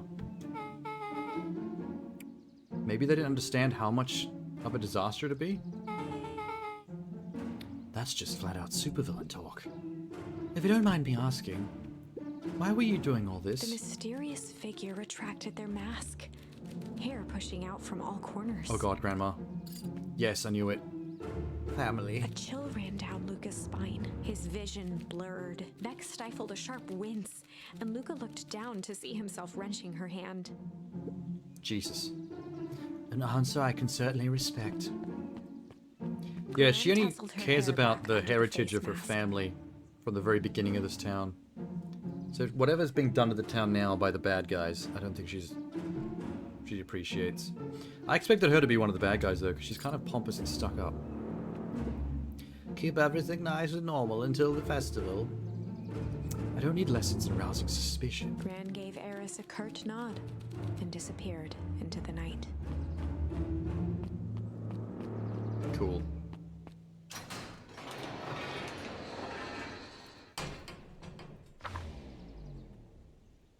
Chapter 5. Oh. It's a bit sorry. It's a bit rattling when we keep going backwards and forwards in chapters. Like when I reached chapter 6 before, we got knocked back to chapter 3 to try new stuff. What big ears you have! Lucas sat shivering in the bushes, staring at his feet. After checking to make sure the coast was clear, Beck gave him a gentle tug on his sweater. I need more than a gentle tug.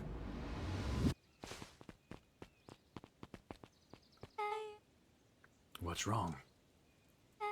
You look like you've seen a ghost. Why are you so scared of the old lady? Oh, that's my grandma. My grandma's evil. Now I have a dead father, a missing mother, and an evil granny. My life is shit. Oh, well, I'm sure there's a perfectly reasonable explanation. I'm sure there is not. Go to the treehouse. Yeah, let's go to the treehouse. God damn it. Why is the treehouse so far away? Can we take a shortcut? Son of a bitch.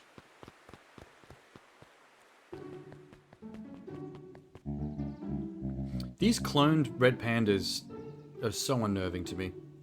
For the last time, there's nothing to worry about. Of course, we're not worried. We're just a little concerned about the number of missing children that happen around this drugstore. The clipboard finished writing with a scratchy flourish and looked up. Just dotting our I's and crossing our T's. Well, maybe try minding your P's and Q's. Mr. Nuncreed, arms crossed over his paunch, gave an exhausted sigh.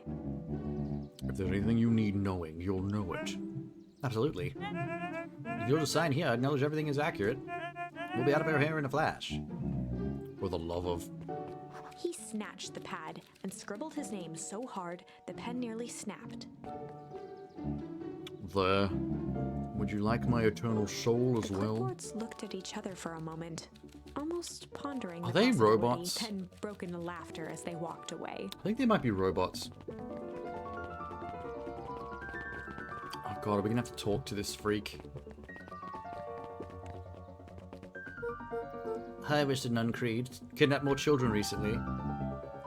Luca, let me give you some advice. Next time someone you don't know asks to hear your thoughts, give them a good hard bop right in the kisser.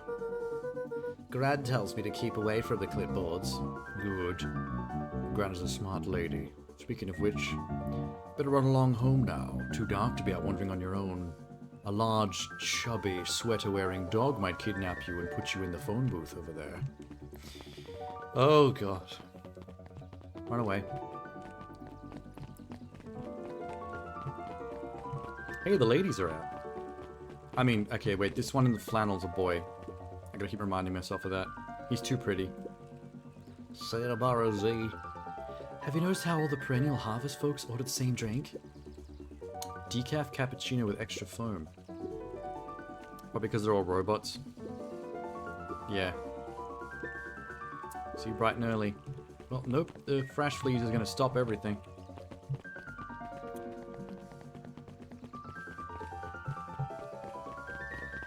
I didn't get to see the revealing of the sign.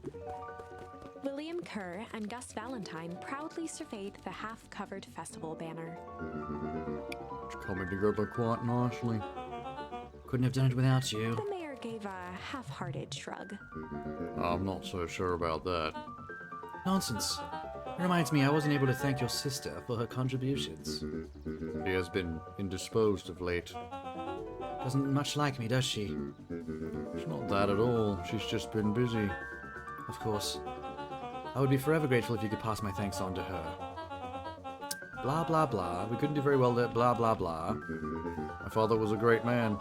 You're darn tootin' he was. Kerr locked his arm on Gus's shoulder. I like the ending where you fell in a giant hole and died. I needed to sacrifice a child to make it happen. Worthy sacrifice, I think. The child was a mutant anyway. Can I ask you something, Mr. Kerr? Call me William. Ask away. William, why are you doing all this? Never felt one need a compelling reason to throw a party. Not just the festival, all of this. There's got to be 100 down in the Luck Towns. Why is Perennial Harvest so invested in helping Beacon Pines? Because the giant magic hole? Seeds. Seeds? Little bundles of With a potential. glimmer in his eye, Kerr gestured grandly toward the horizon. You treat a seed right, nurture, feed it. It can grow into something truly special. You see potential here. Undoubtedly. Seed of greatness is already under our feet. All it needs is a little nudge. And the right leadership, of course. Oh, Good night, May Valentine. Did he not even notice the two kids eavesdropping and hearing all of that? Does he live in the Perennial Harvest building? Where he works? Hey, Mayor. Alright, you be depressed then, fine. Oh, this is nice. This is my daddy's pond. Don't even look at it. I'll push you in. So what's your buddy Rolo like? Look, he's just Rolo. Rolo by name, Rolo by nature. He's kind of fat and roly-poly. I've just never thought about it. Lots of energy. He's funny even when he's trying not to be. Because he's fat, you see. He's like Chris Farley. You watch SNL? Is he the fat one that died? Yeah, that one. It was hilarious. A little bit one note, but Yeah, it was sad when he died. yeah. Wait, what are they actually talking about? I've gone off on a complete tangent here. Good idea. Hydrate, or I'll start changing all the dialogue. It kind of creeps me out that I can see space all around this little forest thicket, like we actually are in a virtual world. They were kind of a big deal. Big deal fertilizer. It was a big deal to us. Their stuff really worked. Farmers loved it. Maybe the fertilizer became that green goo that turned those other kids into mutants. Before he fell down the hole and died. The interdimensional hole. Everyone in town either worked for Shop or Valentine or used fertilizer. Things were good. I'm sensing a big butt. Around 6 years ago, Valentine died and something changed. Changed how? Could have been a bad batch, or maybe it was the water or the air or the soil. Nobody knows. All the crops died. Everyone blamed them. The foul harvest. Yeah. The fucking bullshit we keep on mentioning. It's all very suspicious and mysterious, but now you know. Sheesh. Next year the crops came back, but something was different. There were mutants and green goo. Mutant children. Kids that went missing in phone booths. That pedo of a dog that keeps kidnapping us. All these weird shit. It's like the Twilight Zone up ins. Rolo's farm got the short end of the stick. Yeah, for some reason their farm was hit harder than others. Sounds like the Chrono Trigger parasite is down there. You heading off, Brad? See you later. Down where? Down in the giant hole? Maybe. I can't wait to find out more about what the giant interdimensional hole is and how it's making different virtual Matrix versions of this town. There's some really weird shit happening here. Things have gotten better since the harvest came to town. You mean that Umbrella Corporation? Yeah, they're doing fucking weird shit, but at least the town's thriving, you know what I'm saying? Even though there's now monsters and goo everywhere. It better get going. Yeah, why did we stop at the lake and talk so much? Hang on, I'm gonna do a quick fishing flashback.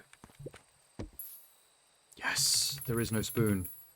Crooked. Luca tied a bent nail onto the line. If all you have is a hammer, Yeah, I don't know what you mean by the hammer thing, but I'm fishing. Let's go, boy. What do you catch with a spoon? Probably gonna catch a bowl of cereal. What? The hell is that? Photo of you and Uncle Joseph. Let me see that. Look, it's the two young fools. How'd it end up at the bottom of the pool, Daddy? Who can say? Some things are hard to explain. I miss Uncle Joseph. Hope he doesn't come fishing anymore. Busy with his new job at Valentine's. Is that what gets him killed? Him and his dad?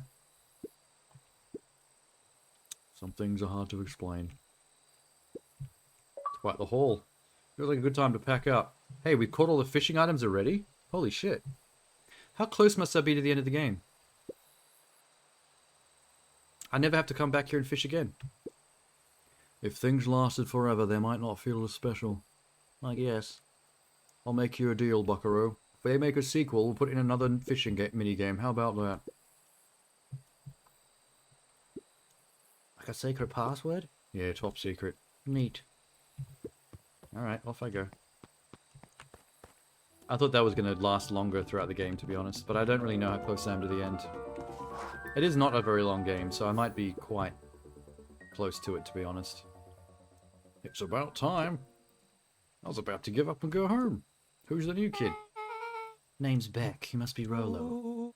I see my reputation precedes me. You been talking shit about me, you little goat? I am the mission Rolo control. waggled his head with pride. You'll find we spared no expense in construction. I've seen worse looking junk piles of junk. Thanks. Luca, do you know the security concerns we talked about? The first rule is don't talk about Mission Control Club. While I was waiting, I made some improvements. Let me lock this baby down for a test infiltration. Can't be too safe these days. What are we doing? Why are you leaving us out the front?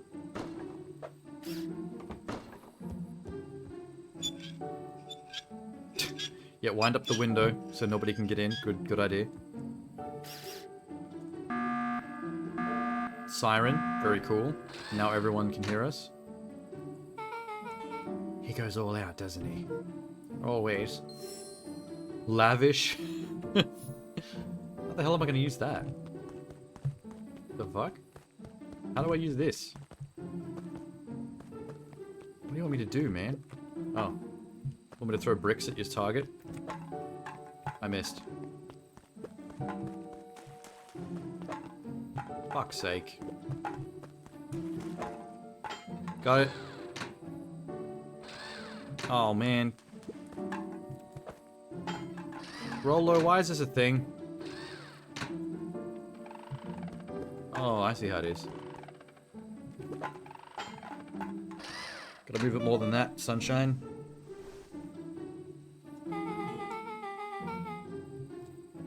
Where did you guys get all this junk in the first place? There's a guy in town named Jeff who trades us junk for snacks. Junk food for junk food. I mean, junk food for junk. Nice. Look at all this look at all this litter I made. Can I put it all back? Okay, whatever, we're kids. Let the place be trashed. So, pretty sweet security. It wasn't, though. It was targets for me to throw cans at from the outside. How does that help us if we're inside? Look, are we sure we can trust the new recruit? I'll vouch for her. She's kind of hot, actually. Although I thought she was just a very pretty boy. Like, K-pop pretty. Luca sucked in a long breath. Okay. Did you hear that? The narrator said suck. That is the... that is the hazing ritual for you to join our little treehouse club.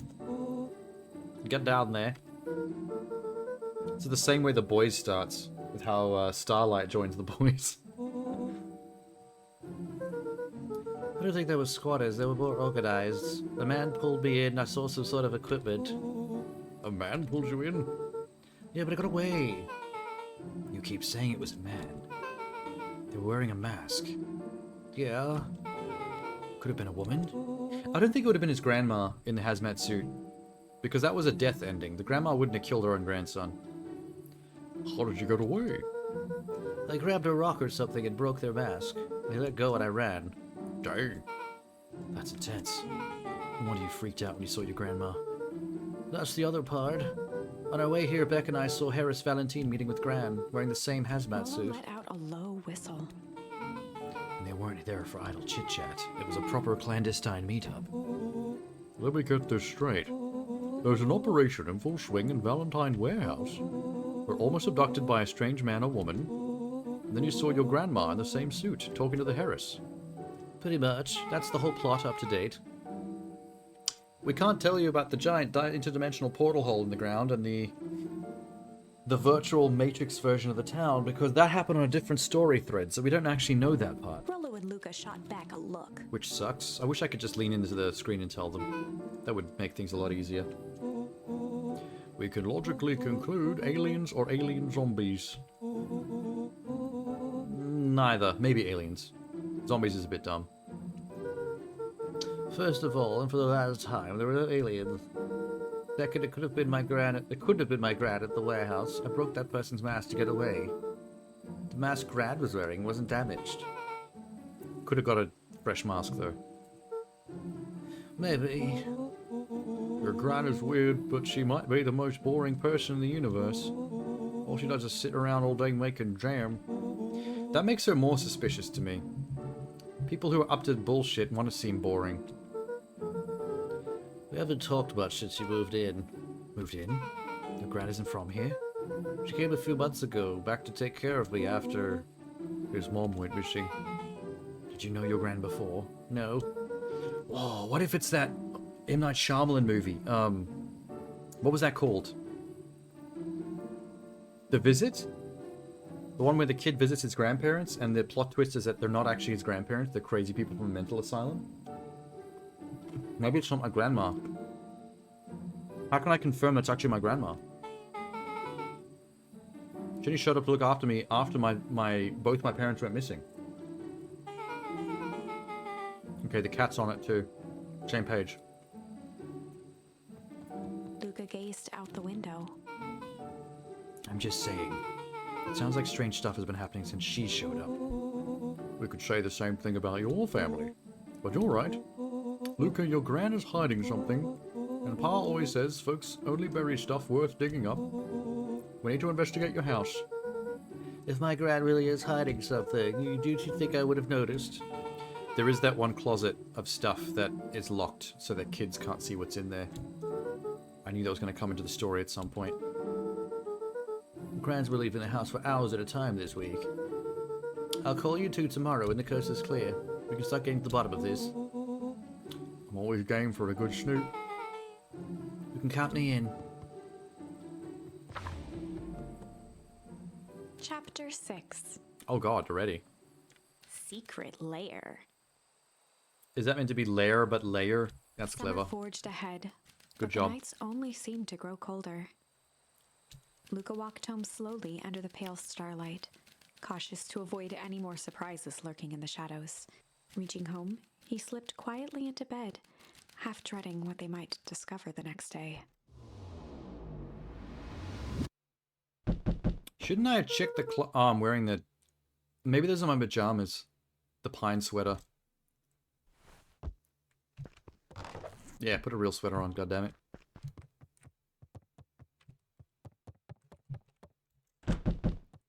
Damn it, I want to check that closet.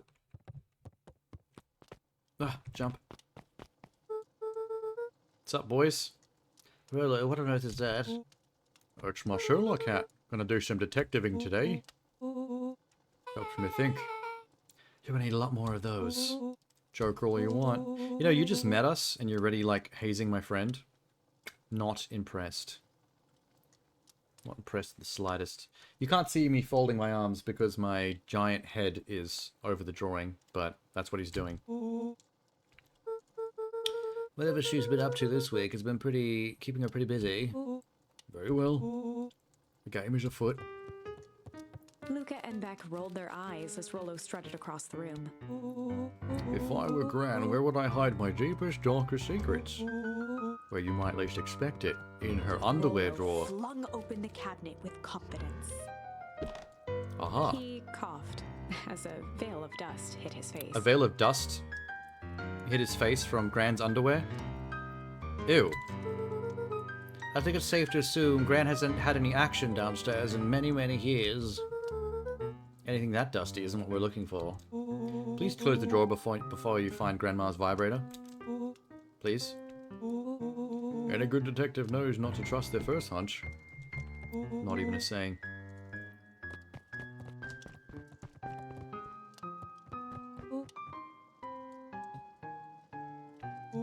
Eureka! She's lit a fire in order to burn the evidence. That's a normal fire with no ashes in it. Just think of the mounds of documents lost to ash. She could have burnt my my missing mum's corpse in that fireplace. Check for skeletons. I'm gonna stop you right there. Can we just think for a moment? Luca, is there anywhere Gran doesn't want you to go? Yeah, I thought of this instantly last night, and I'm frustrated that the game doesn't let me search it yet. It stands to reason we should check there first. No dice, it's locked. Well, well, well. Look who stands to reason now. I have no idea where the key is. If it really is important, then she probably keeps it with her. Anywhere else? She has her berry bushes. That doesn't sound... Nah, we're not searching no berry bushes. That's stupid. Maybe something out of the ordinary.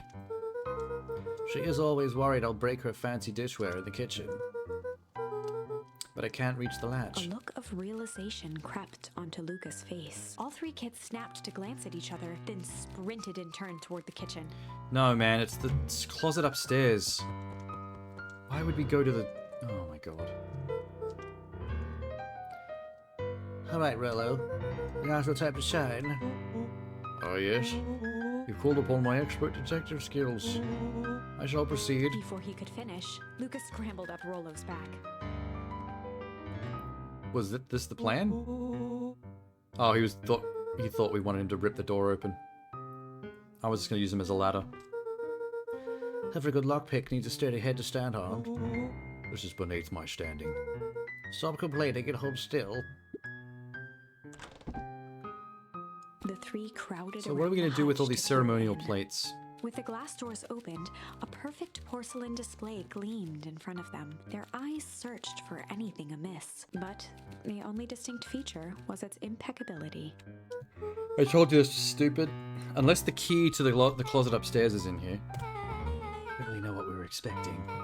Oh hey, let me just yank on this random teacup As and... Beck pulled on one of the teacups, it slanted forward with a hollow click. Wow, really? The entire hutch began to rustle and slide under its own power. Okay, it's a secret door. Now I see the scratches in the floorboards, actually. Should have noticed that before. Well, that's goofy. Your grandma's been doing some remodeling.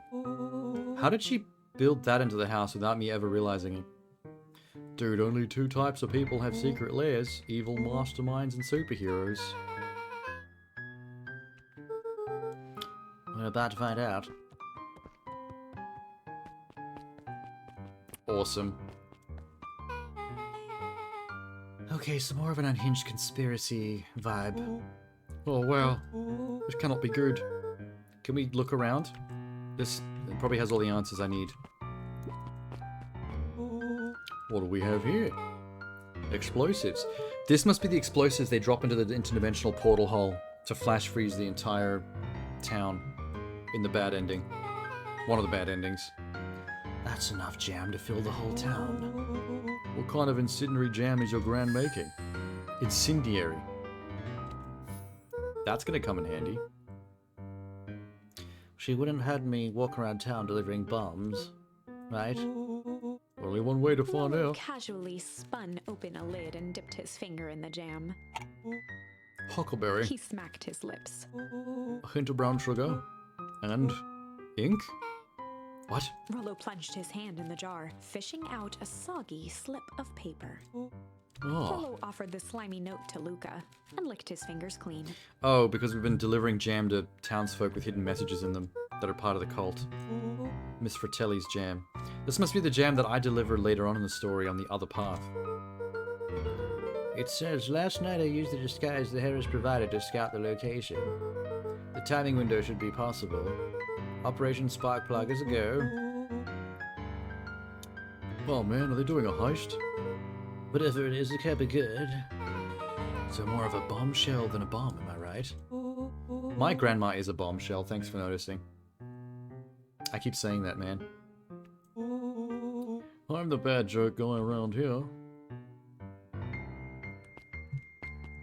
Anything else? Filing cabinet? Luca jostled each cabinet drawer in turn. Only one was unlocked. He fingered through the filing cabinet, pausing at a bulging folder labeled Walter. For a long moment, Is that my he dad? just stared at it. What you got there? It's my dad. Looks like some kind of old medical file. Your dad was a doctor? Luca nodded and caressed the label with his thumb. I'm caressing Daddy's picture. We gonna read it? Let me help. Willow swiped the folder from the drawer and began leafing through the pages. I can read. He whistled to himself, barely looking at the text.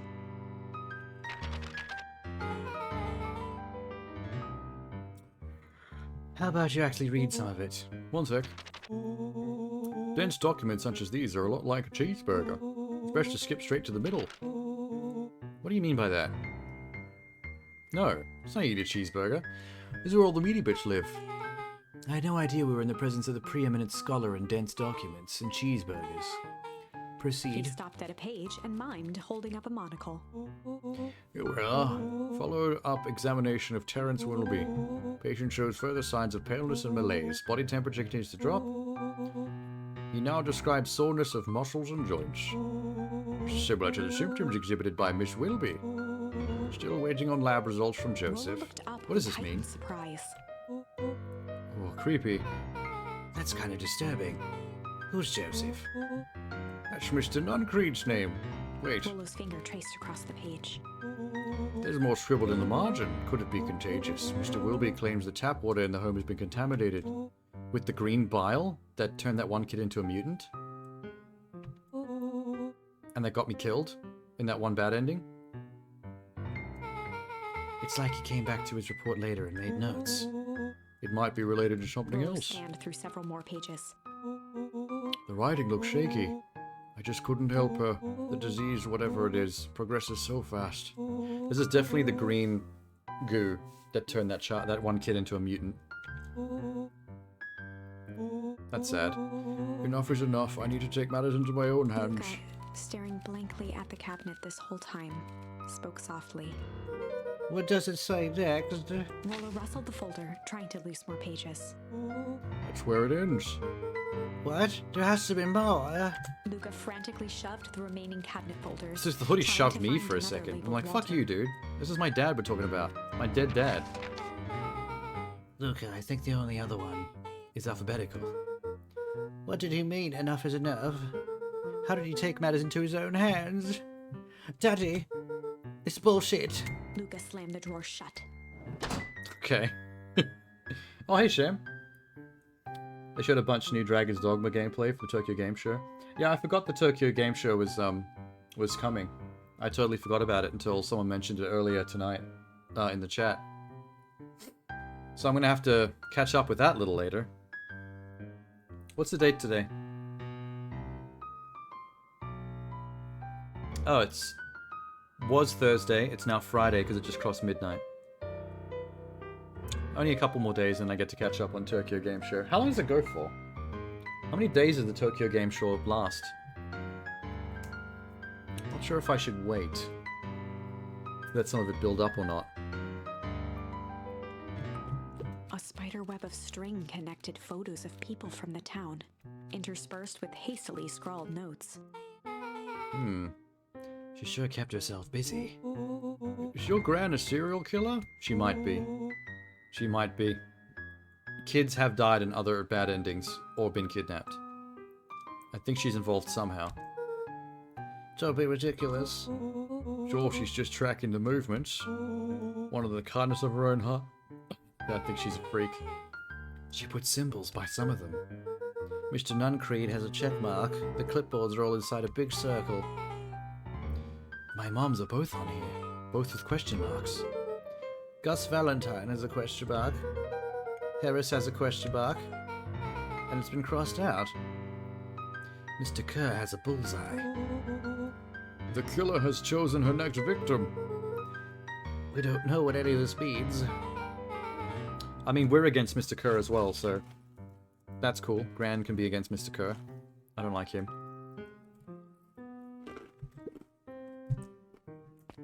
Now what? They crowded This is the map of around the plan? a worn-down old map of Beacon Pines. This looks like a treasure map. Not every old map is a treasure map, Rolo, you absolute imbecile. But every treasure map is an old map. Can't fault that logic. There's even a pathway drawn on it. It starts at the entrance to the town. If we follow Rollo it, carefully traced the path with his finger. it leads right He to jabbed down at the end point. Town Square. That's the fountain in the middle of town. What a weird place to hide treasure. The fountain in the middle of town is hiding the giant interdimensional hole underneath it. Rolo, doesn't that look like treasure? That doesn't look like treasure to me. The end of the path on that map is the same symbol as these explosives. So they're going to explode the fountain to release the hole and start the flash freeze thing. Oh, bummer. Rolo, what's the thing you've been excited about for the past month? The festival. Oh, Yep. It's going down at the festival. We weren't at the festival during that one ending where we hung out at the treehouse and we skipped the festival and then the thing happened. So we need to be at the festival to actually see it go down. Even if we don't stop it, at least we can learn from that ending what actually happens there, and then we can maybe try a different ending path. Everyone will be gathered near the center of town. he's gonna blow up the festival. Not if we stop her. Oh, she's here. Grandma's back. Luca looked up from the map. What was that? I heard it too. That was the front door. Someone just shut the door. Someone's upstairs. Quiet. Hit the lights. Beck How do flicked we on the hide? light, Hide inside the and they explosive became barrel. Statues in the dark. Overhead, creaking floorboards bent under slow, deliberate steps. We didn't close this shelf behind us. The kids looked up, the tilt of Oh, the God. necks following each footfall.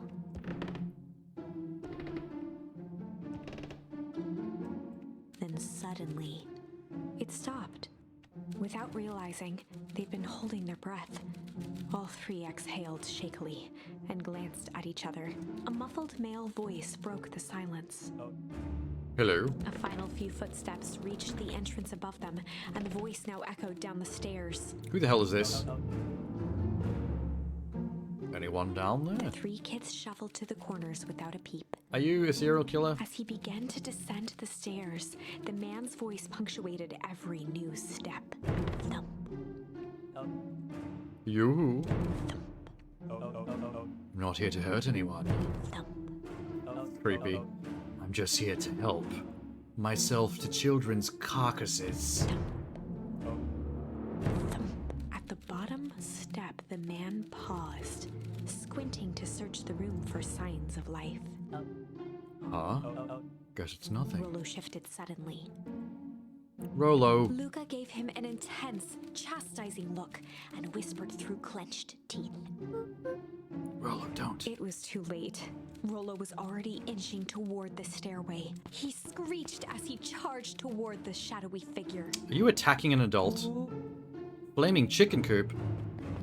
With all The hell does his that mean? weight, Rollo tackled the man to the ground. Oh, hey, Genie. Capcom show showed RE4 and DD2 first. Oh, of course they did. They're big shit right now. I'm surprised they didn't close with one of those, though. Those are pretty big titles. You'd think they would have closed with Dragon's Dogma. That's a pretty solid show closer. Rolo? Mysterious creepy man? Anyone? From the dark corner, they saw something move. I didn't know if I had it in me. There's only one way to find out. Holy crap, Rolo, that was awesome. Did you just kill that person? Luca scrambled to the hunched figure on the ground. Pressing his fingers to the man's He's a neck, child. Their daddy killed him. he sighed with relief. You sure clobbered him good, Rolo. He's knocked out cold. As Beck flicked back on the light, Luca and Rollo both gasped in stereo. Oh, it's that dude. Mr. Tolliver. Whatever. Chapter 7. The interrogation of We've never Howard made it Tolliver. past chapter 7 yet. This is the furthest chapter we've managed to go without getting a game over. Still unconscious, Mr. Tolliver slumped heavily in a shoddy old chair. His hands were bound with rope, his feet tied with some loose string. The kids huddled in a circle, discussing their plan. One thing was certain. Are we going to They waterboard couldn't Mr. just let Tolliver? Mr. Tolliver go. They needed to know what he was doing in Luca's house. After some deliberation, it was decided. They'd run the classic good cop, something cop interrogation. I could go with chill or hard. Chill cop or hard cop? I don't think they've ever heard of the bad cop routine. I mean, the closest I get is good cop, hard cop.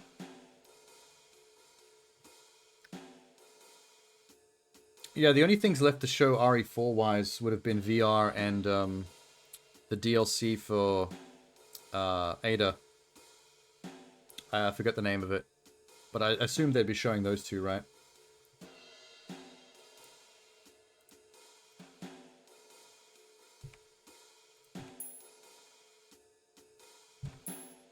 What happens if I go good cop, chill cop? That's just two good cops.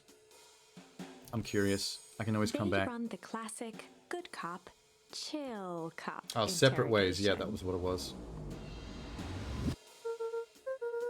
I'll handle this. I'm just gonna play it cool.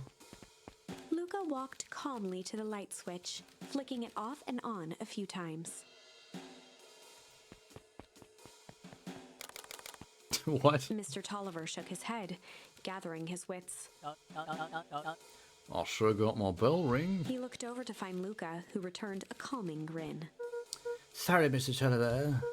There was this big mistake. What's going on here? Why do you have me strapped down? No one's at fault, really. Rollo just got a little startled. Rollo's here? Rollo and Beck emerged from hiding to give a timid wave. Well, alright. Mistakes happen. Alright, we need a rag and a bucket of water.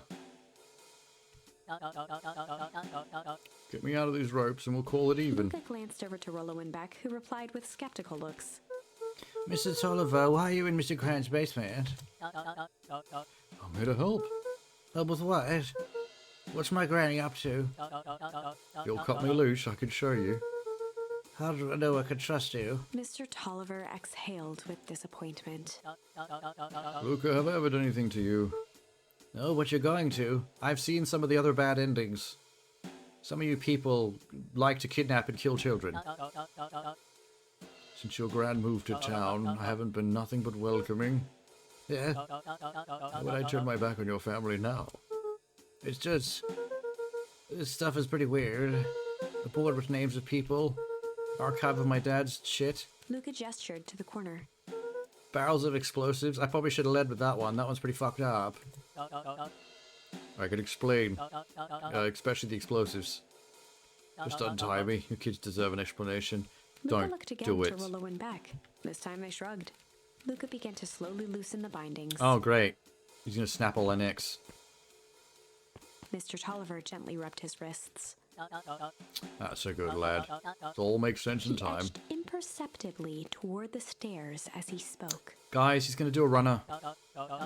This town has secrets, Luca. Very dark past Before the indeed. kids had even noticed his movement, Mr. Tolliver was at the light switch. A past that must be brought Punctuated to... his final words by flicking the switch and rushing up the stairs. Psych, you little fuckers.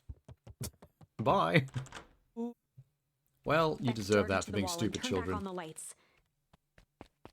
It was too late. Rollo confirmed what they all heard. He just locked us down here. Mr. Tolliver's muffled voice came from behind the door. I wasn't lying, you know. This is for your own good. You kids just keep tight. Let the adults handle this. Yeah, we've got your explosives, so you can't exactly do your plan They tomorrow. looked bewildered at each other. Play it cool, huh? Not now, Beck. Is that at the end? They heard the staccato thump of quick steps exiting the house. The kids looked down in resignation. This isn't how it goes in Hank Atomic. For some reason, they'd always assumed it was up to them to save their town. Luca opened his mouth, hoping to conjure some magical words to make this right. Only a hollow croak escaped. The end. Damn. Well, we certainly aren't going to find a grand resolution to our tale locked in a So basement. what exactly is the ending there? Do we stay locked in the basement till we starve to death? They do have to come down to get their explosives Back to the drawing board. for tomorrow's terrorist attack. The beginner's guide to hostile interrogation. Alright, what else have we got? I can go back and try the hard interrogation method. That is still a dead-end branch now, even though that revealed a lot. There's still something I'm missing to go up this branch. I'd love to know what it is.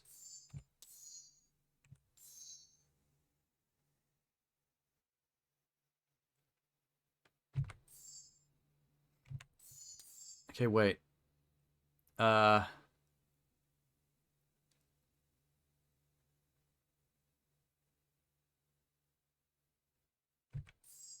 So, Strange or Tickle mutated the kid, the bully, and sent us down the route where we found the interdimensional hole and the bully and the bad guy died in the hole.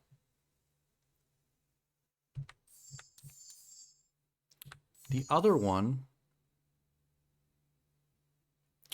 took us on the path that got us kidnapped by the pedo dog and shoved into the phone booth that took me down to the basement where all the kids are kidnapped. So there must be something aside from shame that unlocks a new way to deal with that situation and create another pathway. But I must have to earn it on this path somewhere. Alright, hard interrogation it is.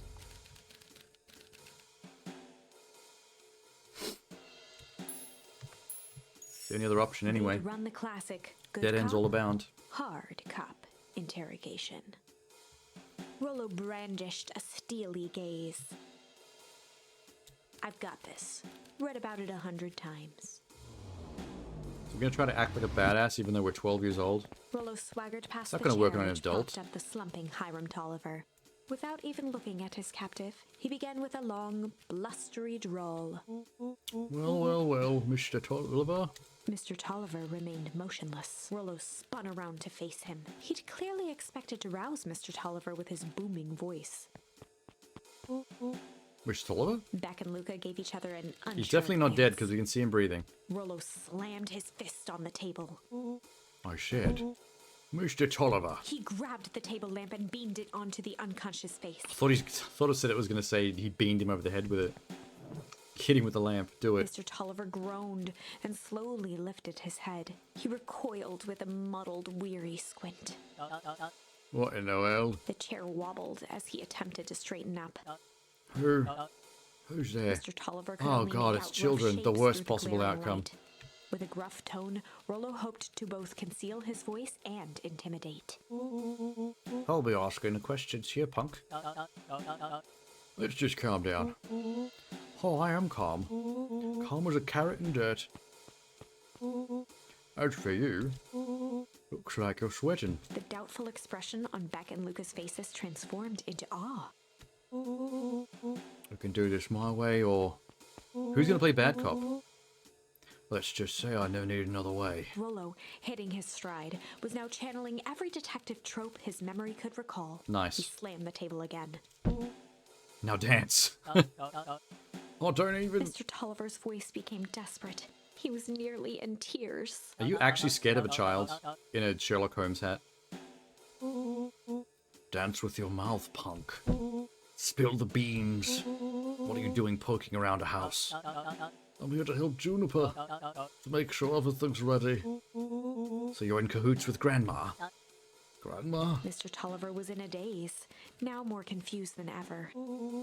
Gonna help her blow up the festival, eh? Blow up the festival? Good lord. He shook his head, feeling more and more dizzy. You got it all wrong. Where is she now? Headed to the source. The source? The source. It's where His voice faded to a whisper. Explain it, please. the town began. Where it all began. What is Operation Sparkplug? With that, Mr. Tolliver passed out cold. Why? Did he just pass out from getting yelled at by Rollo a spun child? around with a repentant grimace. That was weird. Damn, Rolo. I'm a little too hard on him. We didn't even get to the torture yet. You have no idea what I'm capable of.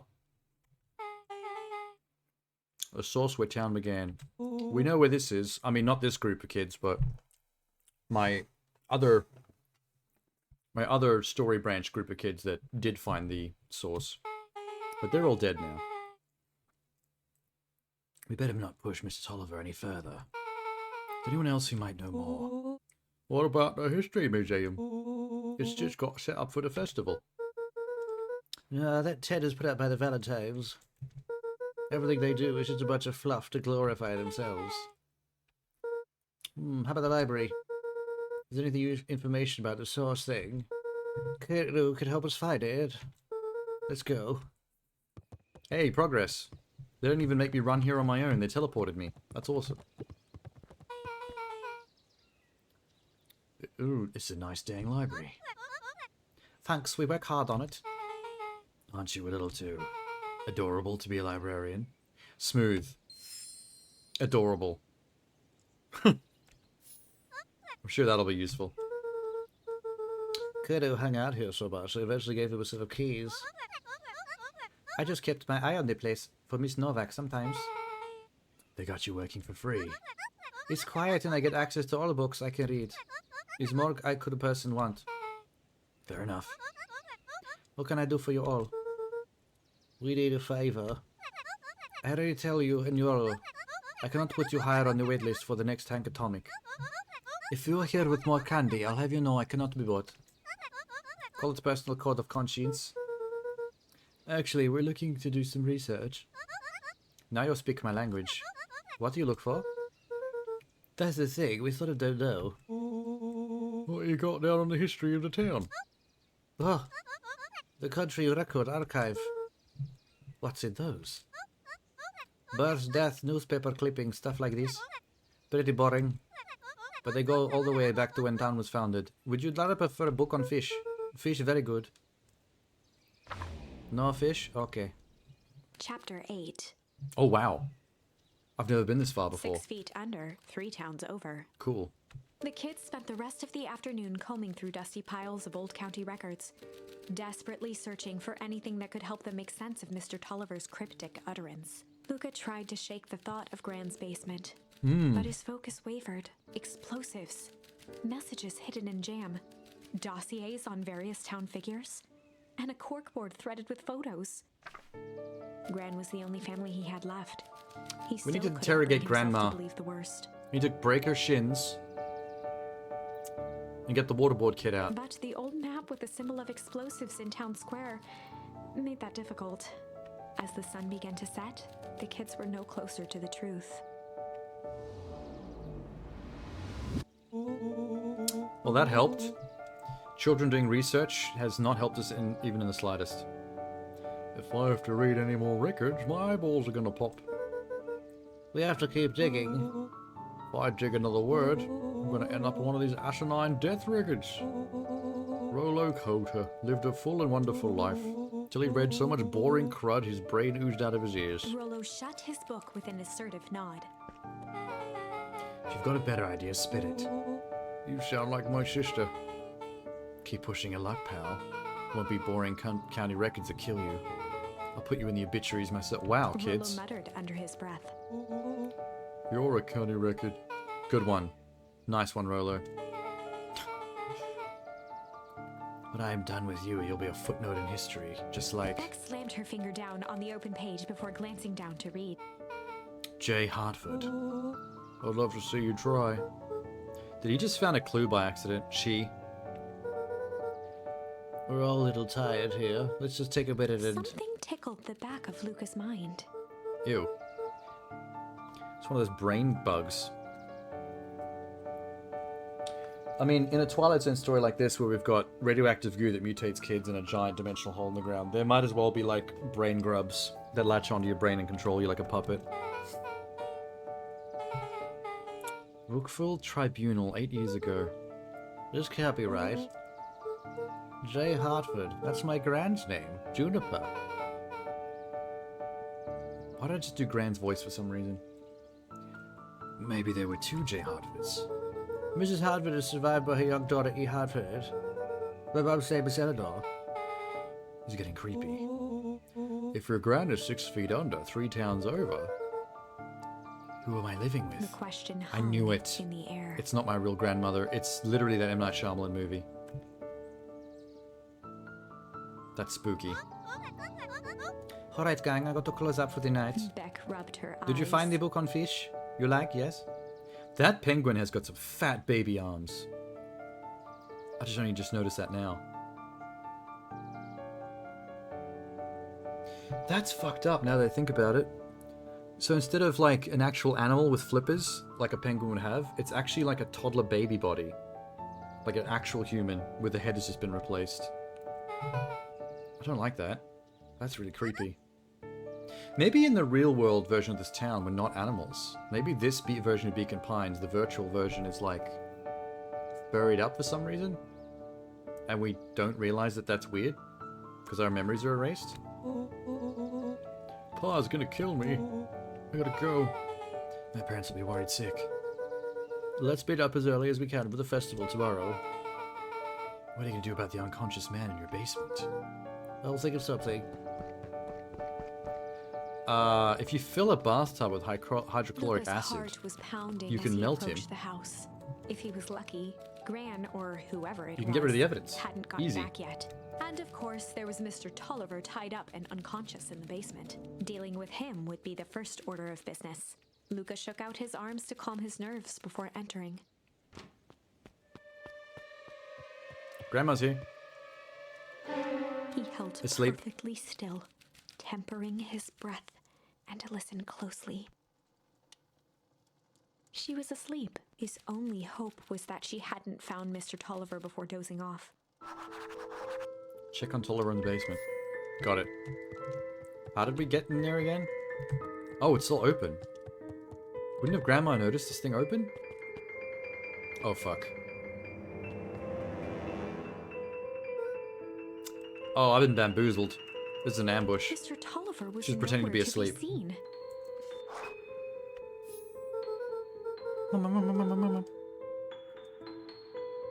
Or maybe Gran knew everything. She totally does. What do I do? Luca's hungry stomach groaned. Not realizing it, he'd gone the entire day without eating. There's not a time to think about that. I just need a little brain food. Luca rushed over to the pile of jam jars, unscrewed one, and shoveled a handful into his mouth. Are we seriously just eating jam? I'm afraid your jam delivery will be He delayed. flipped the lid to read the label.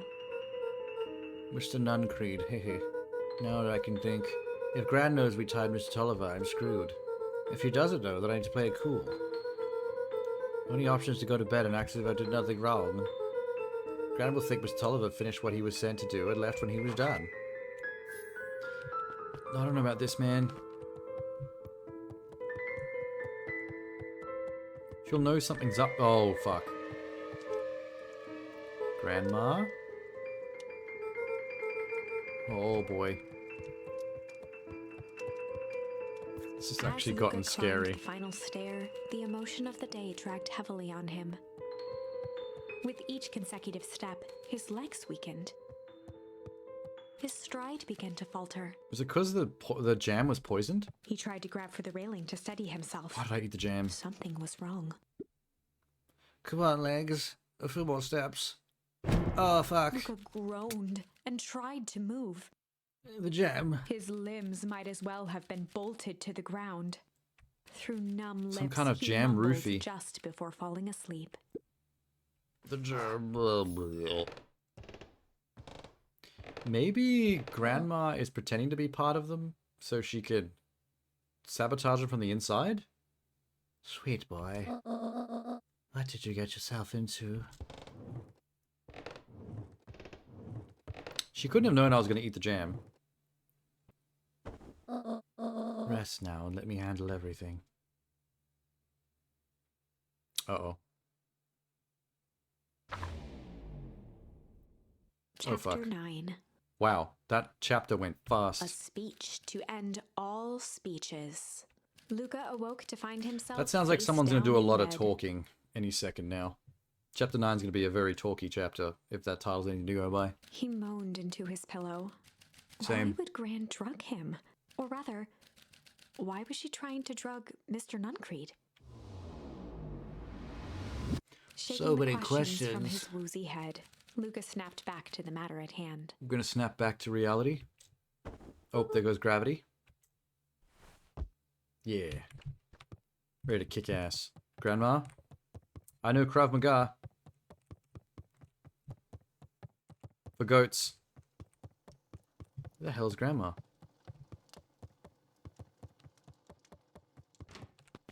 The fuck?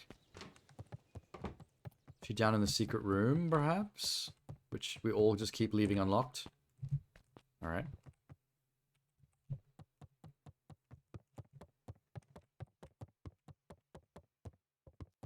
Well, this is odd and mysterious and okay, whatever. Let's just leave. Oh, something's happening. So nothing happened. What the hell, Grandma? Where have you been? Grandma poisoned me with jam. Yeah, we know. Secret messages for secret conspirators. No, poisoned me in the mouth. In the tum-tum. Put me to sleep. So, are they planning to use the jam to make everyone at the festival fall asleep so they could do their interdimensional explodey business? The Sly Devil. I got the Sly charm. Looks like she's trying to remove him from the equation. He might be in danger. Tolliver? We looked around but haven't seen anything odd. Your grand is nowhere to be found. Mr. Nuncreed is just loafing around waiting for the speech. What speech? Major Gus has just got up to the oh, yeah. The mayor's speech. I can't wait to see the pranked sign. I've been waiting all game to see how they prank the sign. Beacon Pines is Twin Peaks.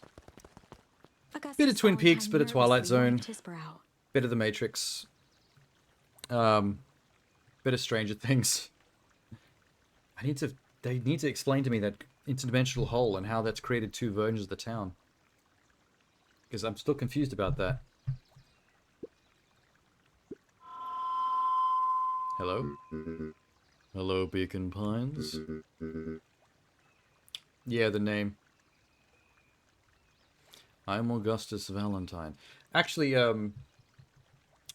the pajama clothes that your character wakes up in when you sleep in your pajamas, it's a top that's got two pine trees on it. So there's kind of the top is kind of a link between Beacon Pines and Twin Peaks because it's got twin pines on your shirt. I suppose you already know that. Yes, before we get started, I just wanted to take a moment to recognize someone who couldn't be here today. Seankichu, because he's a human player and he cannot enter the virtual world. He'll be monitoring us from a different location through the screen, occasionally pressing a button to advance the speech and making interactive choices to control the narrative. Gus cleared his throat and awkwardly loosened his tie. Where was I? William Kerr bounded on the stage with the energy of a preacher at a big tent revival. Gus Valentine, He everybody. gave Gus a hearty slap on the back and motioned him off the stage. Let's hear it for our mayor. This fucking hyena. I hate him. What a great turnout. Oh, heck, I didn't even prepare anything. But I suppose I could say a few words. Would it be a shame to waste on such a beautiful podium? Mr. Kerr pulled a thick stack of note cards out from his vest. How thick? Community, conviction, commitment. These are the things we celebrate at Perennial Harvest.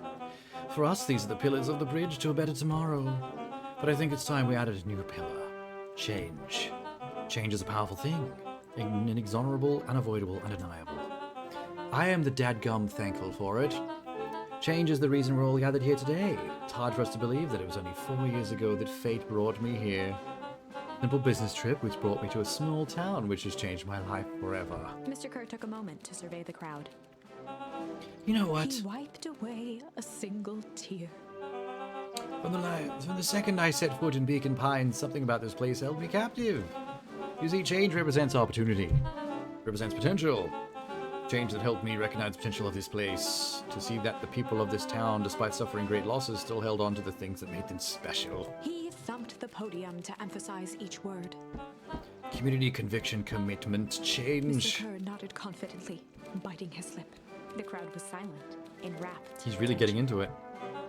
Fate made a perfect match that day. Nothing is more important to you all than community. Perennial harvest is the community first and foremost. Mr. Kerr methodically made eye contact with each section of the crowd. The only way you made it through the foul harvest was an unshakable conviction.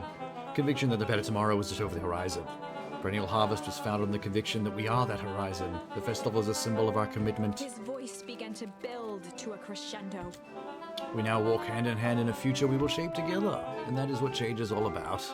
Grabbing the future by the balls, the scruff of the neck, and making things happen. Change is a choice. I am tickled pink that we will be making that choice together. How great is that? Just imagine what we can accomplish here at Umbrella Academy. Corporation. Perennial Harvest. What was that? The crowd began to look around nervously. Oh my god, Grandma's blowing up the well while we're watching the speech. Don't worry, little thunder isn't going to ruin this day. Everyone remain calm. Mr. Kerr quickly flicked through his note cards. Where was I? Through all my travels I have learned one true thing. One always reaps what they sow. We have all planted a lot of good in this town. He's already reaped what he sowed in the other storyline path that I went on. The one where him and that kid fell down the interdimensional pit to their deaths.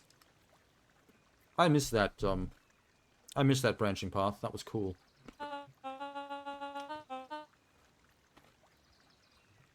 It is with a happy heart I can proclaim. He raised his hands up to the heavens. Harvest awaits. Damn! Well, we're all dead. At that moment, a merciless wall of impossibly cold air ripped through the crowd, Not this again. instantly freezing everyone and everything it touched. Well, there's the end of that plot For a line. man like William Kerr, this was a fitting way for things to end. Yeah. On a stage, with an entire town frozen in rapt attention for the rest of time. It's the second way I've seen him die. The end. There's that ice again! Whenever I think we're getting close, it comes along and ruins everything! Maybe we should just quit? Maybe you should just close the book, walk away, and never think of me again. I really could do that, you know. I've got an uninstall button here. No, But that would ruin the story. I don't. We got a little closer this time. We just need to try again.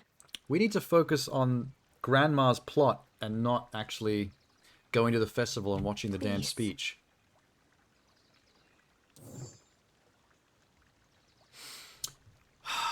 Okay, what are my options? Oh, I unlocked Sly along that path somewhere, which means I can go back to the interrogation and try it on Sly instead of Hard and Chill. Any other new ones? Still no way to increase that branch. That's still locked out from something. Interrogation it is.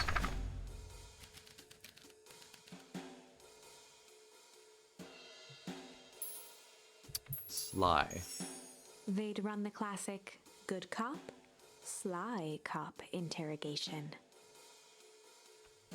Luca and Rollo ducked behind a barrel. I don't know what they mean by Sly. Are we going to trick him into giving us information?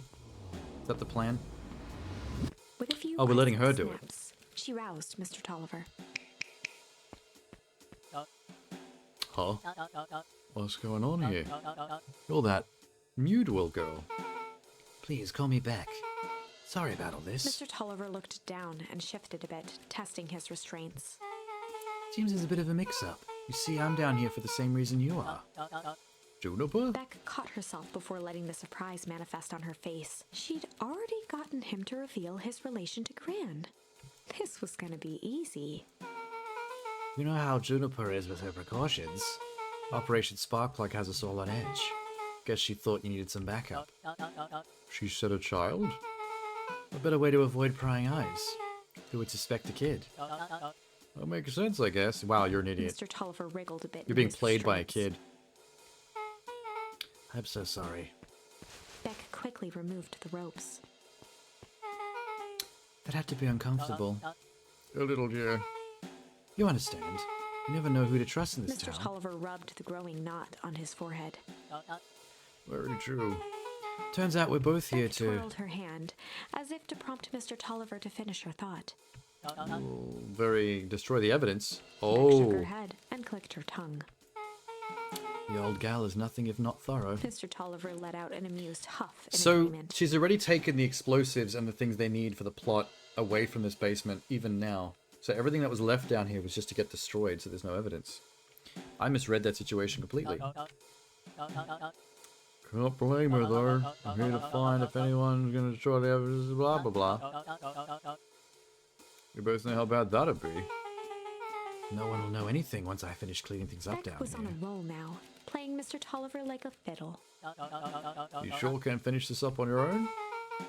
Juniper trusted me for a reason. You can leave the rest to me. Good. There's one more loose end I'll work on. Yeah? Nothing really. I had the radio on scan while restocking the candy shelf, and wouldn't you know it, I intercepted an odd phrase in the perennial harvest transmission. Underground secrets. Is there... We need to find out about the lift in the phone box. In the phone booth. Because we only know about that from a failed branch of the story.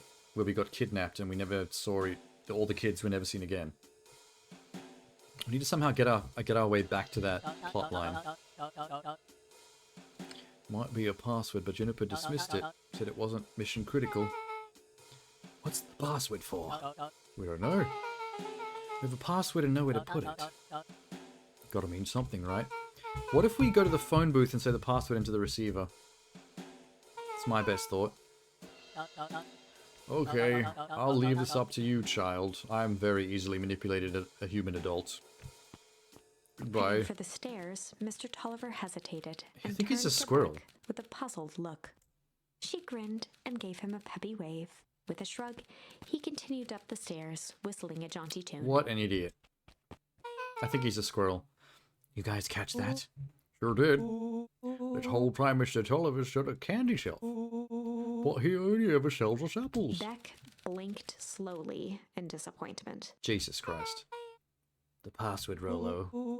Oh, sure, but once things are back to normal, we'll be having a word with Mr. Tolliver about the candy. In the meantime, I've got an idea. She turned to the table and began tearing small scraps of paper. He said he heard a password on the radio. Any good spy transmission, never what it Beck seems. marked each scrap of paper and leaned back. We just need to find the hidden meaning. Okay. There's another underword word for underground. Buried, covered. Could it be cover up? Maybe it's one of those letter is a number thingies. So U would be 21, N would be 14, D would be... Oh, it's an anagrammism. Nuncreed's drugstore. Luca and Beck looked at Rolo with Whoa. amazement. It's actually surprisingly smart. He's an imbecile when it comes to everything except for anagrams. Nailed it. Saw that at Kren's nude rug store. Damn, you are good at anagrams. How did you do that? What can I say? I love ciphers. Guess we know where to go next. The drugstore? Okay, we've never actually been in the drugstore, so I'm pretty keen to see what it looks like. What are you doing out here? You scared me half to death. Sorry. You kids haven't seen Mr. Tolliver around, have you? Yeah, he just got played in a basement by a child. Nope. He's got me waiting around like the last slice of pie. I swear that man would be late to his own funeral. He might actually be pretty soon. I have a feeling a lot of you terrorists, domestic terrorists, are going to die at the end of this. Unless there's a super wholesome ending where we finally find an end of a branch where nobody dies. You're late, Augustus. Sorry, sister. I was caught up with work. Work? You? Had a few more details to lock down for the festival. What do you have to report? What is this insipid festival really about? Oh, some interdimensional Cthulhu, Lovecraftian love hole? Gus I don't looked know. around nervously. Mr. Mr. K really does just want to do something good for town. He's actually a pretty nice guy if you spend some time with him. I didn't pull strings installing you as mayor so you could make friends. Your job is to help me figure out what Kerr and the Perennials' true intentions are with the town. You have a responsibility. I feel like there's 3 different forces at work here. Her rich family, which controls the mayor because it's her brother. Grandma's little domestic terrorist group, and that evil umbrella corporation run by the hyena. And it's all centered around that giant interdimensional hole in the ground. This was our father's town. He's gone, Harris, and he isn't coming back. Father left us with nothing but problems. Mr. Kerr came and offered to help. We accepted the help. We didn't agree to them turning Father's warehouse into a toxic dumping ground. So Umbrella Corporation is dumping the toxic goo with their factory because it's trying to create something to do with the hole. That's a very Stranger Things thing. To have a conspiracy group with a factory, warehouse, lab on the edge of town doing some dodgy shit. Including the portal to another dimension. They are dumping their nasty secrets on us. All this inevitably goes wrong. Who do you think will be blamed? Eris's cry hung in the air. We have a new choice to make now, sister. Town's gonna change whether we like it or not. We're gonna choose to be a part of the future, or be forgotten in the past. It's a shame. Father named you Augustus, but you will always just be a Gus. Is that meant to be an insult? Show you at breakfast. He's such a pushover. Hey. I like that adults generally just ignore children completely. Will this crocodile woman ever go home? She's here day and night. She's always just reading. Weirdo? Okay.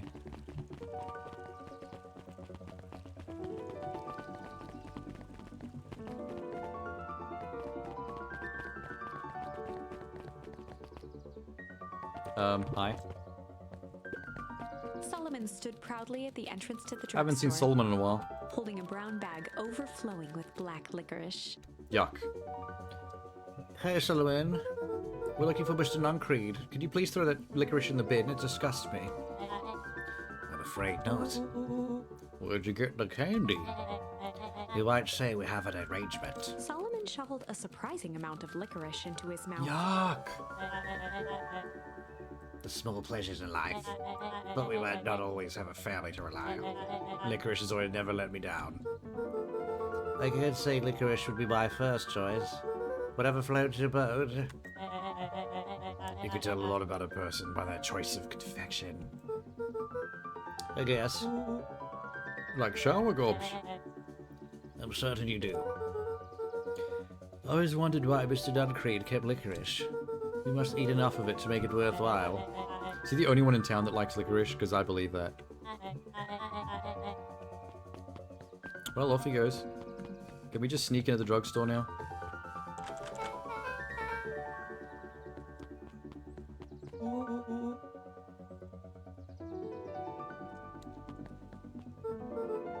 Can't get in, damn it.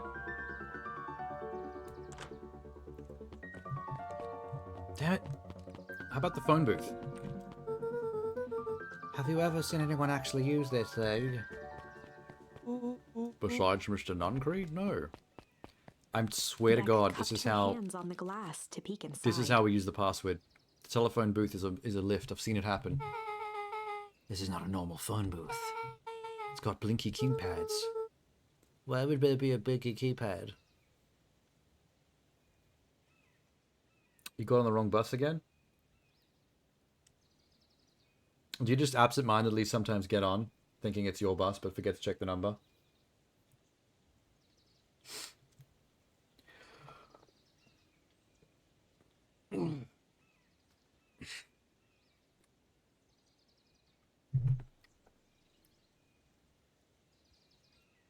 Wait, why did the piano music stop? I like the piano music. Oh, it's like the right time for it, but it's not the bus it's supposed to be. Crin's new drugstore. I mean, underground secrets. The password. Buck flung open the door, and they all squeezed in. We're doing it. Luca cracked his knuckles and entered the letters into the keypad.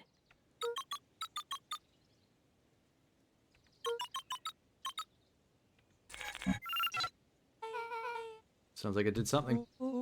Now what? I knew it. The inside of the phone booth dropped loose from its shell. Without even the space to panic, they closed their eyes, held their breath, and accepted their fate. Suddenly, the chaotic descent slowed to an effortless landing. It was unclear where they ended up, but at least it was solid ground.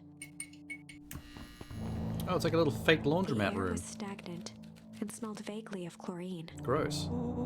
I knew it. You knew there was a secret hub full of strange tubes under a phone booth? Yes. Didn't I say that? No. I definitely thought it. Luca, do you remember when I said how cool it would be if there was a trans-dimensional conduit from Hank Atomic issue 12? Really, at one point or another, you said that about every technology ever discussed in Hank Atomic. Well, I'm such a good predictor. Where do these tubes go? Investigate?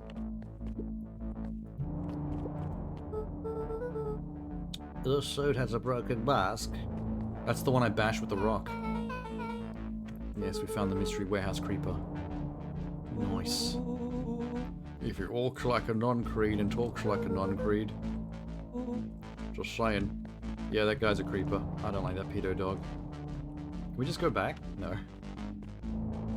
Wait, Thinan, this reminds me of Enter the Dungeon? How? It's a totally different genre. Mining Operations Alpha. You guys have mines here? Not that I know of. This town is all farms and fertilizer. And a series of tubes, just like the internet. Hoi. You can only trust a miner up to a point where they hit gold. Not sure how that wisdom applies. That's the thing about Pa. You don't always realize what he means until it's too late. What about this one?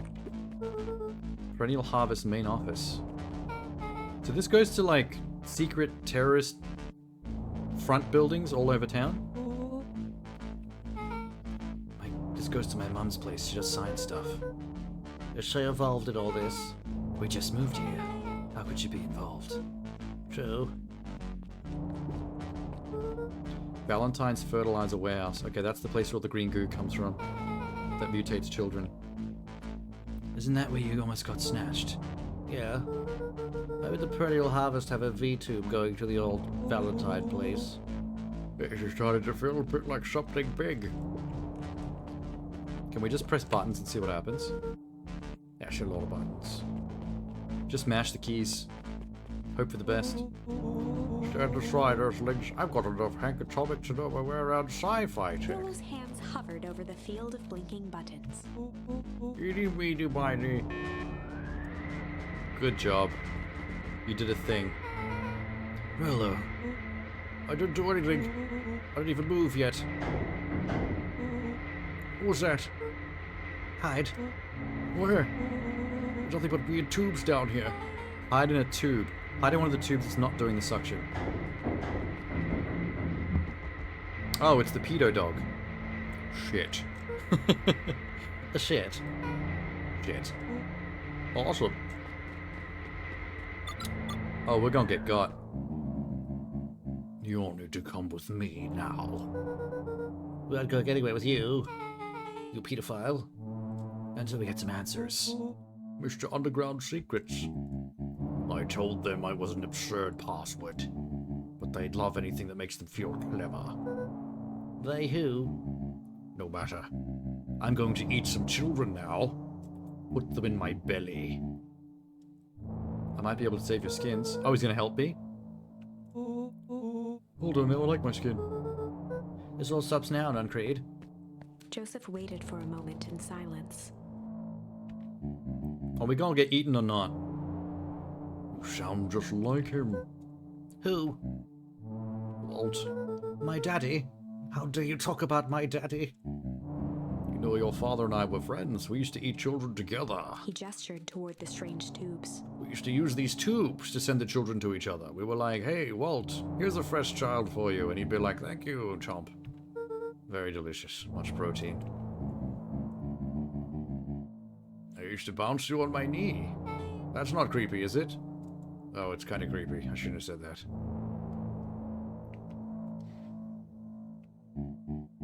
Complications, life. We're a team, Walt and I. Idealistic doctor, a bright-eyed pharmacist. Both hell-bent on helping folks. You were his sidekick? No. We were partners. He helped the patients and I helped him. Nuncreed let out a growl of a sigh. Oh, I miss eating children with him. It was such a good time. Munching the bones. Crunching the bitlets. The chitlets and the bitlets on the kidlets. You know what I'm saying? Bars. One day this Valentine comes to us, says she's got an opportunity. Found something she didn't quite understand. Was willing to pay us both handsomely to help him understand it. And my dad said no. We both believed in helping people. The thing I could never get him to understand. It's a lot easier to help if you understand, if you help yourself now and then. Classic sidekick of the villain plotline. Walt loved being righteous almost more than he loved his family. He was wrong about one thing though. When he begged me not to take Valentine's offer, he said, Joseph, if a person says, here, eat this child, you should probably not eat the child. But you know what? We both kept eating the children, so we know what we were doing was wrong. Bunch of freaks we were. He shook his head wistfully. He's long gone, but he's still got me saying yes to the child eating. Grody.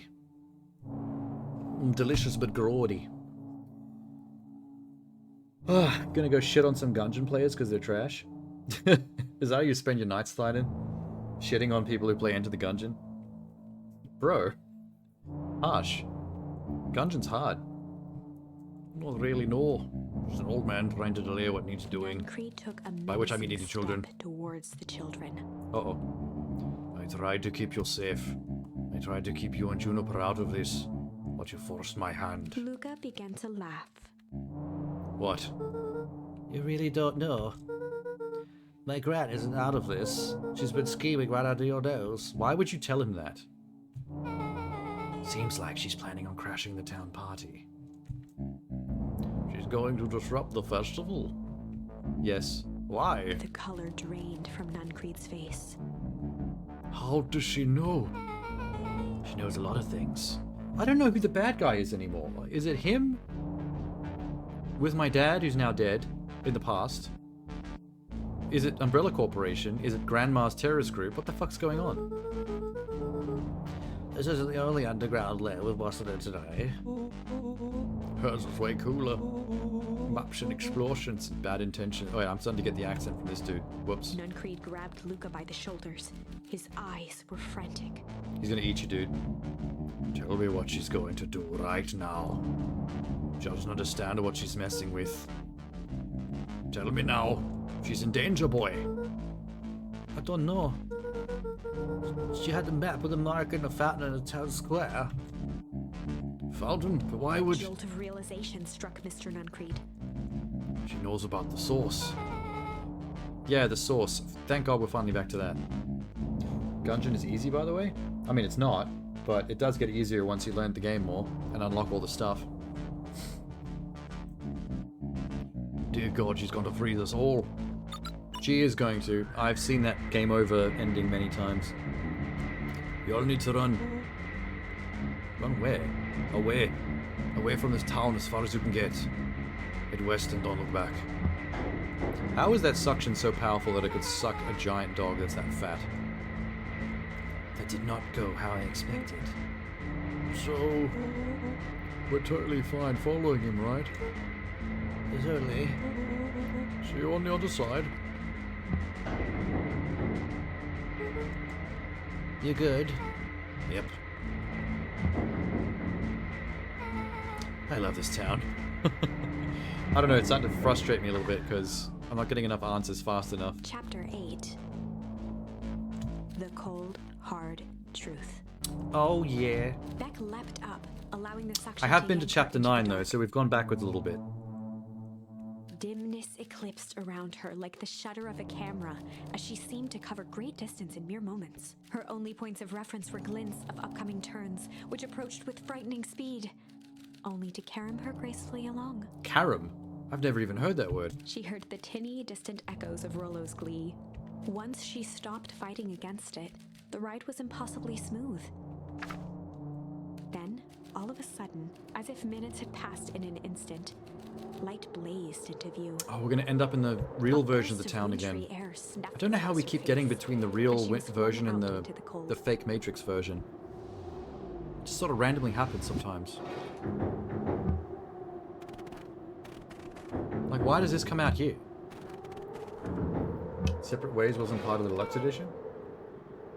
Well, what's the point of the deluxe edition if you don't get a code for the DLC? I thought that was usually the kind of thing they put in that stuff. That was intense. Yeah. I think I might have parted with some fluids in there. Oh my god, dude, you went in first, which means we got suctioned through all your pee and poo. Yuck. We're somewhere cold.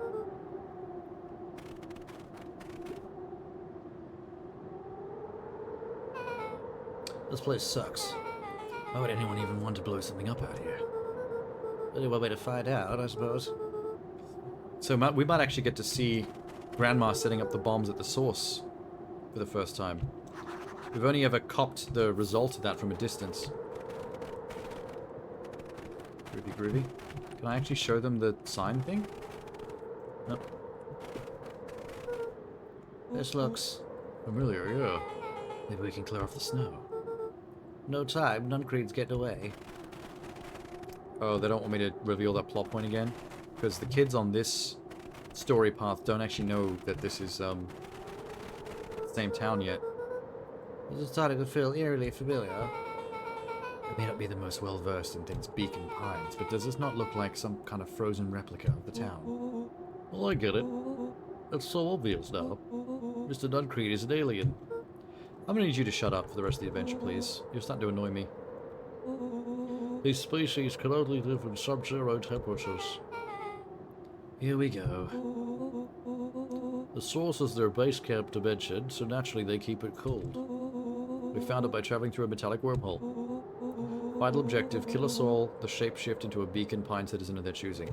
I do think there is some body snatching going on. You'll get used to him. We should keep moving. Let's go, let's go. Should be just on the next screen. As they rounded the There it corner is. to the frozen town square, they spotted Mr. Nuncreed inching cautiously toward a pit at its center. Cool. He held his arms out gingerly, as if approaching a beast in the wild.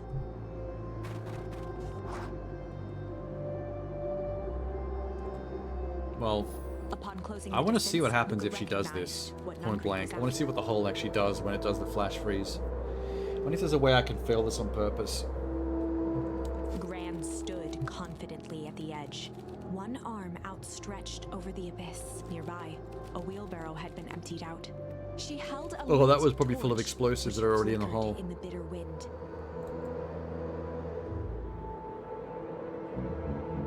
Juniper, I don't know what you think you're doing.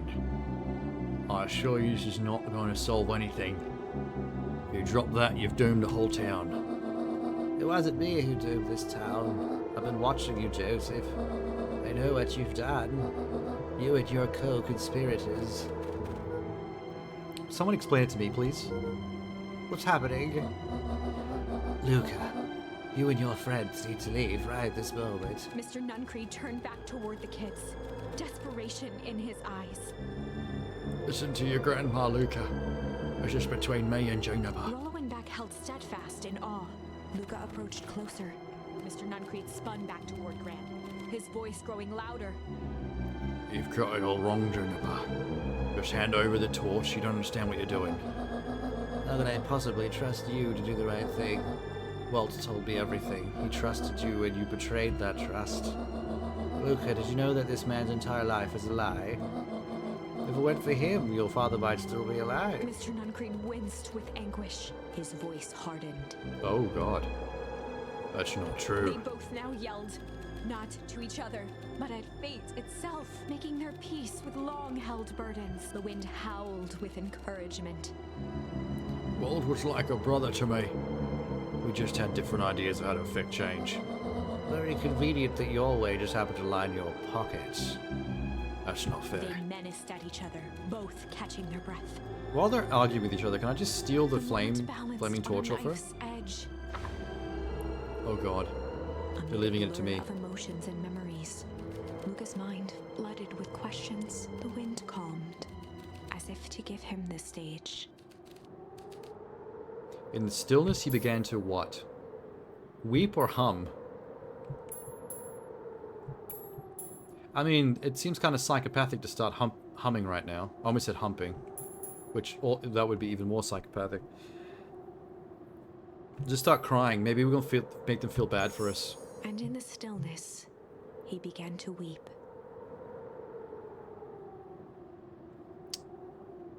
Isn't the turn of phrase at each other's? As in at each other's throats? It was all just too much. Falling to his knees, Luca whimpered softly. The tears crystallized as they hit the snow. Dramatic. Gran stared at Luca for a moment with warm sympathy, I think it worked. wondering why this was all necessary. Oh no, I've steeled her to actually do the thing still. This will make sense soon, Luca. And everything can go back to normal. No, you actually apocalypse the world when you do that. I promise. I've seen like 3 different game over screens which involve She this. stiffened up and brandished the torch at Mr. Nuncreed. You can't hide behind those people any longer, Joseph. Once their precious source is destroyed, you'll see where their loyalties fall. Juniper, don't. Ignoring his final plea, Gran flung the torch into the deep Oh darkness. god, stop, you massive eared bitch. Oh, what have you done? She dropped to his smiled and knees. exhaled in relief. Mr. Nuncreed moaned in resignation. The torch echoed as it ricocheted down the hole, punctuated with a thunderous thud. Here it comes. You see, Joseph, I've learned one very important lesson in life. You want things to change, you must be willing to Before Gran could finish, fuck everything the up for ground shook her to everybody. silence. Good job, Grandma. You've bamboozled the world. You fucking idiot. Can I just push her in the Gran hole? only had time to spin around and run to Luca. Uh-huh. Her attempt to shield him, an honorable but trifling act. Unflinching love, pitted against an unthinking horror. There was no contest. Her warm embrace froze in an instant. Did she run up and hug me? Is that what she's where they doing there? remain, fixed in place, forever. Wow. And so, our story ends on this melancholy scene. In a town brought low by its secrets, sits the frozen statues of a misguided band of meddlers. The end. Misguided band of meddlers. Mate, I'm the one doing the guiding. Don't call me misguiding. Well, that was dire. On the bright side, we finally figured out where all the ice is coming from. Now, we just need to find a way to deal with a mystic, unfathomable force of nature. I only have one other emotion that I can play here. Any other new stuff? Still missing this path. Maybe I missed a charm somewhere along the way that I need to go back and look for. Okay, the only thing I can do is hum instead of weep. I don't know what humming's gonna achieve. Suffering each other's wrath. Oh. You mean suffering at each other's wrath? No, I think their version's better. Suffering each other's wrath. You don't need to... I think the at is kind of redundant in that sentence. Like, you don't need to suffer from or at. You can simply suffer wrath that is already occurring. Alright, let's stop weeping and let's try the hum. Maybe and me in singing a song will stillness, distract everybody he and I can kick him in the hole. To hum. After the death of his father, Luca had trouble sleeping. Each night, his mother would sit at the foot of his bed and hum a gentle melody. It was the only thing that could calm his mind. Oh, the hum is the thing I learned from my dad. That's where I got that charm from earlier. That The actually only makes more thing sense now. that, however briefly, could make it all seem okay. That melody pervaded every memory Luca had of The his melody of mother. my dad will remind the grandmother. Shivering in the raw snow, he began to hum it out loud. At least distract her long enough that we can kick her in the hole, Sparta style. Oh, that's cute. You can actually listen to it.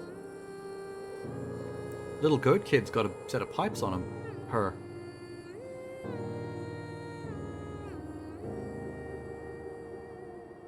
What if she turns on the dog, the Scottish dog, instead of the Gran hole, lowered the and sets him on torch, fire instead? Listening closely. As recognition slowly set in, her heart sank. Those countless nights of consolation, the incomparable loss they shared together. She let the torch fall to the snow and sizzle out. I can't believe that worked so easily. A few steps toward Luca was all she could bear before dropping to the snow herself. I still think her hair is awesome. Through a flood of tears, Look at all that she hair. began to hum along, note for note. Oh, cool.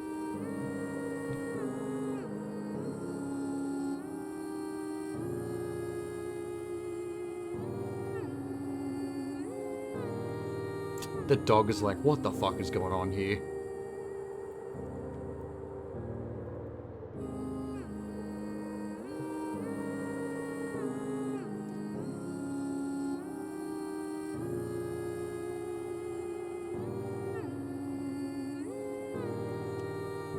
Do I have to listen to the whole song?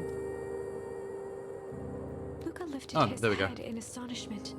The last time he heard that melody was the last night he saw his mother. How did you know? I'm so sorry, my little buckaroo.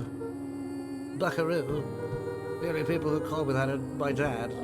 So she's not a fake grandma, she's a real grandma. Okay, thankfully we've cleared that up now. Luca blinked through blurry, I still thought she was gonna be an eyes, imposter. trying to see more clearly. He could just make out the impression of a familiar face. He peered across the snowscape at the woman on her knees. Something about her was undeniably his mother. Wait, what?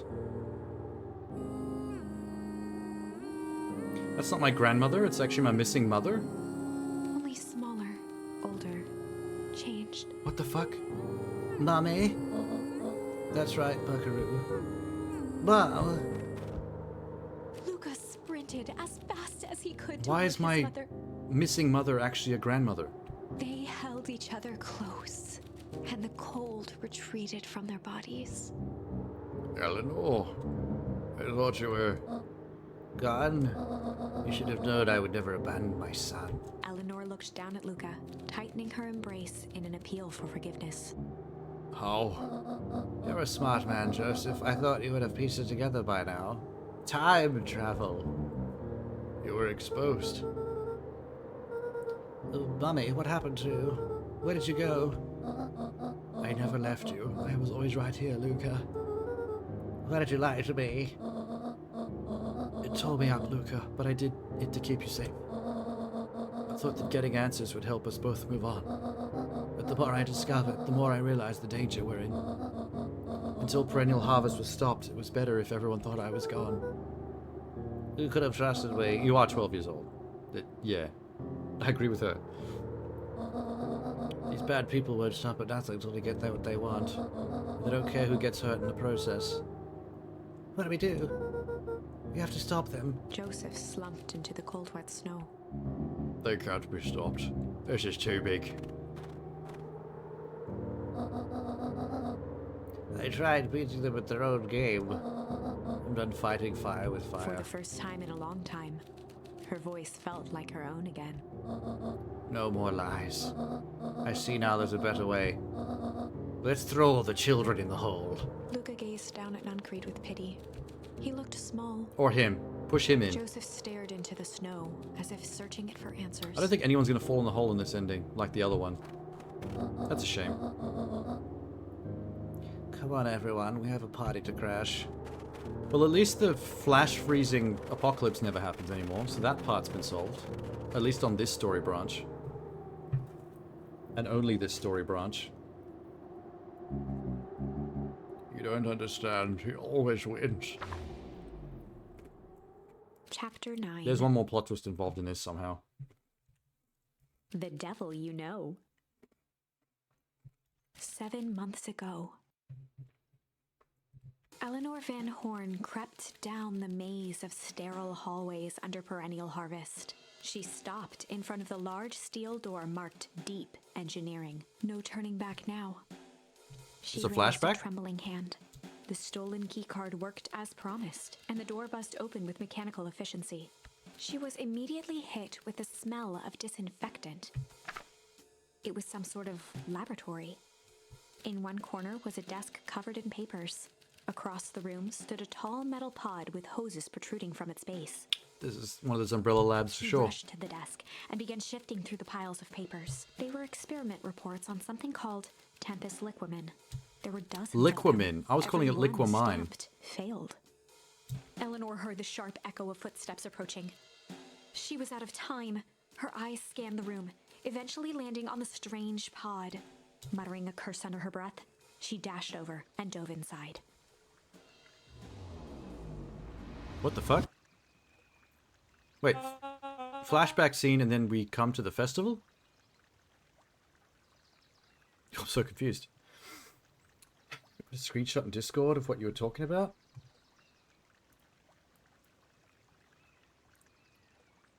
Sure.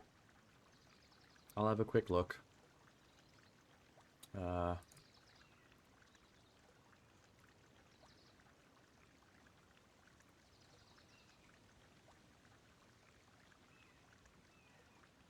Oh, they menaced at each other. Both catching their breath. I mean, I've never heard anyone say they menaced at each other. That's not to say you can't say that you menaced at someone.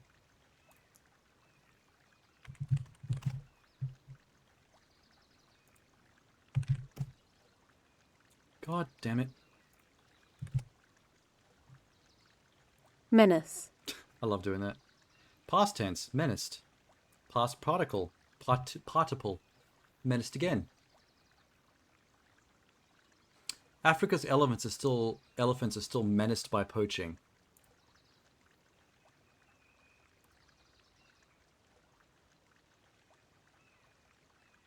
I guess it makes sense then.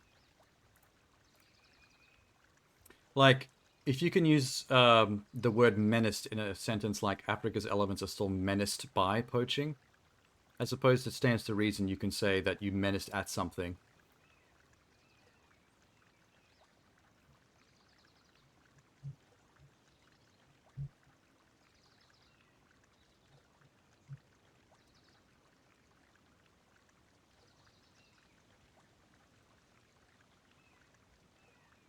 Oh, you thought the breath was wrath as well. Catching their wrath. That would be a cool sentence, though. They menaced at each other, both catching their wrath. I mean, it would be pretty redundant, but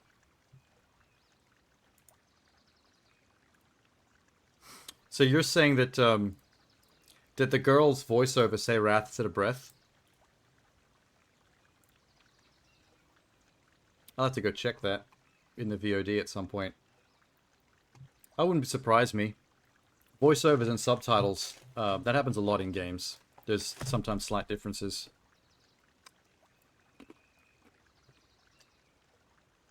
I mean, this game is so focused on the narrator that to be surprised they'd leave that kind of fuck up in there if that's what if that's what actually happened.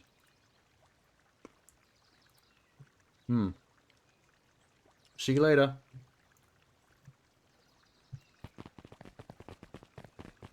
Hey, we're just in time. We still haven't revealed the sign yet. Okay, we've seen this speech. We've seen the speech. This man is a liar. Excuse me. I will not. It's a grandma thing to do. This town is a dangerous secret, and the harvest only exists to keep it hidden. Nonsense. They picked up the whole damn town and moved it right under our noses. You aren't making any sense, dear. Mr. Kerr addressed the crowd with a sarcastic tone. Imagine such a thing. Absurd, just plain impossible. They promised they could fix the foul harvest. They told us they would clean this place up. We just had to leave town for a few days, but while they had us evacuated... I'm afraid I'm going to have to ask you. You're afraid of a lot of things, aren't you? You snivelly little worm. You just called me a snivelly little worm. You massive weird bitch. Henchman, little help, please. Don't you all see? This festival is a sham and this man is a fuckface. Everyone attack. Actually, we do outnumber them. There's enough townsfolk here. They're planning something awful. I don't know what, but these people are wicked. Don't listen to her. She has absolutely no proof. I am the proof. I am Eleanor Van Horn. Whispers filtered through the crowd. Aren't you just sneaky as the dickens? We all knew Valentine's fertilizer was too good to be true, and now the whole town is paying the price. Ladies and gentlemen, I'm so sorry about the disruption. My associates will take this obviously disturbed woman somewhere comfortable, that she can get the help she needs. Yes, back up. She's not the one who's disturbed. You two-timing clown.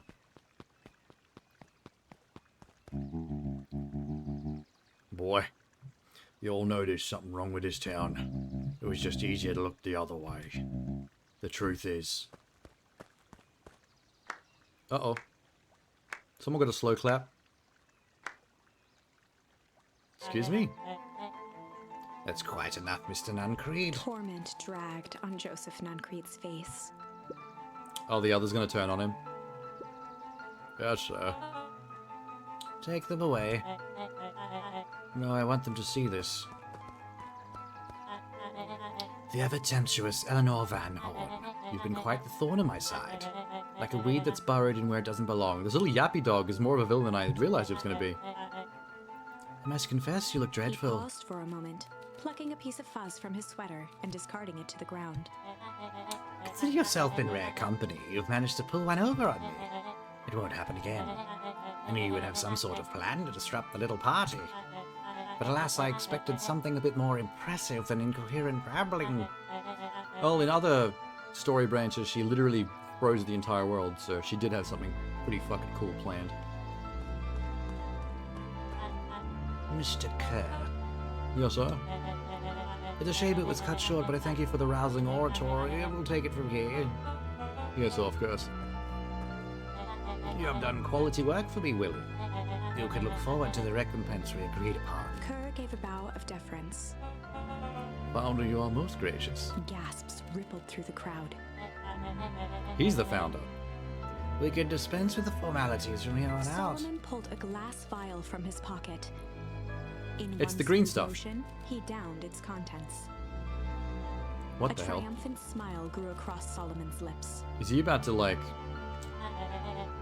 T-virus out into a final boss? Sharper His body Valentine. and face began to contort and expand as Oh, he shit. disappeared into a belching green mist. He's Mr. Valentine. Mutated down into a tinier dog. He was never dead. A hushed horror gripped the crowd. Okay, I didn't see that coming. He This looks is sinister a too. Story about change. What? No. She did say the story about change thing at the beginning. I think that was foreshadowing. So you didn't see that coming. Good. Sharper examined his new hands. This is quite the improvement. Everything looks so much smaller now. Eleanor was right about one thing. This festival was a ruse. I wanted you all to witness my glorious return with your own eyes. Why does everyone look so downtrodden? This is a celebration, people. Maybe it would help if we set the mood. Mr. Kerr, be a dear and reveal the sign. The Sharper Valentine Festival? That's what I've been waiting for?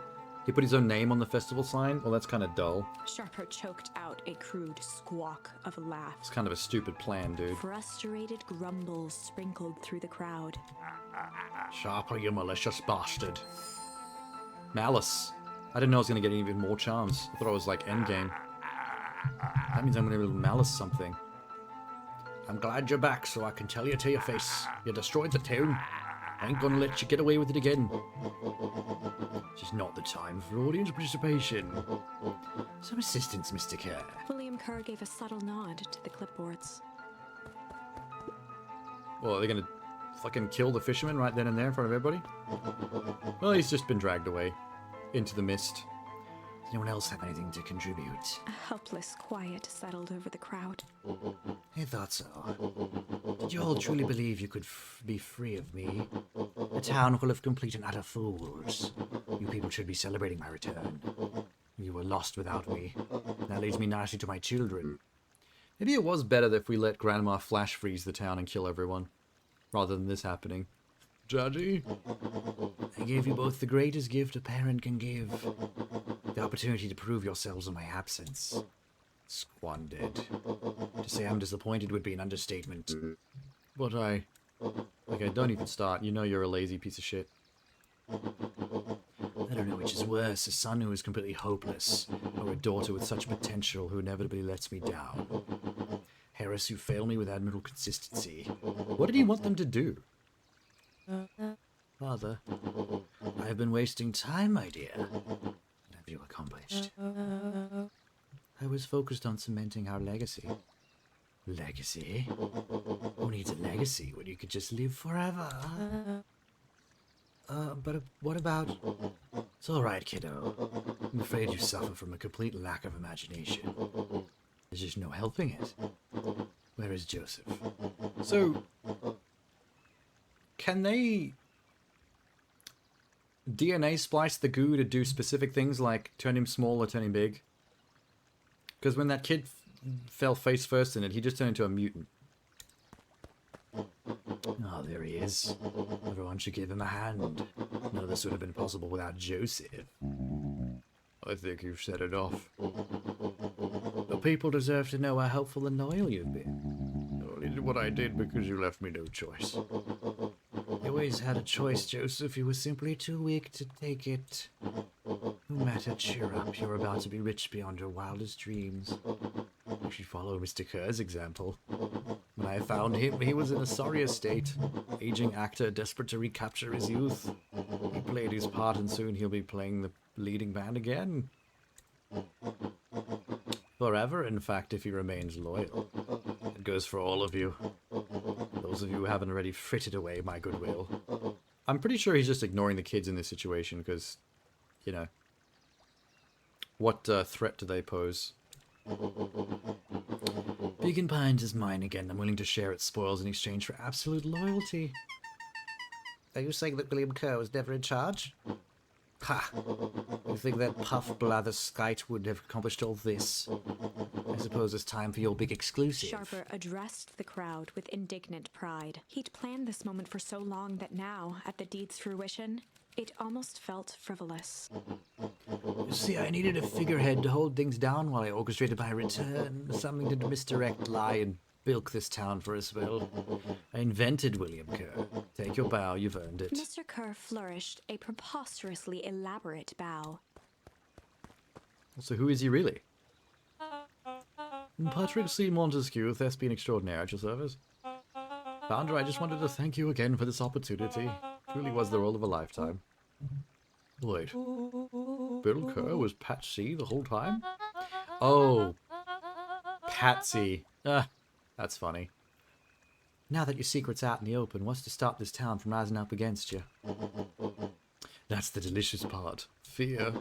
Thanks to our clipboards, I know each and every person in this town fears the most, and I will make those fears manifest if anyone steps out of line. What does that mean? I'm not afraid of you. Ah, the young hero. Oh, he knows I'm the protagonist. Neat. I must have made a difference after all. They've kept a keen eye on you, boy. You and your friends made a habit of disrupting my plans. How does he know, though? Because I kept changing the story by flipping the book back to other chapters. If things went differently, you might have had your moment of triumph, but that's fate for you. You can't do this. Oh, but I can. I have won. Never underestimate what a great man can do given time. Now time is my plaything. Most expensive thing I've ever bought.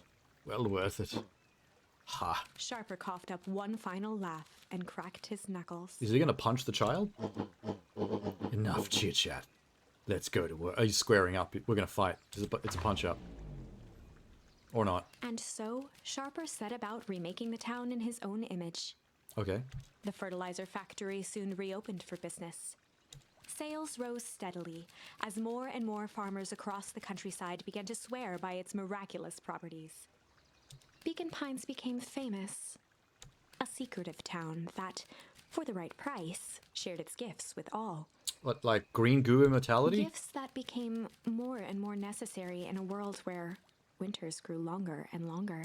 Oh, so if they're harvesting the green goo, that's letting you change form and keep your youth out of the magic hole, the interdimensional Lovecraft hole.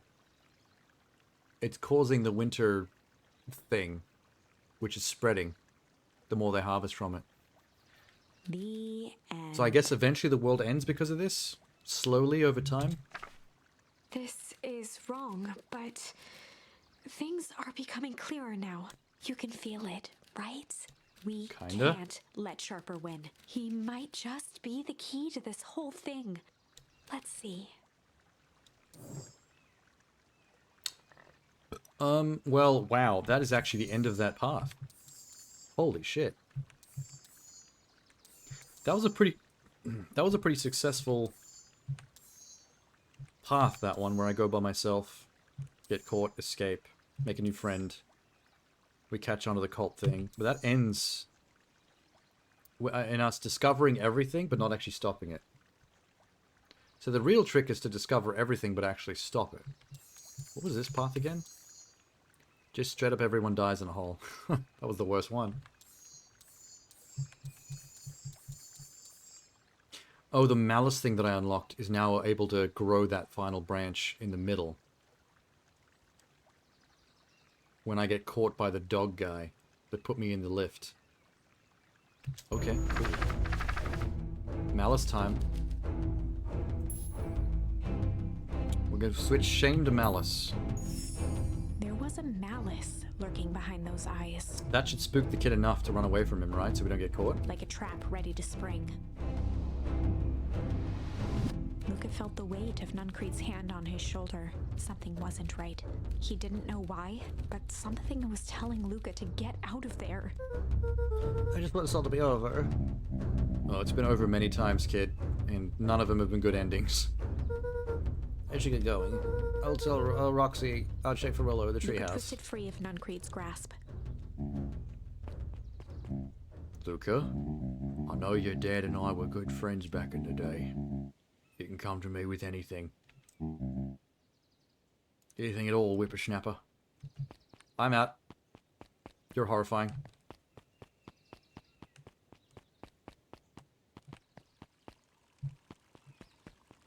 Ooh, there's the fucker. I know your secret now, little dog. You're actually big dog. The festival decorations are a bit humdrum. If I were to throw a festival, it would be a thing to behold. Who's that little dog I haven't seen in a while? Who the hell's he? Can he also drink green goo? What if we did a little something to spice it up? I'm listening. You know the festival sign waiting to be unveiled? It'd be a shame if The someone... two scurried off, eagerly formulating Oh, a that's... plan. I already saw this. This is where they come up with the plan to turn the sign into his name. Sure, sure.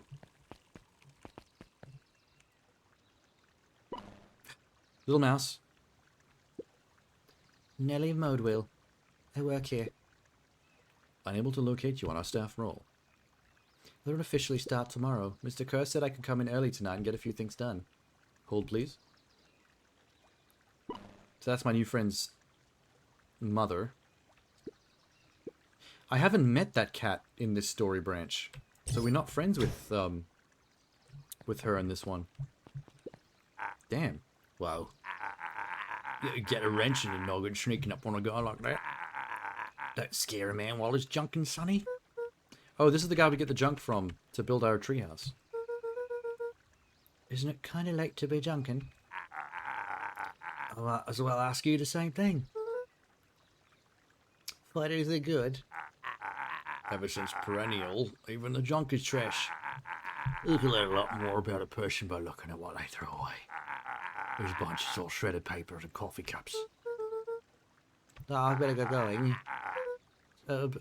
What? I didn't see nothing. Fuck. Help. Oh, God. Can I talk to you?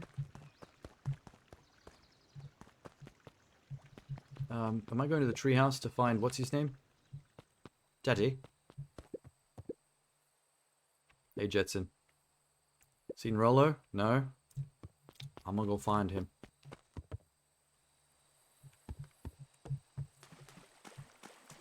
Rollo. Nope.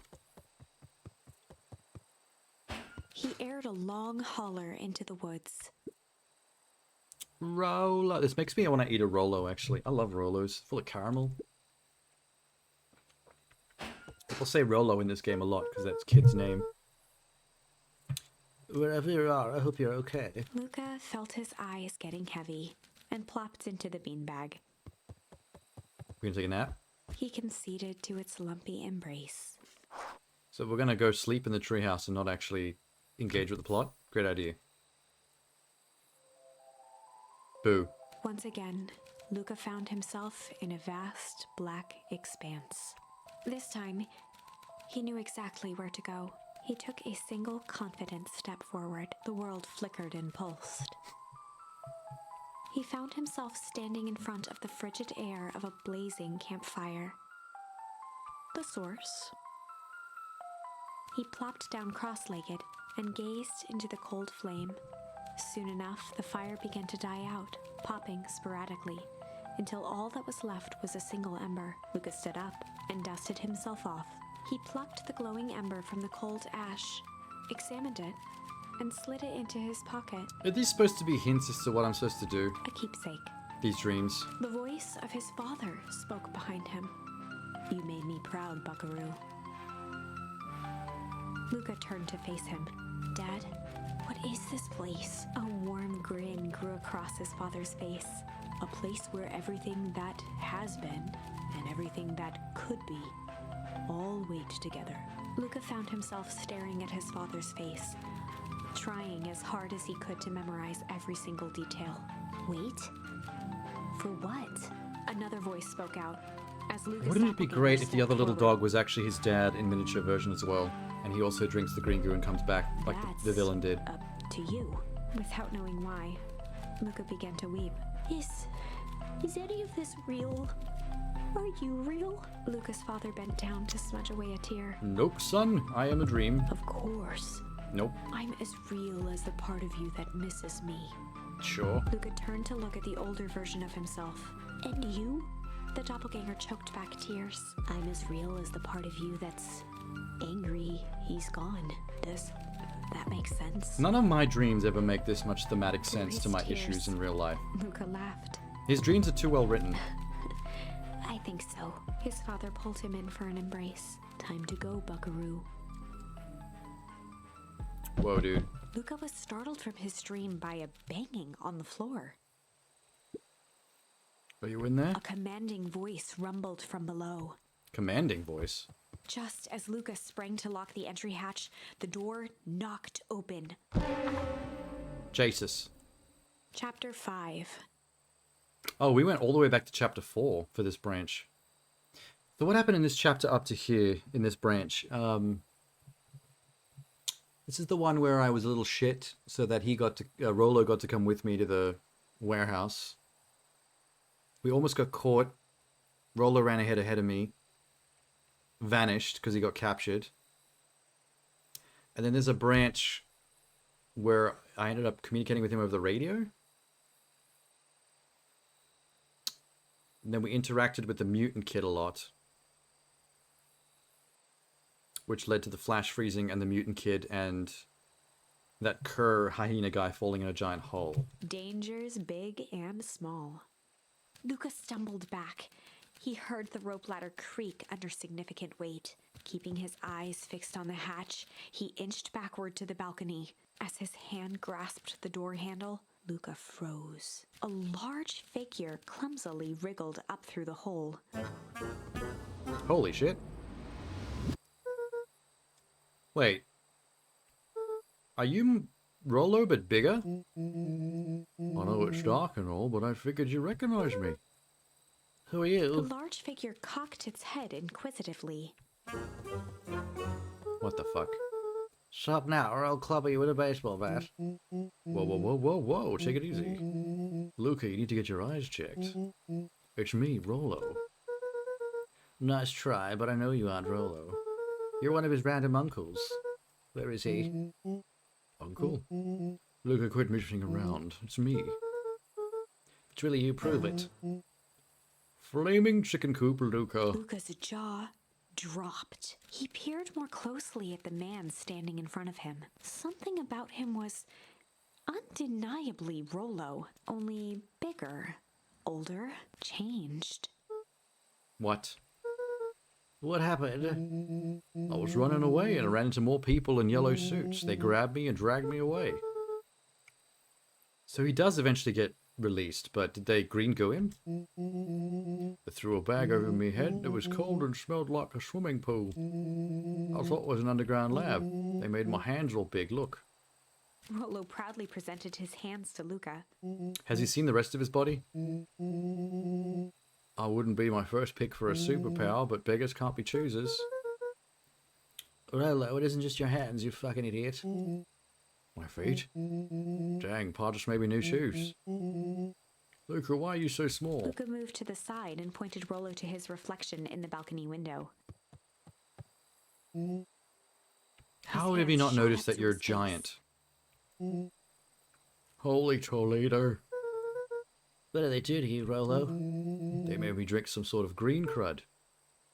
So there's one green crud that makes you big, one green crud that makes you small. And if you splash it on the outside of you, it just randomly mutates body parts. Grossly. Wasn't too bad. Kind of tasted like licorice. Is that why that little dog's always eating licorice outside the front of the store? The one that turned out to be the villain in disguise. I sort of smashed open my cage and escaped. You smashed open a cage? Kinda. I think I did. It's all a bit of a blur. They had you in a cage? Who are these people?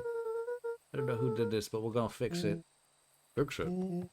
This is awesome. I'm just glad you're safe. You don't need to worry about me. You've actually skipped years of your life. You're going to die sooner. That's the bigger problem. I got snatched, but now I know where the snatch people go. We can finally have a lead to what happened to your family. So are we going to find the lab even earlier than any of the other branches now? Because we let him get caught and now you can lead me back there? Rollo shadowboxed a few jabs. I'll take them all on. Sure, we have an adult on our side now. Hey kid, why'd you got a beanie on? With a yelp, Rollo dove behind Luca. Oh, this is... okay. This is the branch where he got caught. And then when I was looking for him and the bully and the cat showed up at the green puddle. This is the version where instead of the bully falling in the puddle and mutating, we got a little bit of green on the cat's fringe. And it gave her white hair, like Rogue. I remember that. That's the branch we're on. Okay, got it. Who the heck are you? This is Beck. Something truly bizarre just happened. I need your help. I don't know where else to go. You're just hanging out here with your adult friend? This is my buddy Rollo. Your missing friend. One of the same. He seems a little old. I'll have you know this is a recent development. The heck does that mean? I'm sorry, you're the one who just showed up out of nowhere. You could punt her out the window if you wanted. You're huge. We'll be asking the questions. That's fair. How did you find us? Your silly little treehouse. I think you mean silly little mission control. Hate to break it to you, but your secret path isn't so secret. Yeah, it's got at least 2 signs on the way here. I said that right at the beginning. This is why we need to improve security. Not Raul Rolo. You said something? Yeah, but, She shot a nervous glance at Rollo. Anything you could say around me, you could say around Rolo. this has been a weird day. Yep. Beck's eyes narrowed. So it all started when I made it back home. My first order of business was trying to salvage my hair. I dyed it with some stuff from the chemistry set my mom gave me. So you turn the white stuff blue. I just need to play it cool. Hope no one notices. Notices what, dear? Your trendy new hairstyle? A little bit hipster, a little bit punk. Let me have a look. What did you do to your hair? Felt like a change? This is gonna take forever to grow out. You were the one who said the change was good, right? I was talking about your mother's job. I was talking about us moving. I guess I just took your lesson to heart. Ilona tried to put on a smile. I came up here to tell you that Nellie had to go into work. Yeah, I saw her go. She's getting things done for tomorrow. I think maybe her mother might be instrumental in some last part of this plot. Beck. Him and his weird cult personality. You're not going to ruin this job for Nellie. It means too much to her. I know exactly how much it means to her. It means enough for her to exile her daughter to the podunk town. This place sucks. I know I have blue hair. It's all your fault. You just don't know them yet. And it's always cold. We're in the mountains. Actually, that's the Cthulhu hole that's doing that. It's not the mountains. We'll sort that out pretty soon, I think. It's all banjo music and farm reports. You know, I grew up in a town not too different from this one. Is that why you're better at talking to plants than people? Okay. So here's what we're gonna do. First of all, you're grounded. Well, you were talking shit to your mother. I'll have Nellie come and see what we can do about fixing your hair. You need to look presentable for the festival. But, not another peep. She sighed, and after a moment, looked down at Beck sympathetically. Just tell her your hair turned white and you had to dye it blue for that reason. You don't have to make yourself miserable all the time. Other people have that covered for me. This is very much a young teenage situation.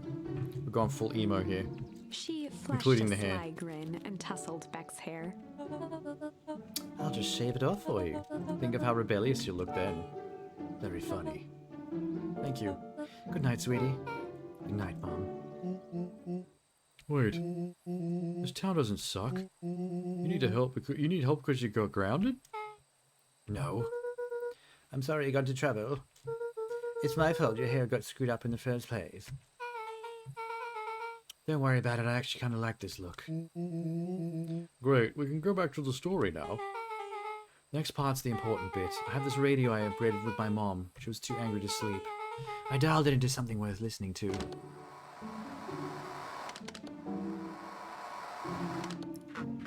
Uh-oh, we're gonna find out some plot. With Mr. Kerr. I'm busy, what is it? Mr. Heaney is up to stuff. I have the founder on the line. Patch him through. One moment. Hello, sir. It's nice to hear from you.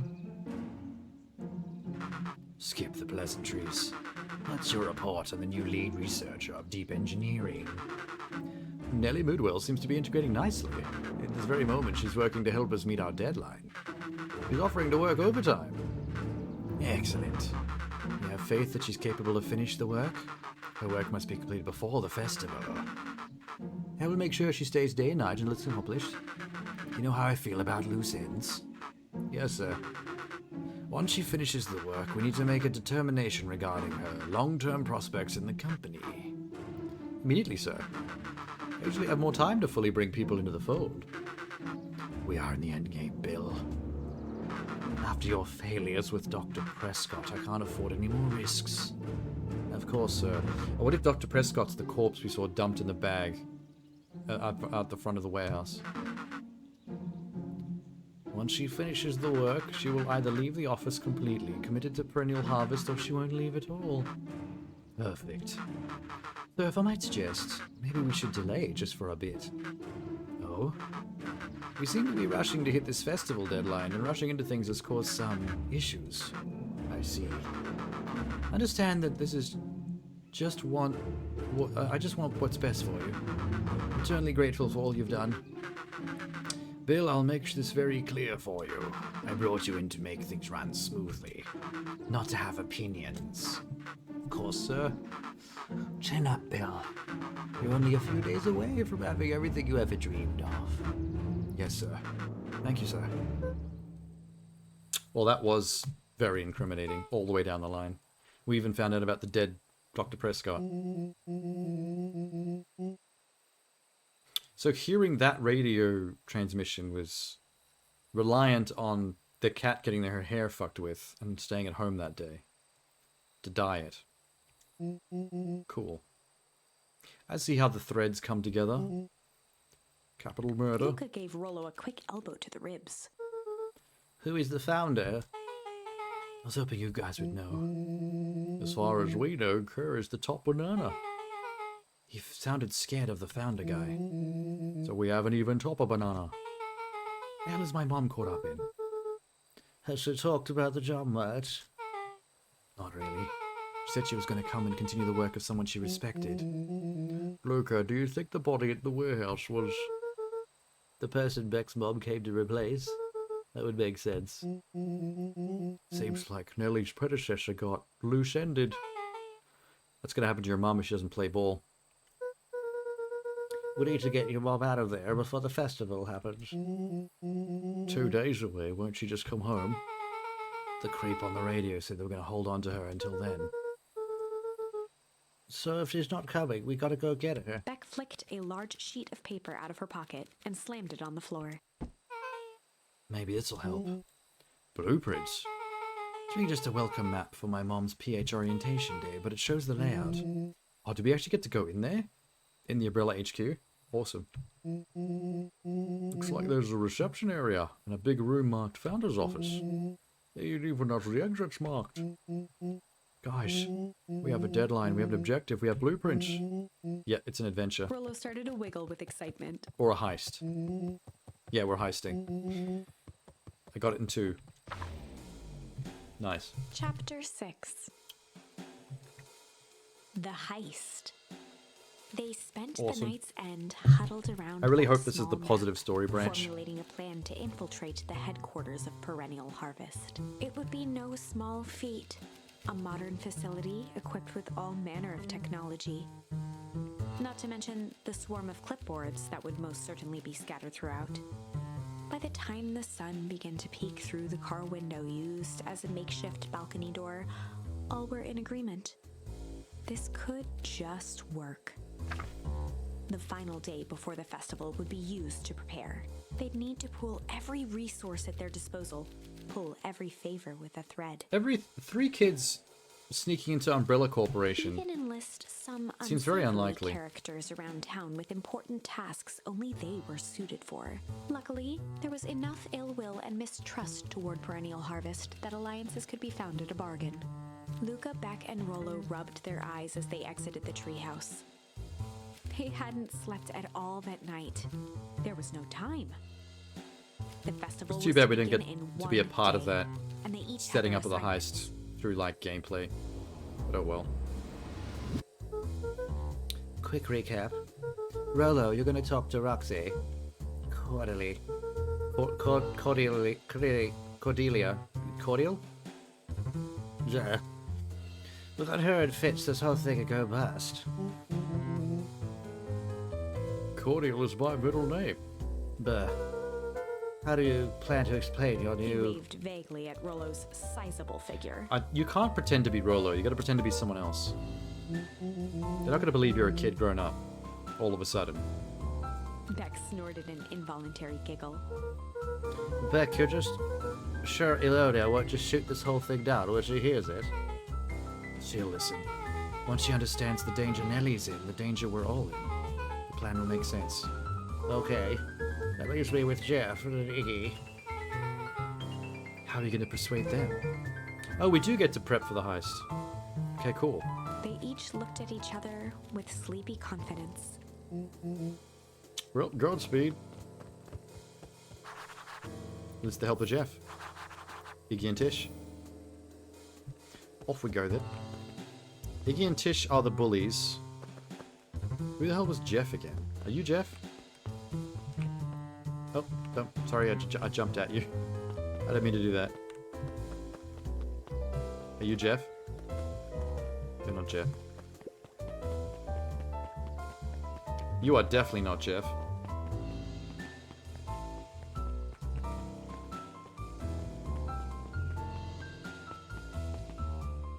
Jeff, the journalist.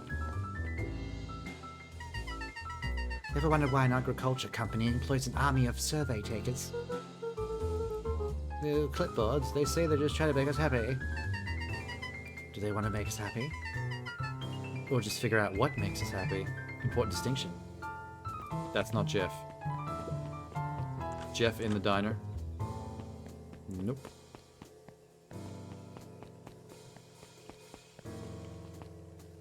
Are you Jeff? I can't even talk to you.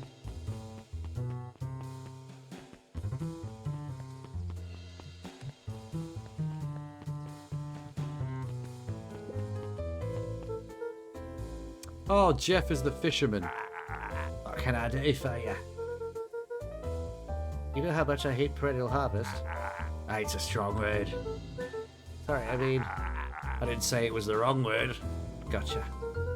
We're gonna break into their headquarters, and I thought you might be able to help. Jeff wheezed out a long snicker. I mean, he's not exactly a responsible adult. I don't see why he wouldn't help. I knew you kids were alright.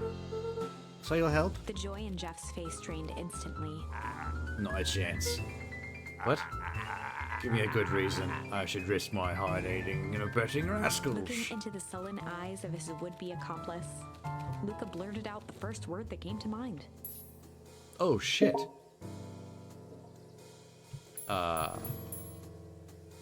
Crooked. Fight. Shit. Junk.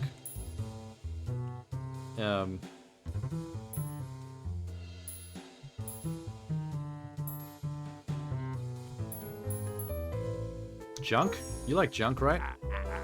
What of it? I got more junk than a king has copper. Ain't interested. Son of a... Luca wasn't ready to give up so easy. He shouted out again. Okay, I don't really know... Shit. Shit. Yeah, it's all shit. I still ain't helping. Ain't that some shit? Hehe. Alright, I'm just gonna do them all one by one. From the start. Hide. Jeff's brow perked up. What'd you say? Go ahead and hide then. Sensing some traction, Luca carried on with vigor. Oh, I'm calling him a coward. Okay, got it. Did a bunch of kids do what needs to be done? We're not afraid. Jeff's scowl faded with a sigh. Say what you will about old Jeff, and they all do, but you'll never hear him say, I hid from One nothing. good stomp of the foot was all Jeff needed to drive his point home. Okay, cool. What is it you kids needed? Some sort of disguise? God, just the thing. Isn't, Rolo's adult form disguise enough? Thinking 5 bags of sour gob should cover the disguise. Put it on my tab. Luca offered out his open hand to seal the deal. With a firm and dusty grip, Jeff reciprocated. Done.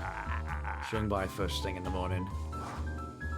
Can we really rely on the drunk fisherman junker to make appropriate, actually good disguises for us? Seems a bit sus. Where the hell am I gonna find these other bullies? Library? Nope.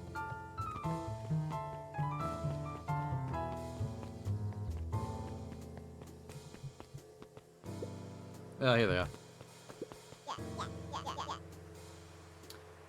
Tish, look what it is. Luca, you gonna try to tickle us to death again? Oh yeah, this is the tickle path.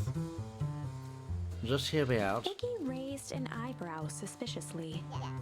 We're listening. Hickey, I know it's been a giant bags of, Giant bags of malice? Clearly they want shit. shit to each He other. gave a reluctant shrug. You're not wrong. Lately, life has been kinda...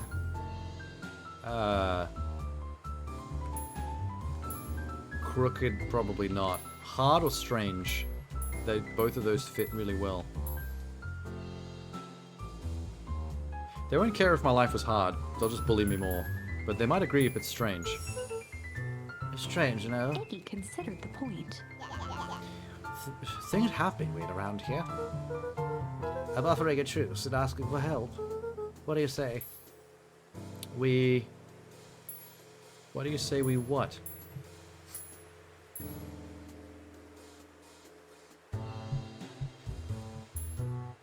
What do you say we hide? Doesn't make sense. It's between these two. What do you say we pull together? What do you say we break shit?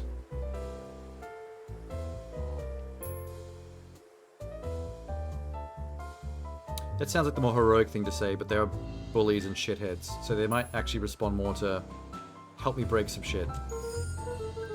Break our hostilities. Oh, that's not exactly where I thought that was going to go. We do like breaking things. Even if a truce means less breaking things.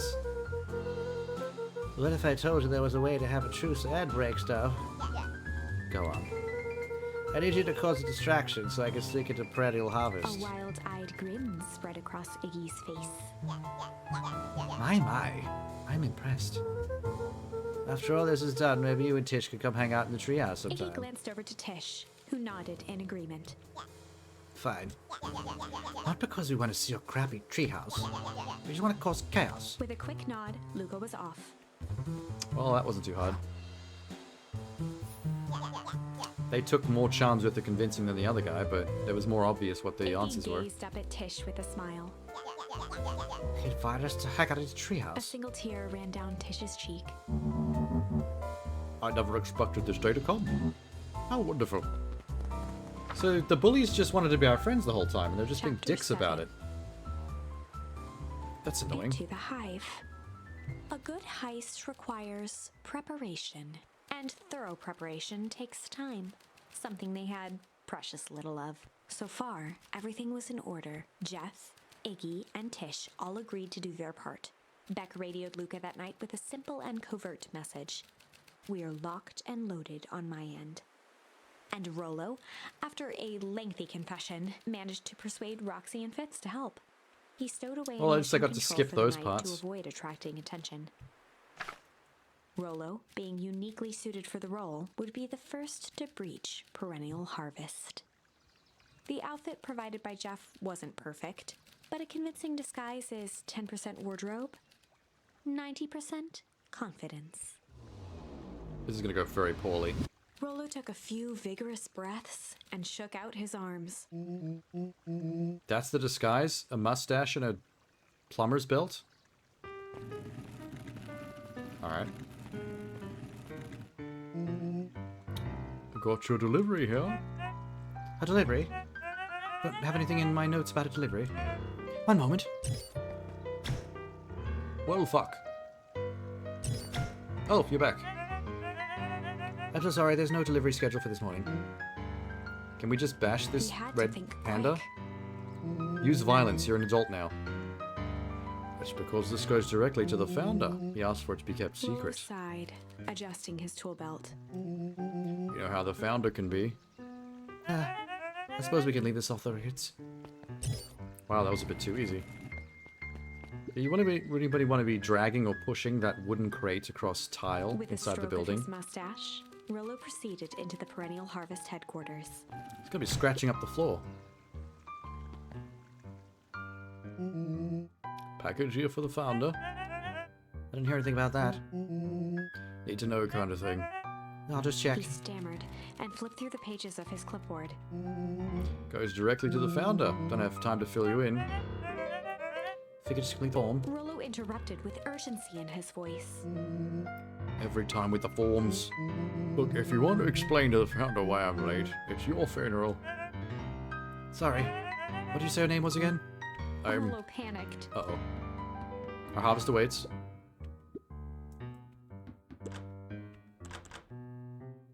What are you doing, dude?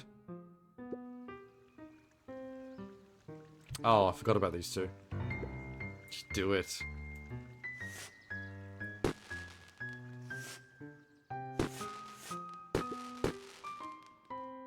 The distraction was enough for Rollo to regain his confidence.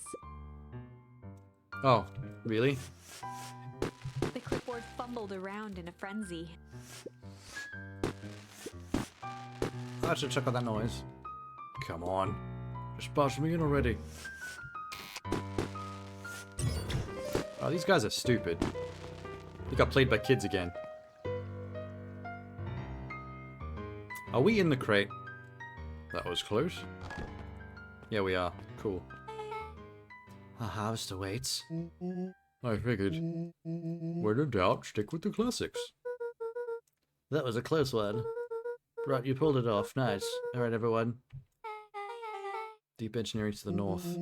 I'll go with Beck. In case she needs some muscle. I'll head east to the founder's office. You two be safe. Why are we splitting up like this? Alright, east it is. That's odd. Not even any cups for the water. You're supposed to put your mouth on the spigot and spread germs. That's how it works around here. Shit. East? Down? Oh fuck. Solomon? Solomon stopped in his tracks. Luca? What are you doing here? Oh, she doesn't know that this is the... We don't know this is the villain yet. In this branch. A veneer of confusion flashed across Solomon's face. His words rushed out dramatically. I am most certainly not okay. Some strange people grabbed me and... Were they in hazmat suits? How did you know? They brought me here and locked me up, and when they were distracted, I ran. Wow, this guy's good at covering his own ass. Dag, okay, you should stick with me. We've got a plan. Solomon's facade briefly faltered. We? Rollo and Beck are headed to the deep engineering. Thank heavens you found me. We've got to get out of here. We can't leave, but they'll catch us again. I've got to do something. When you were running, did you happen to see a door-locked founder? Why are you looking for the founder? I'm not. I just need to get to his office. Wow, we're telling all of this plan directly to the villain himself. This is terrible. Luca happened to notice a plaque above the door. Oh, yeah, there you go. See? He came out of the founder's office. Put two and two together, Luca. Oh, here it is. Luca is not putting two and two together. So it is. It's pretty lucky I ran to you, or else I might have missed it. Truly fortunate. Luca tried the handle. Locked. Solomon leaned forward to examine the mechanism. Regrettably, it seems to be some sort of electronic lock. I don't see how we could possibly defeat a lock Luca like that. smiled and looked at his watch. Let's just wait a minute. Oh, we did get her mum involved? I would love to know how that worked. A bunch of kids convinced their mother to come and vandalize this corporation. I don't know what funny business you're up to, but I like it. She mimed a quick hat tip and ambled off with a whistle. I like that pig guy. Truly an agent of chaos. The light on the keypad changed from red to green. How did you do that? It's good to have friends. Power of friendship is how you win the day, blah blah blah, let's go. Sigh. Yeah, how you gonna get out of this one, dipshit? Luca switched on his walkie-talkie. Rello, I'm in. I've accidentally run into the secret final villain of the game that is now hearing the entirety of our plan. This is not good. We're stuck at locked door mark 24601. Need you to go us through. What if someone catches us? We should get out of here. I'm not leaving my friend, Solomon. On the computer screen, a green cursor blinked in a password field. Surely you don't have a way to get around a password. Luca pecked out his best guess. Underground secrets. The screen blinked to life. Wow. Columns of green numbers glowed on a black background. That's a bit iffy. Because we knew about the password from the previous story branch. But this version of us on this story branch doesn't. So trying to write that off as just a easy guess is a little bit cheap, I think. How did you guess that?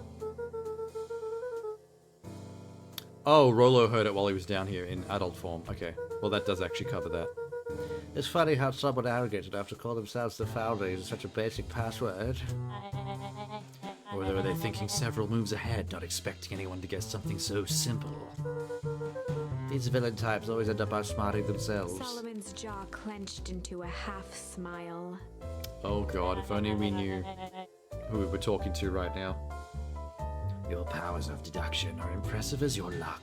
Luca quickly scanned the columns for number 24601. Rolo, I think this should do it.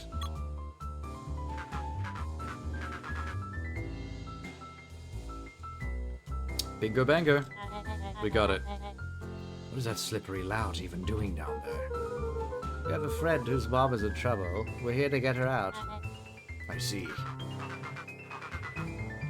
Once again, Luca scrutinized the numbers on the screen. In that moment of distraction, Solomon reached forward and pressed a large red button. Maybe this one opens the lock. Oh, you let him hit the alarm button. Obvious traitor is obvious. Oh shit.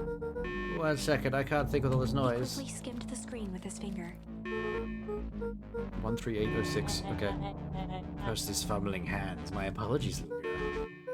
Don't beat yourself up. I know you were just trying to help. I mean, I know you're actually the villain trying to fuck us over. If only I could tell them. I don't know why everyone's so scared of those red pandas. I reckon you could take them. Especially him. No water cups. Knock it over. I thought he was going to be smart and knock it over so they slip. Rolo, are you okay? Rolo. Mr. Kerr approached there's that with douchebag. a sneer and spoke into his walkie-talkie.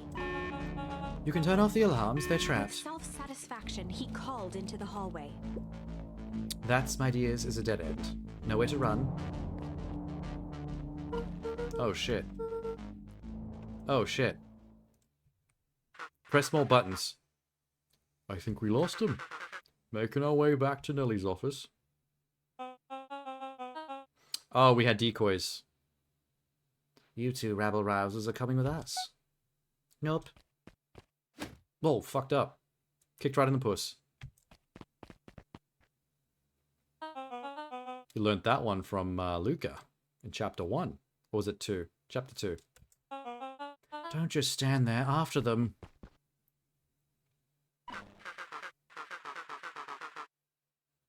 Roxy and Fitz are on a wild goose chase. Nice. I'm having trouble following what just happened. It's good to have friends. How long do you think Roxy could distract them? How long can Roxy keep someone so pissed off they can't see straight? We got time. Entering Lily's office. Mumsy. Oh, honey, what did you do to your hair? I thought you'd be happy. I finally used the Young Chemist lab kit. You sure have a knack for making me incredibly proud in the most frustrating ways. We need to get you out of here. Who is your adult friend? I'm not an adult. Ever heard of a growth spurt? And more of a growth spew. That's not possible. Nellie leaned over to examine his teeth. Substantial banding on the enamel of the molars consistent with Tempest liquamine exposure. Oh my god, she knows about the growth green goo. You drank it? Oh no. They told me it was only being tested on plants. No, that's being used on children, dude. Multiple children. Also the main villain. Mom, what the hell is going on in this place? I just was brought here to work on the discovery of a lifetime. A novel chemical compound was discovered under the Beacon Pines in a wellspring they called the source. They named it Tempest Liquamine. It pulls energy from the surroundings in order to fundamentally alter matter's relationship to time. So the green stuff is time juice that grow and shrink things in age. And that's what happened to my mother, turned into a grandma, right? Who got tested on her. And it gets sucked out of the hole. But because it draws energy from the environment slowly freezes over time. So there's no Matrix VR thing.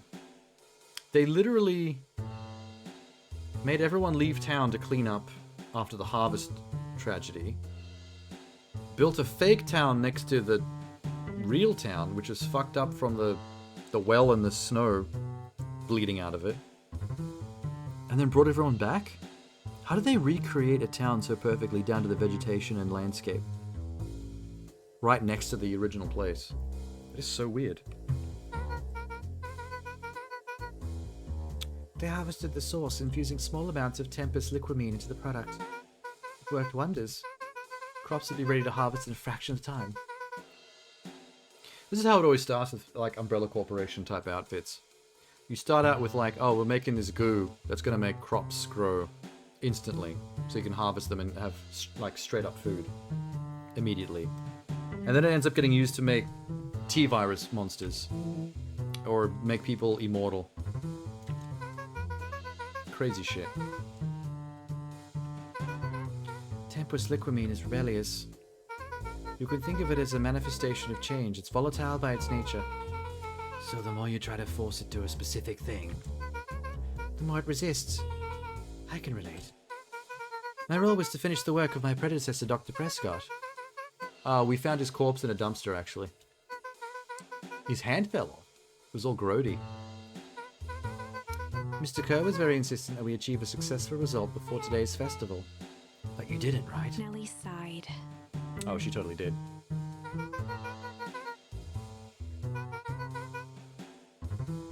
I poured myself into the problem. It wasn't long until I discovered oddities in Dr. Prescott's notes.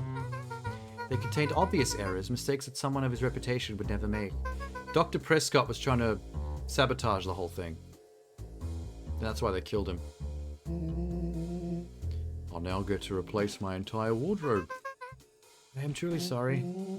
These clothes are all hand-me-downs anyway.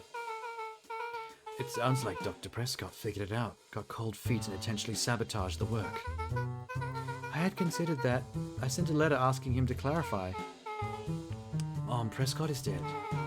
Kara had him killed. What? I overheard them talking about it on the radio. It's why we have to get you out of here. I just... Like now. Wait, the vial. Can you shrink my friend back down to child size? Yeah. Grab the vial. Hurry. Yeah, we're out. Alright. Everything's on track. And what is your plan for escape? We'll go over everything when they get here. In the meantime, maybe we can dig up more info. Check the alcohol. Malice 80 proof whiskey. Hard drink for a hard man.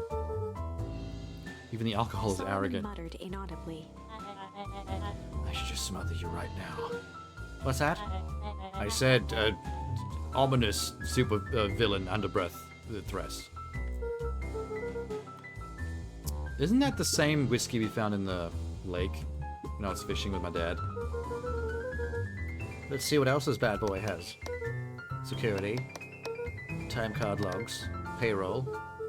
For being so evil, this guy sure is boring. Solomon once again muttered under his breath. Just you wait. Huh? You know, if we don't actually... If this story branch doesn't succeed at defeating the villain, we're gonna... These kids are seriously going to, gonna cop it for all The this. tugged on each I of have the pissed him off cabinets. so much.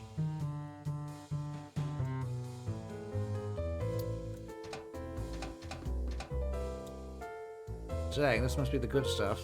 They're all locked. Perhaps not as careless as you expected. Well, shut up. Wait, what's this? It looks like the founder was helping Kerr plan the festival. Why would such a secretive leader be obsessed with a party? Only time will Luca tell. held his hand up to the ashtray. Still warm. He must have been in here recently. Smell the dog's breath.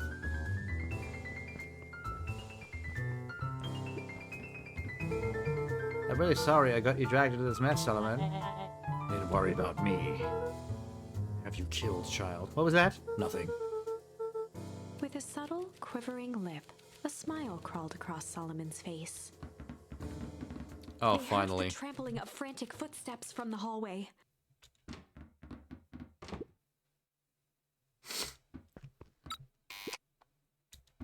Well, now what? We're locked in one room. When we left Nellie's office, it was swarming with clipboards. We barely got away. Did they follow you? Yeah, they're banging on the door, dude. Yeah. Now what? Is it possible someone ordered pizza? I don't know. Ask the supervillain dog in the nice pants. What now? Don't look at me, I'm retiring from the heisting business. Have a few quick questions. They're so creepy. I'm pretty sure they're all robots. 100%. Could someone watch the door? Of course. He's gonna open it. Huddle up. Oh, you idiot. Why are we not suspecting this little dog? This caper has gone on long enough. Solomon, no. Hush, child, the adults are speaking. Dr. Moodwill, a brief reintroduction is in order. We've never met in person, but we have corresponded. It was I who hired you, Solomon, the pathetic orphan child. The powerful enigmatic founder, Sharper, the fallen progenitor who created this town. All connected by a single thread, yours truly. But that's... Her eyes searched the floor in thought. Solomon watched eagerly, waiting for the flicker of epiphany. With a sickened look, she peered into his soul. Now you've got it. Tempest liquamine. You discovered how to reverse it. Solomon clapped with genuine delight. Oh, so we can turn my friend back into a child again. Great. Very good. The discovery wasn't intentional. Solomon glanced down, examining his youthful form. The effects went a little too far for my tastes. That's why you needed to finish Dr. Prescott's work, which you did admirably. Dr. Kerr, the vial, Kerr please. presented it with a theatrical twirl of the hand. We need to steal that and give it to Rolo. Before he could finish, Let the Rolo villain stay snatched stuck the as a vial child. from Kerr's palm. Yes, he did it. Well, this stuff sounds pretty valuable. Be careful, you fool. You have no idea what you have in your hand. Actually, we do. We just did a whole evil monologue Rolo thingy. casually tossed the vial to Luca. No, drink it. Maybe I'll have a Luca taste. tickled the vial mockingly. No, don't. Seize him. I don't know if we should be throwing that, man. Move another inch and I smash it. She held it tightly behind her back. Solomon sighed, speaking in crisp, measured syllables. You have no plan. I'll smash it, I swear. Fine, risk killing us all. If you're lucky, nothing happens, then what? We capture you and grant much less He leniency. pursed his lips with feigned sincerity. I give you my word, if you hand it over now, none of you will be harmed. A deep uncertainty washed over Beck.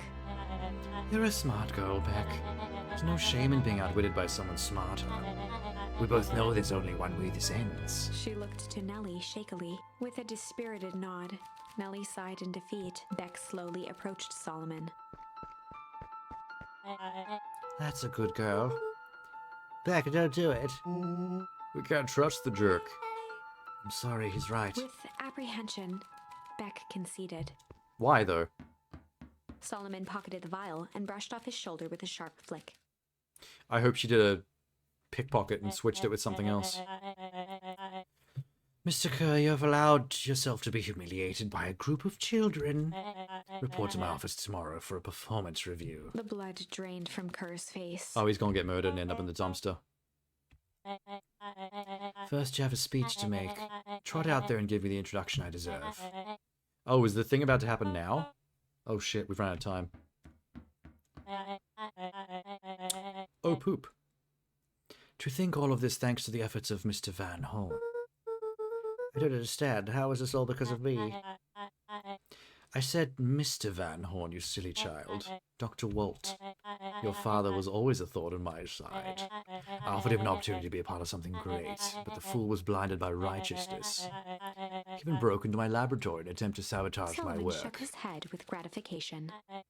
But the universe is a funny way of correcting course. Meddling with a force you didn't understand, Walt showed me his true potential.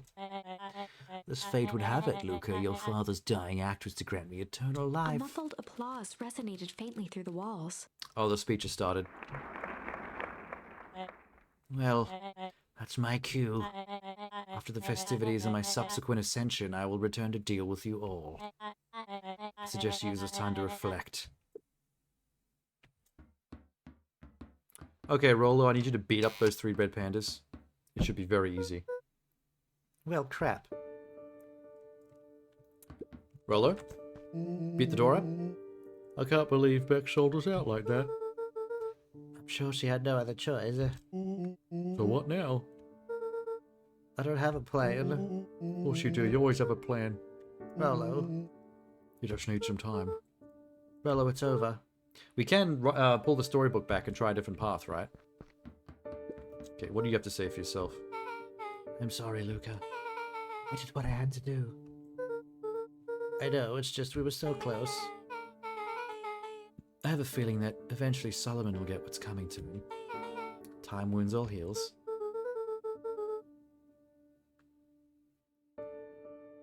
Wounds all heals? Did I just flip that in my head, or is that actually how it was written? Between the two of you, the mum and the daughter, you've swapped the vial or something, haven't you? Luca, there's something you should know. Mr. Kerr locked me in that office. I had nothing but time and curiosity. I poked around and hoping to find a means of escape. I found something else. A note in a false drawer. Dr. Prescott must have sensed his time at Perennial Harvest was growing short. He left behind this letter with the hope it would be found by his successor. It was a confession. He left it for me, but its contents, they were meant for you. What did it say? It was about an incident with your mother. Dr. Prescott found her in this lab with a stolen keycard. There was an accident. She had been exposed to extreme amounts of tempest. The color dropped from Luca's face. Did she? She survived. Dr. Prescott decided to help her recover. He no longer trusted Perennial. He kept her whereabouts a secret. So do we even find out about the grandmother-mother connection in this thread? Because they don't seem to know, they haven't put 2 and 2 together about the grandmother yet. He realized that no one should have control over something as powerful as time itself. I now believe that's why he began to intentionally sabotage the work. It had cost him his life. Reasonable conclusion. Luca was overwhelmed with emotion. He looks alright. Slight tear. Usual amount of emotion. Where is she now? A sudden explosion sounded from the hull. Oh, I didn't... Chapter 8. Wait. I didn't stop the grandma from blowing up the hole and flash freezing the town in this thread. Comeuppance. Ears still ringing, Gran picked herself up off the ground. Through the dust and smoke, she looked over to see Mrs. Fratelli helping Hiram Tolliver to his feet. She'd had to beg, borrow, and steal to acquire those explosives. How many nights had she spent visualizing how she'd use them to make things right? And now, her one shot at destroying the source, that damned hole that swallowed so much of her life, was gone. Why? Traded for this jagged hole in a wall and a foolhardy shot at rescuing Rollo. Oh! She knew that they kidnapped Rollo earlier. She didn't know that he escaped as an adult. So she's used the explosives to blow a hole in the facility we're in to try and find him. Fratelli and Tolliver at Nice. her side. That worked she itself stepped out. through. It was a strange feeling. The last time she'd stalked this maze of hallways, it was in a different body. They quickly rounded a corner to find a group of clipboards guarding a door. Something worth guarding is probably something worth seeing. Beat them up. She leapt forward, brandishing her cane. If her last chance at vengeance for things lost was truly gone, she would just have to fight to keep what she still had. finally someone is using physical violence against the red pandas. I'm sure they're a pushover. An old lady with a cane could beat up 3 of them. There you go. Nice. Grad, what are you doing here? Luca, what are you doing here? We're here to save Nelly. We're here to save Rolo. Hi, Miss Luca. That's awful nice of you, but I'm fine. What are they? Same thing they did to you, actually. Come on, everyone, we've got a party to crash. Yeah, just outside the door, They actually. made their way out from deep within perennial Very, very harvest, close by. just as Solomon finished up his speech. Thankfully, we can dispense of the Solomon formalities. pulled a glass vial from his pocket. We've got to stop him. In one smooth motion, he downed its contents. Oh, too late. A triumphant smile grew across Solomon's lips. No. Well, I guess that's it. We lost. I wouldn't be so sure. I knew they swapped it out. I knew it. With a Immediately. mischievous look, Beck elbowed Luca. Remember when I had the vial behind my back? I might have tweaked his wonder potion with a little... Oh my god.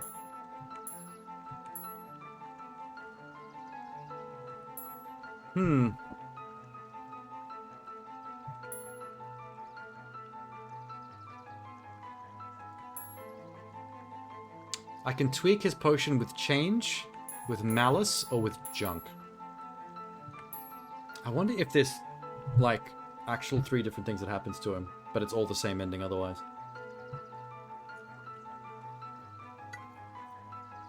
Ah. Well, if I had to choose, change sounds like the correct answer. The benevolent answer. That one's confusing. I'm not sure what junk would do, but I like the idea of malice because fuck that guy. I hate him. So we're doing that. I might have tweaked his wonder potion with a little malice. What exactly is malice? Like, tangibly? Like, what did you put in there? Oh, the whiskey. Dude had an unfinished glass on his desk. Figured his grow juice could use a little hair of the dog. You can all call me Sharper Valentine. His body and face began to contort and expand as he disappeared into a belching green mist. Whoa, shit. What if he just turns into a grown-up, but a alcoholic grown-up? Oh, fuck. Never mind. He exploded into confetti. Well, that's what I call 80 proof whiskey. You just watched a man explode. Is that your PTSD talking? Jesus. The crowd gazed in stunned silence at the now What the empty fuck? stage. The quiet was broken when William Kerr sprinted off stage and into the distance. He was never seen around Beacon Pines, or anywhere else for that matter, again. Well, Watching the he's silhouette gone. of Kerr disappear over the horizon, Luca began to laugh. First, a low chuckle that became uncontrolled, heaving laughter. I think he's got PTSD. This is Through trauma. his tears, he was vaguely aware that the crowd had begun to laugh with him. The end. Are we all laughing because a man exploded into confetti? That was unexpected. Perhaps a bit of an absurd ending for my taste, but who am I to say? I'm only writing the damn thing. Yeah, it's all on you, man. Oh, we're so close to the end.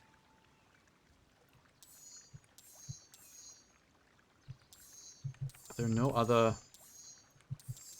Well, we can end it 3 ways. Let's go back. Let's try junk, because that also sounds stupid. I might have tweaked his wonder potion with a little junk. I can't wait to see the look on his face when he realizes he drank his own cigar ash. Oh, shit. That might be worse than the whiskey. Is he gonna internally combust? It's a bad habit anyways. Pa always says bad habits are like 50-yard field goals. Hard to kick. Hilarious. Can we cut to the drama? Here we go. You can call me Sharper His Valentine. body and face began to contort and expand as he disappeared into a belching green mist. Come on, emulation. Emulation ending.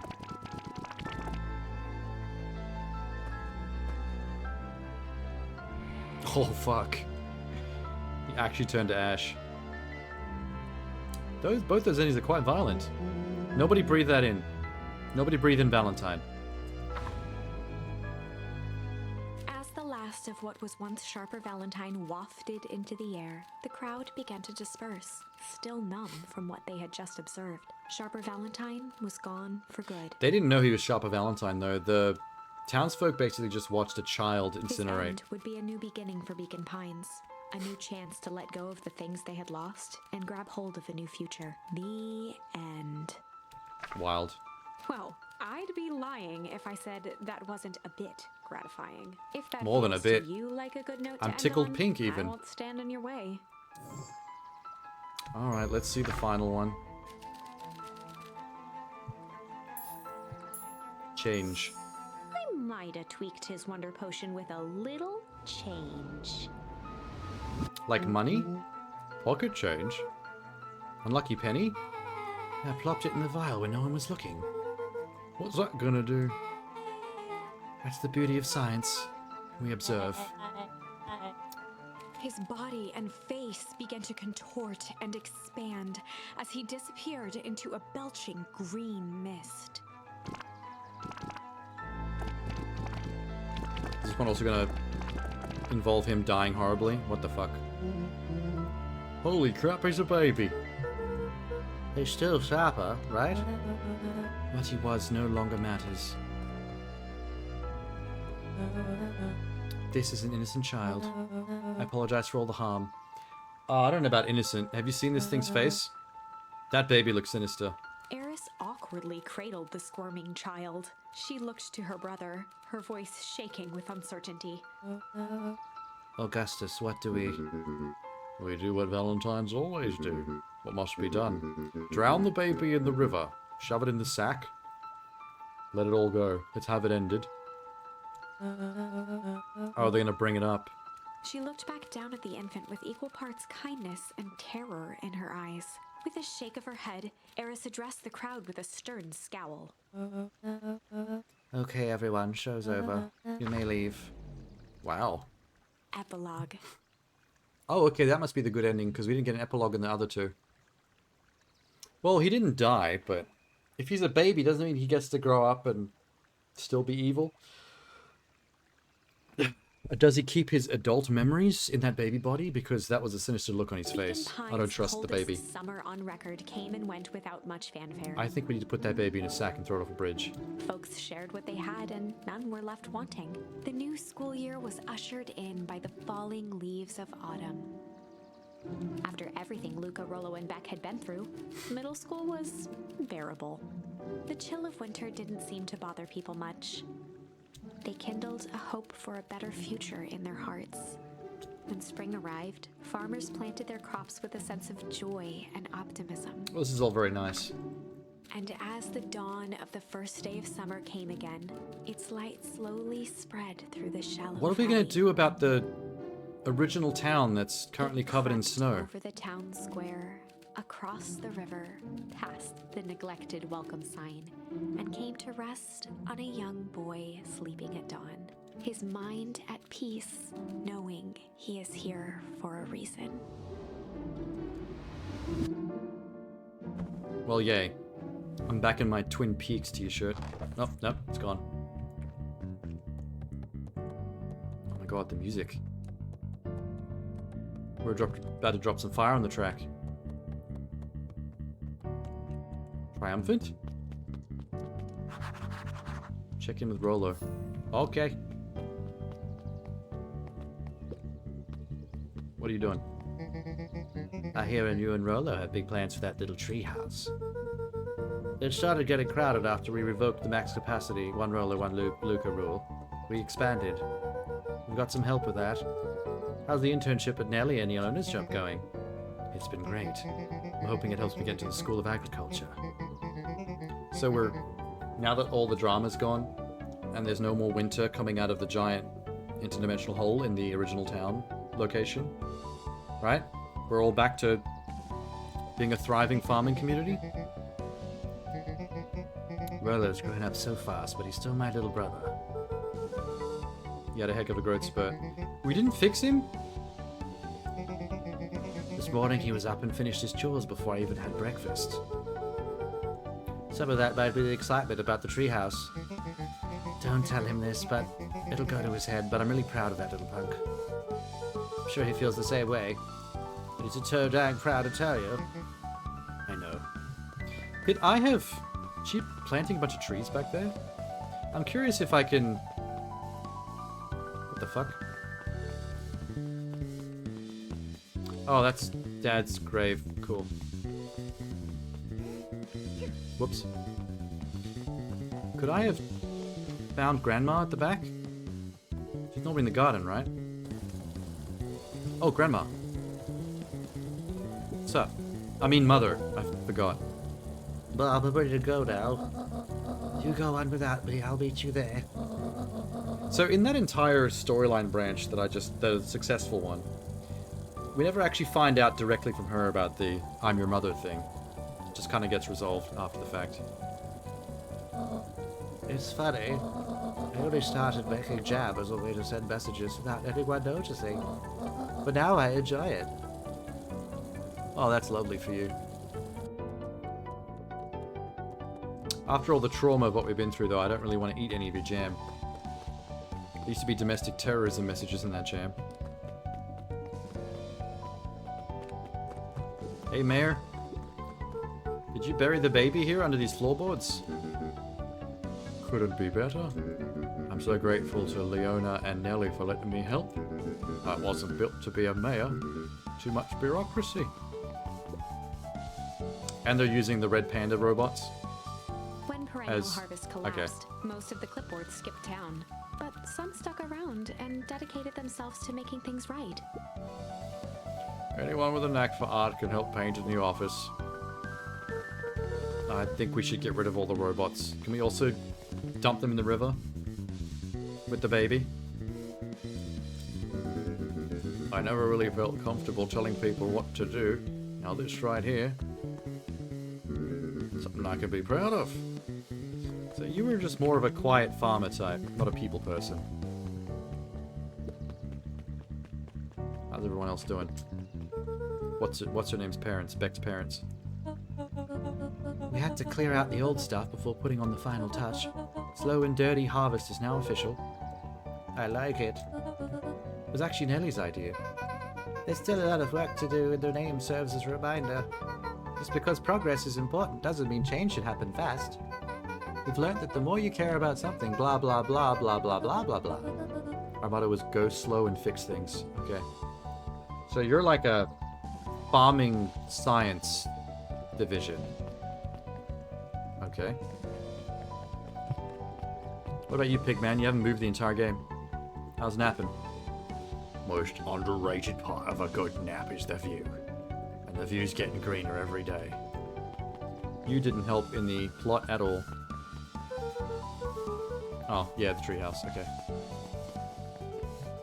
I just want to check in with everyone, you know? Do the epilogue thing of see how everyone's stories are going to end up. Luca, get this. I managed to reel in an actual fish this morning. Really? I don't believe you. This lake has never had a single fish. It was flip-flopping and swim-swamming. It was a fish. Yeah, I caught like 10 different things and none of them were alive.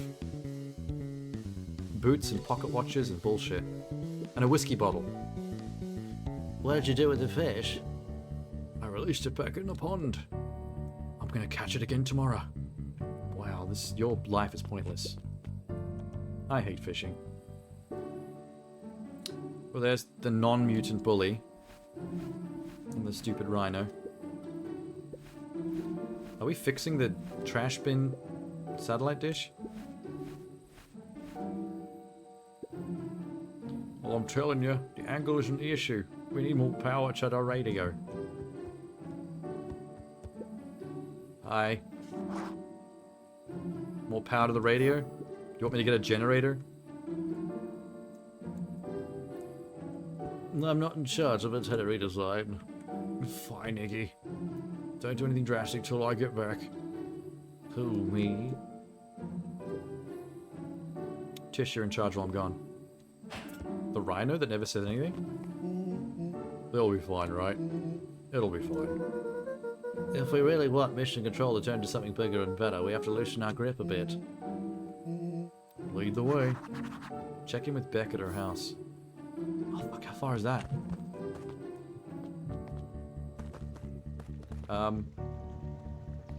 Is it this way? Hang on, we gotta hang out. Gonna be cool. Fence post. Wait. Yeah.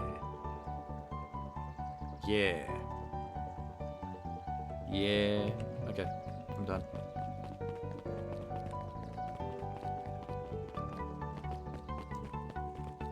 Hello? Oh, I see you haven't drowned the baby villain yet. How's little Solomon Sharper doing? Young Sharper seems to enjoy nature more than I. We do a lot of strolling these days. Has he attempted to crawl out of his crib and plot world domination? Yeah. Thankfully, no.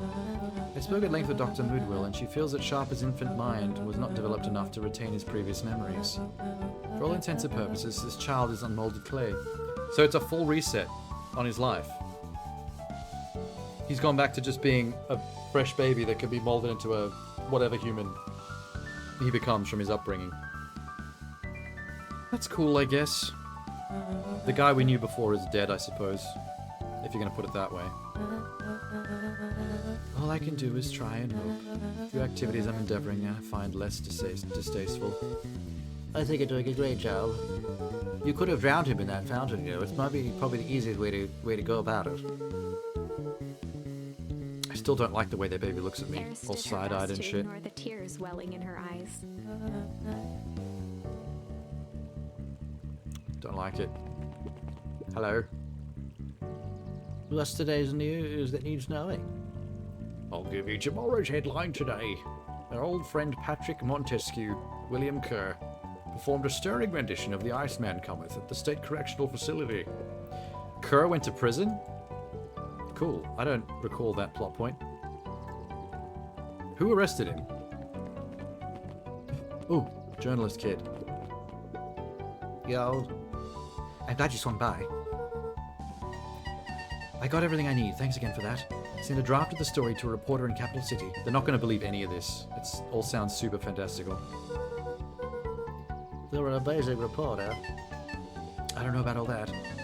Story about a phony corporation that picked up an entire town of people, moved them to cover up a massive illegal mine shaft, full of incredibly hazardous chemicals. Sort of writes itself if you think about it. Just don't forget us when you become a fancy reporter. Capital City isn't that far away. You're gonna have to come back from time to time to check in. Just see that sort of new trouble you've got yourself into. Sorry to disappoint, but my adventuring days are over. We both know that's not true. What makes you say that? Call it a reporter's intuition. Well, I'm going to adventure into the diner. Oh, her. Mrs. Fratelli glowed with a carefree smile. Is that your suitcase? That is 2 weeks of unencumbered tranquility. She's going on vacation. 2 weeks of sand, margaritas, and forgotten obligations. Yeah, don't worry about the robot in the corner. He doesn't deserve it. Mrs. Fratelli sighed with a zen-like calm. Just as soon as lunch rush ends, I'll be a feather on the wind. You're going on vacation? For the first time in years. Who's going to run this place? She didn't tell you yet? You two are going to fill in for me at the diner while I'm gone. Just like old times. Oh yeah, that was that flashback plot point from earlier. That's why they had me cooking all that food. It was foreshadowing for this. You don't speak. Luca squinted at the faded photo of him and his mom at the Oh, diner. it's the painting I'm looking at. I thought I was going to give this guy shit. Memories of that day came flooding back. Stupid red panda. Oh my god. Wait. Can I actually do this? Why they let me do this again? Hello. Allergies have been killing me. Haven't been able to smell a thing all day. Almost sold Miss Hatch a gallon of spoilt milk. Got anything to help clear out my sinuses? Just want to be able to smell again. Gotcha. Gotcha. Oh shit. How do you clear out sinuses? Oh my god. Jesus. Well, if you want to clear out your sinuses, have a fish.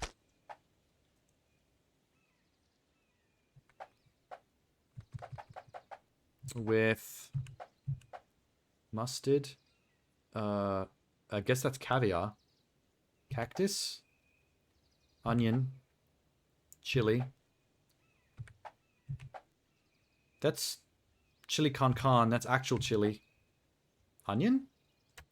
Onion on fish. You're gonna love this. Not right? Spicier. Okay, I got you. I got you, son. We're gonna go fish. Straight up chili.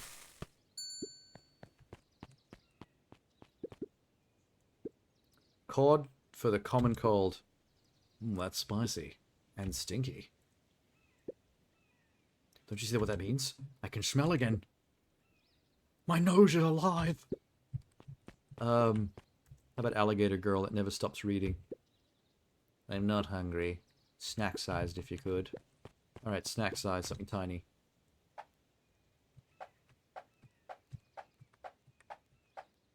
Adorable. Tiny mini patty. Yeah.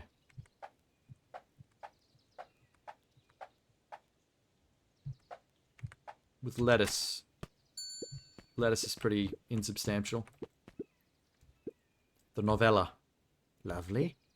Good stuff. I'm good at this. I'm good at this. Pregnant lady?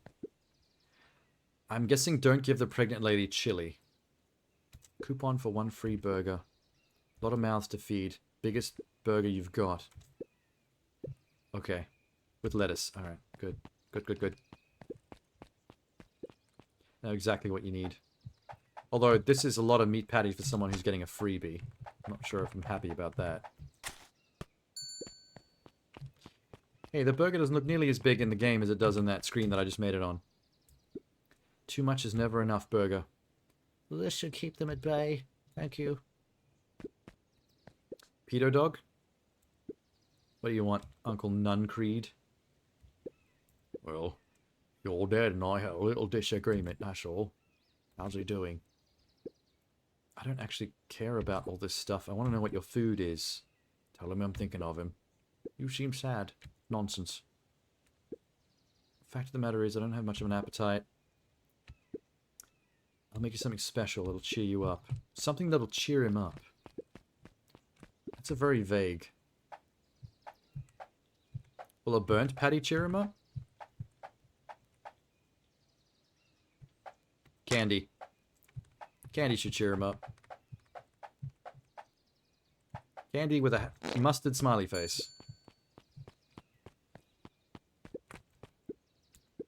The cheer's looking at you, kid. 1 burger with a side of good vibes. Luca, you sweet boy. Mr. Nuncreed reached down and patted Luca's shoulder with an enormous hand. You got a lot of daddy in you, don't you? That is disgusting. Everything about you I hate. What about you? Mr. Journalist, Mr. Owns the newspaper. Last chance diner over on my gremlins.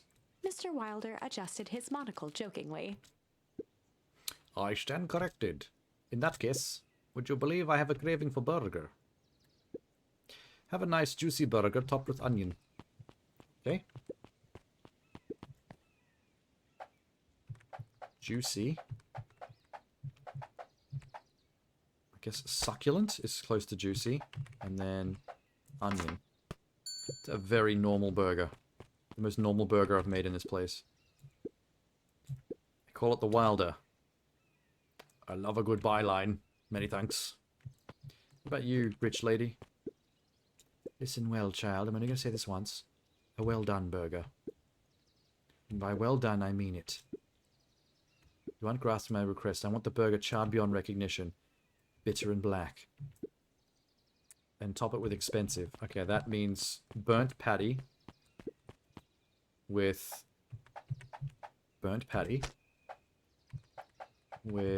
caviar. Lavish. This seems kind of disgusting. I don't know why you want this. The row, row, row, you're burnt. That's a good one. You've done well. Mr. Fratelli had caviar stashed back there. The woman is full of surprises. Very good. Mama, I'm done. Looks like we got everything we need. Let's get to feeding these folks. I already did it. You made all the food yourself? What on earth did you put in on those burgers? I just used what was lying around, Mumsy. That can't be good. Nope, everyone look. Everyone's jazzed up. Nice. You're a remarkable boy, aren't you? Yeah, I do a good job in flashbacks. You know, there should be an achievement for doing that. Seems like a lot of extra to do for no reason. Like it's a pointless little diversion novelty thing, but that's normally what people put achievements on. Do you finally have anything to say? He looked at his friends with a thankful smile. After everything that could have gone wrong, everything that did go wrong, we made it. The end. Closing her eyes, Miss Hatch took a deep, relaxing breath. And she fell asleep. Oh, she finally looked up from her book. Hi. Wonderful. Did I miss anything? The entire plot. You missed the entire plot.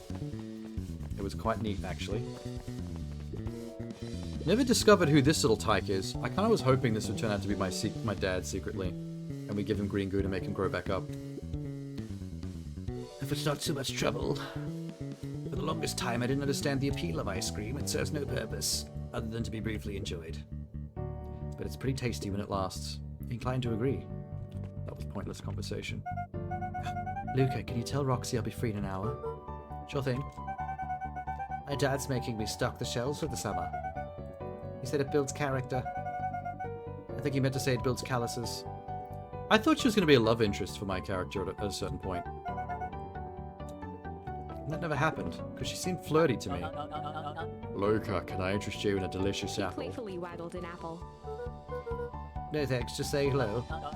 Well, hello then. Tell your mom we need a new creative jam. For the apples? You have apples with jam? Okay. Now everyone wants to get their hands on Eleanor Van Horn's famous spy jam. That's one way to market the fucking jam after the whole plot. Oh wait, someone might be up the stairs. Ah yes, someone is up the stairs. The girl that runs the cafe. Luca, do you want the biscotti? On the house? I don't really have time. Is that real? You gotta come see this. I finally did it. I pulled the perfect espresso. Is that how you say it when you make an espresso or a latte in one of those machines? You pulled it? I've never heard that phrase before. Well, the lazy dude in the flannel shirt's finally done some work in the cafe. Congrats. Everyone's gone through a character arc, no matter how small.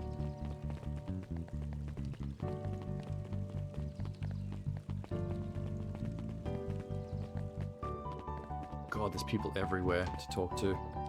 So much closure required. Over the school year, Kato and Bert had become close friends. Well, did you know that when they covered up the source, they found a new species of fungus? Yep, and they are studying it in 2 labs. Did you know? Beacon Pine is now smallest town in the country. It typically went on like this for quite some time. Okay, good. Well, at least I don't have to talk to them. This kid has never moved from this seat in this library the entire story. I can't believe it's over. The town's really starting to turn a new leaf.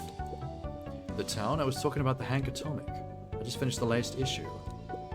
It was great as always. Hank finally returned to Earth. But I just feel weird now. Weird could be cool. It just means you got something ready for something new.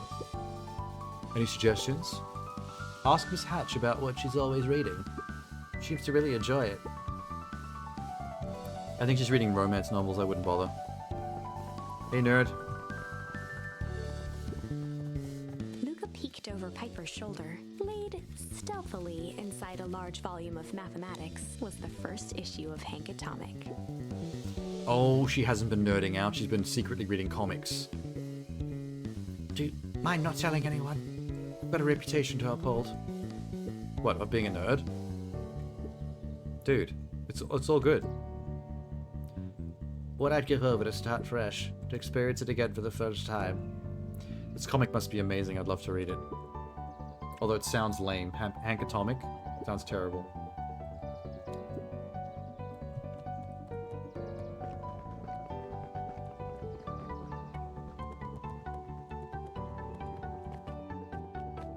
Alright, pedo dog. Just a nun creed. I'm gonna go see my dad in a bit. Did you want to come with? Even after everything I did, you'd still... Mr. Nuncreed shook his head. You really are your father's son, aren't you? I think I'm ready for that yet. You were always invited. I bet he'd love to hear from you. I'll visit Walton my own time. It should run along now. Yeah, I don't want to talk to you anyway. Oh my god. Who just had a litter of bunny rabbits? With parental Oh, the harvest pregnant lady gone, must have the given birth. transportation tubes were left unused. Come one, come all. No one's too big, no one's too small for Jeff's wild ride. Well, maybe not completely. Bruh, you're talking to unused. children. One piece of candy. They're using the evil lab's suction transportation tubes as a ride for kids. Bit, irresponsible. Guess what? Yesterday I saw a Dionysus Titius. I also want to see a Titius. Show me. You mean it's Bug, don't you? The bugs have come back to town finally, because the winter climate that the hole's been causing is finally gone. I think the... Where's... Whoa, whoa, whoa. We've never been able to look at this beehive before. Luca peeked up at the beehive. It appeared to be deserted. That's strange. Why is that strange? That was weird. I have news I think you'll enjoy. This morning I unpacked my last box. You're officially moved in. It's just a box. Let's not blow this out of proportion. It sounds an awful lot like putting down roots. I decided this place is root-worthy. You're a child, you don't get a choice. I have to warn you, most years aren't going to be as interesting as this one. I think I'll manage. Ready? Before we go, there's a bit of a surprise. Is there now? Oh. What's this? What is this? Red herbs? Do I mix these with green to make a full heal? Mom prepared this tree especially for you. They didn't have to go do that. It wasn't just them. The whole town pitched in. We all owe you. We should do okay in the cold of old Beacon Pines. Are we gonna grow a new tree over Dad's grave? Is that the plan here? Perfect. When you're ready, take Jeff's wild ride to Old Beacon Pines. That's one hell of a sentence to read out loud. After the foul harvest destroyed their wealth and reputation, the Valentines shuttered off their estate from the rest of town. That's sad for them. The Valentine mansion loomed over every other building in town, both figuratively and literally. Pretty nice mansion. Why does only one group get to have a mansion? Can we go in the forest? Maybe we shouldn't. Start a whole new adventure by accident. Can we go on the wild ride, please? I have a sapling. That's a good looking tree. Being a special occasion or whatnot. This ride's on the house. I have a feeling this suction tube ride is going to destroy this little sapling. It's going to tear all the leaves apart. Oh, we went to the actual real location where Dad's buried, not the fake one. I think this is it. The end I've been waiting for. We are going to regrow the tree. Honestly, I began to lose hope of ever finding it. You're writing the book, Jesus Christ. Then you came along. I feel like this writer has got some kind of ADD problem, and she can't write a book straight to save her life. I don't know exactly how to thank you. It's hard to explain how much this means to me. It's funny, now that our time together is finally ending. I'm at a loss for words. Can I get a date? Will that be reward Just enough? Watch the end together. She has such an attractive voice. A good little tree. The best little tree. Thank you, children. This means a lot. Yeah, thanks for everything. Shucks, I only did what any super awesome best buddy that had turned into a giant adult-sized creature by a green goo would do. We need to fix this kid. I can't believe we left him like this. You good? Yeah. Been a wild year. It's only been a couple of days, to be honest. Like, what, 4 days? 3 days? I'm fine. Pa always said the only thing fitter than a fiddle is a cello. Looks, and I feel like a dang cello. If you ever stop feeling like a cello, I'm here for you. You two make an awesome pair. Excuse me? We're a trio now. Actually, aren't you a... Is 5 quintuplet? Can't remember. But there's another couple of kids back at the treehouse that are now in the gang too. Don't forget about them. There's just one thing missing now that you're part of the group. Let me tell you a story about a man named Hank Atomic. Oh, we gotta get her hooked on the comics. I won't be long. We'll be waiting back at the phone booth. Found a perfect way to start our summer. What, taking rides on the phone booth tube system? You've got some good friends. I'm so proud of you. Your father would be proud. Hey, no, grandmother.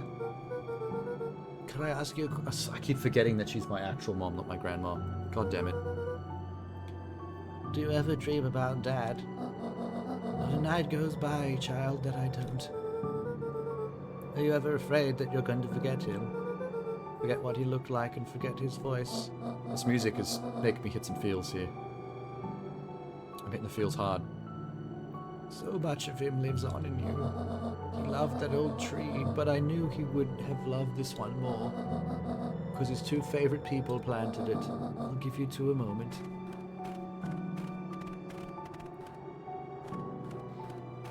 Let's fertilize the tree. Mr. Moonwell says that all in the next few years this place should warm up. So you won't have to do so much cold. We're gonna have a nap on his grave? That's weird. I think I finally understand what you left that night. There were things you believed in. Big things. Those beliefs were the things that made you you. Okay, this is getting really sad. If you wouldn't have stood up to Sharper, stood up for what you believed in, you wouldn't have been the same person. You had to go, Daddy. But that didn't mean you loved us any less. Oh. Boo-hoo. What's the orange flowers doing there? Whose is that? I might not visit you as much as I used to. I know you understand, but I have a girlfriend now, and things are gonna get hot and heavy. I can't be hanging out at my dad's grave. That's fucked up. Hey, River. You caught me in the middle of sad. I don't think it looks comfortable lying in the snow like that. The book's closed, finally. We've done it. So did I find every single branch in the story?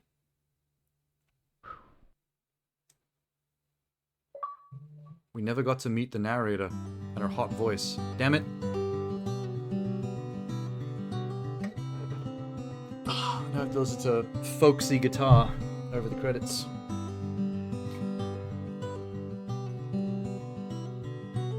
It's actually kind of nice guitar.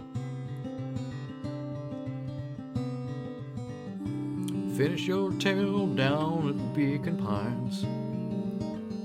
Your best friend got turned into an adult by some green goo just like the Ninja Turtles did. We never turned him back at the end. A little bit of a plot hole there. Also, your mother got stuck in the body of an old lady. We never turned her back at all either. Why can't I fix my friends and family? This game ended quite sadly. Bars. You got to see a couple of fake chapter endings where all the kids died. Like falling down a hole or getting flash flows. And at one point a guy in a radiation suit kidnapped your best friend and raped him in a basement, I think. I'm actually not sure what happened in the basement. Probably something fucked up, but that was still a game over. Oh god, we've hit the Kickstarter backers in the credits. This is gonna go on for a while. Oh, this song is really nice. Without my addition, obviously. Kids tend to do that. There's so many weird ways you could end this story by making different choices in different chapters, and then you have to go back on down the story tree on the different branches and then find different routes to different endings. Some of them are fucked up. We found a corpse in a dumpster in one of them. With a severed hand. There's some funky jazz piano to take us out.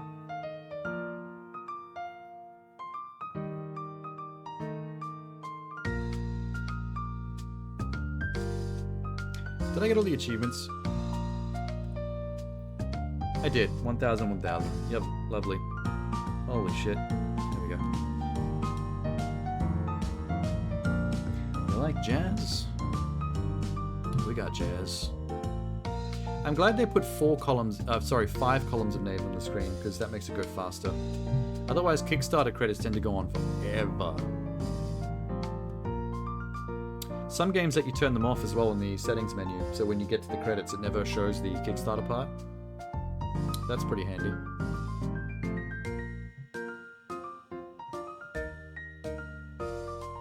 Remember that one chapter ending where you pushed the bully down in the radioactive goo. He came out all mutated and ugly. His outside finally resembling his insides, ugly as poo. I hated that kid. I was happy when I fucked his life up. Except for the branch where you become best friends with him. That was not one of my favorites. But he did end up falling in a giant hole. A giant interdimensional ice hole with the villain, and they both died. So becoming friends with the bully actually does lead to the bully's death, which is great. Because fuck that guy.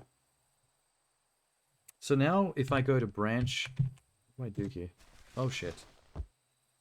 Oh, there's the branches. Okay, everything. There's no secret routes that I could have seen, I guess.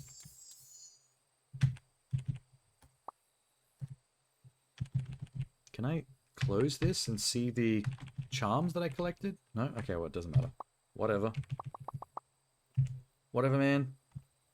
I'll do spacebar. That was it. Okay. Cool. I spent a lot longer doing that than I thought I would. What are we on now? 8 hours and 20 minutes? Shit. I thought that game was going to be shorter. What is the average again? 5 to 6 hours average. 5 main story, 6 completionist. We played that for 8 hours and 20 minutes. So I spent 2 hours longer playing the game than is the average. But in my defense, I do dick around a lot because I want to see all the little hidden things and descriptions and whatever. You know, I was doing more than what I need to do to actually beat the game and get the achievements, which is what these times are based on. And also, in my defense, because I'm streaming it, I had to read out all the dialogue and do stupid voices, so that tends to slow things down a bit. If you play a game with lots of text box dialogue, when you're just by yourself in front of your computer or your TV, you can read much faster in your head. Just hit, like, keep skipping dialogue, quickly reading through things. I feel like it's 3 times slower when you read it out loud. At least 3 times. Yeah. Anyway, I should go have a cup of tea as a celebration for beating Beacon Pines. And also get a good sleep for tomorrow's stream, because tomorrow I've got Moon Scars, which is a Metroidvania with apparently difficult combat. So that's going to be a whole other experience. It's going to be very different from what I just did there. Why am I still stuck in a little box? But I haven't played a Metroidvania in a while on stream, so I'm kind of keen for that one. I haven't played a Dark Souls, Souls-like in a while either, so it'd be nice to play another one of those soon. Not since Mortal Shell, I think. And Lies of P just came out recently, so that might be one I try to fit in the next few weeks. Because that's got good reviews too. And I can play for free on Game Pass, so there's nothing stopping me technically from doing that. I don't think I've got any other Souls-likes that I can play for free right now. Does the nose grow? I don't know. I don't know how much of that game is it gonna adhere to the I almost said Pokemon, the Pinocchio lore, or how much of it is just window dressing just to make it different. It would be cool if there's some kind of lying mechanic. There's video reviews out now on like IGN and stuff, so I might watch a couple, see what I can find out about how the game actually works. You should lie until you get that Italian look.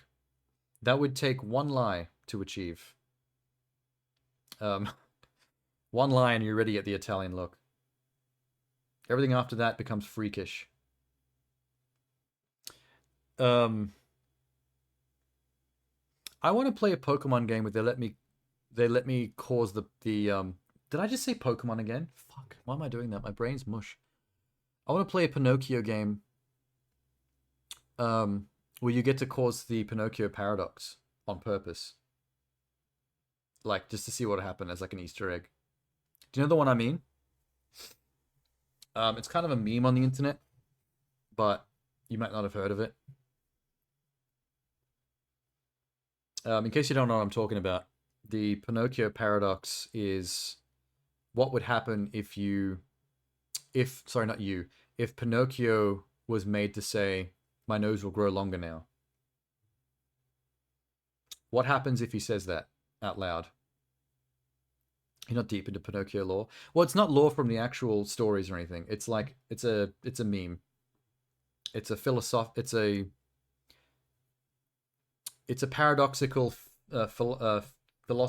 philosophical meme. I forgot how to say that word for a sec. Because think about it. What happens if Pinocchio says, my nose will grow longer now? He can't make his nose grow just by saying that. So if he says that, that makes that sentence a lie, which means it'll make his nose grow.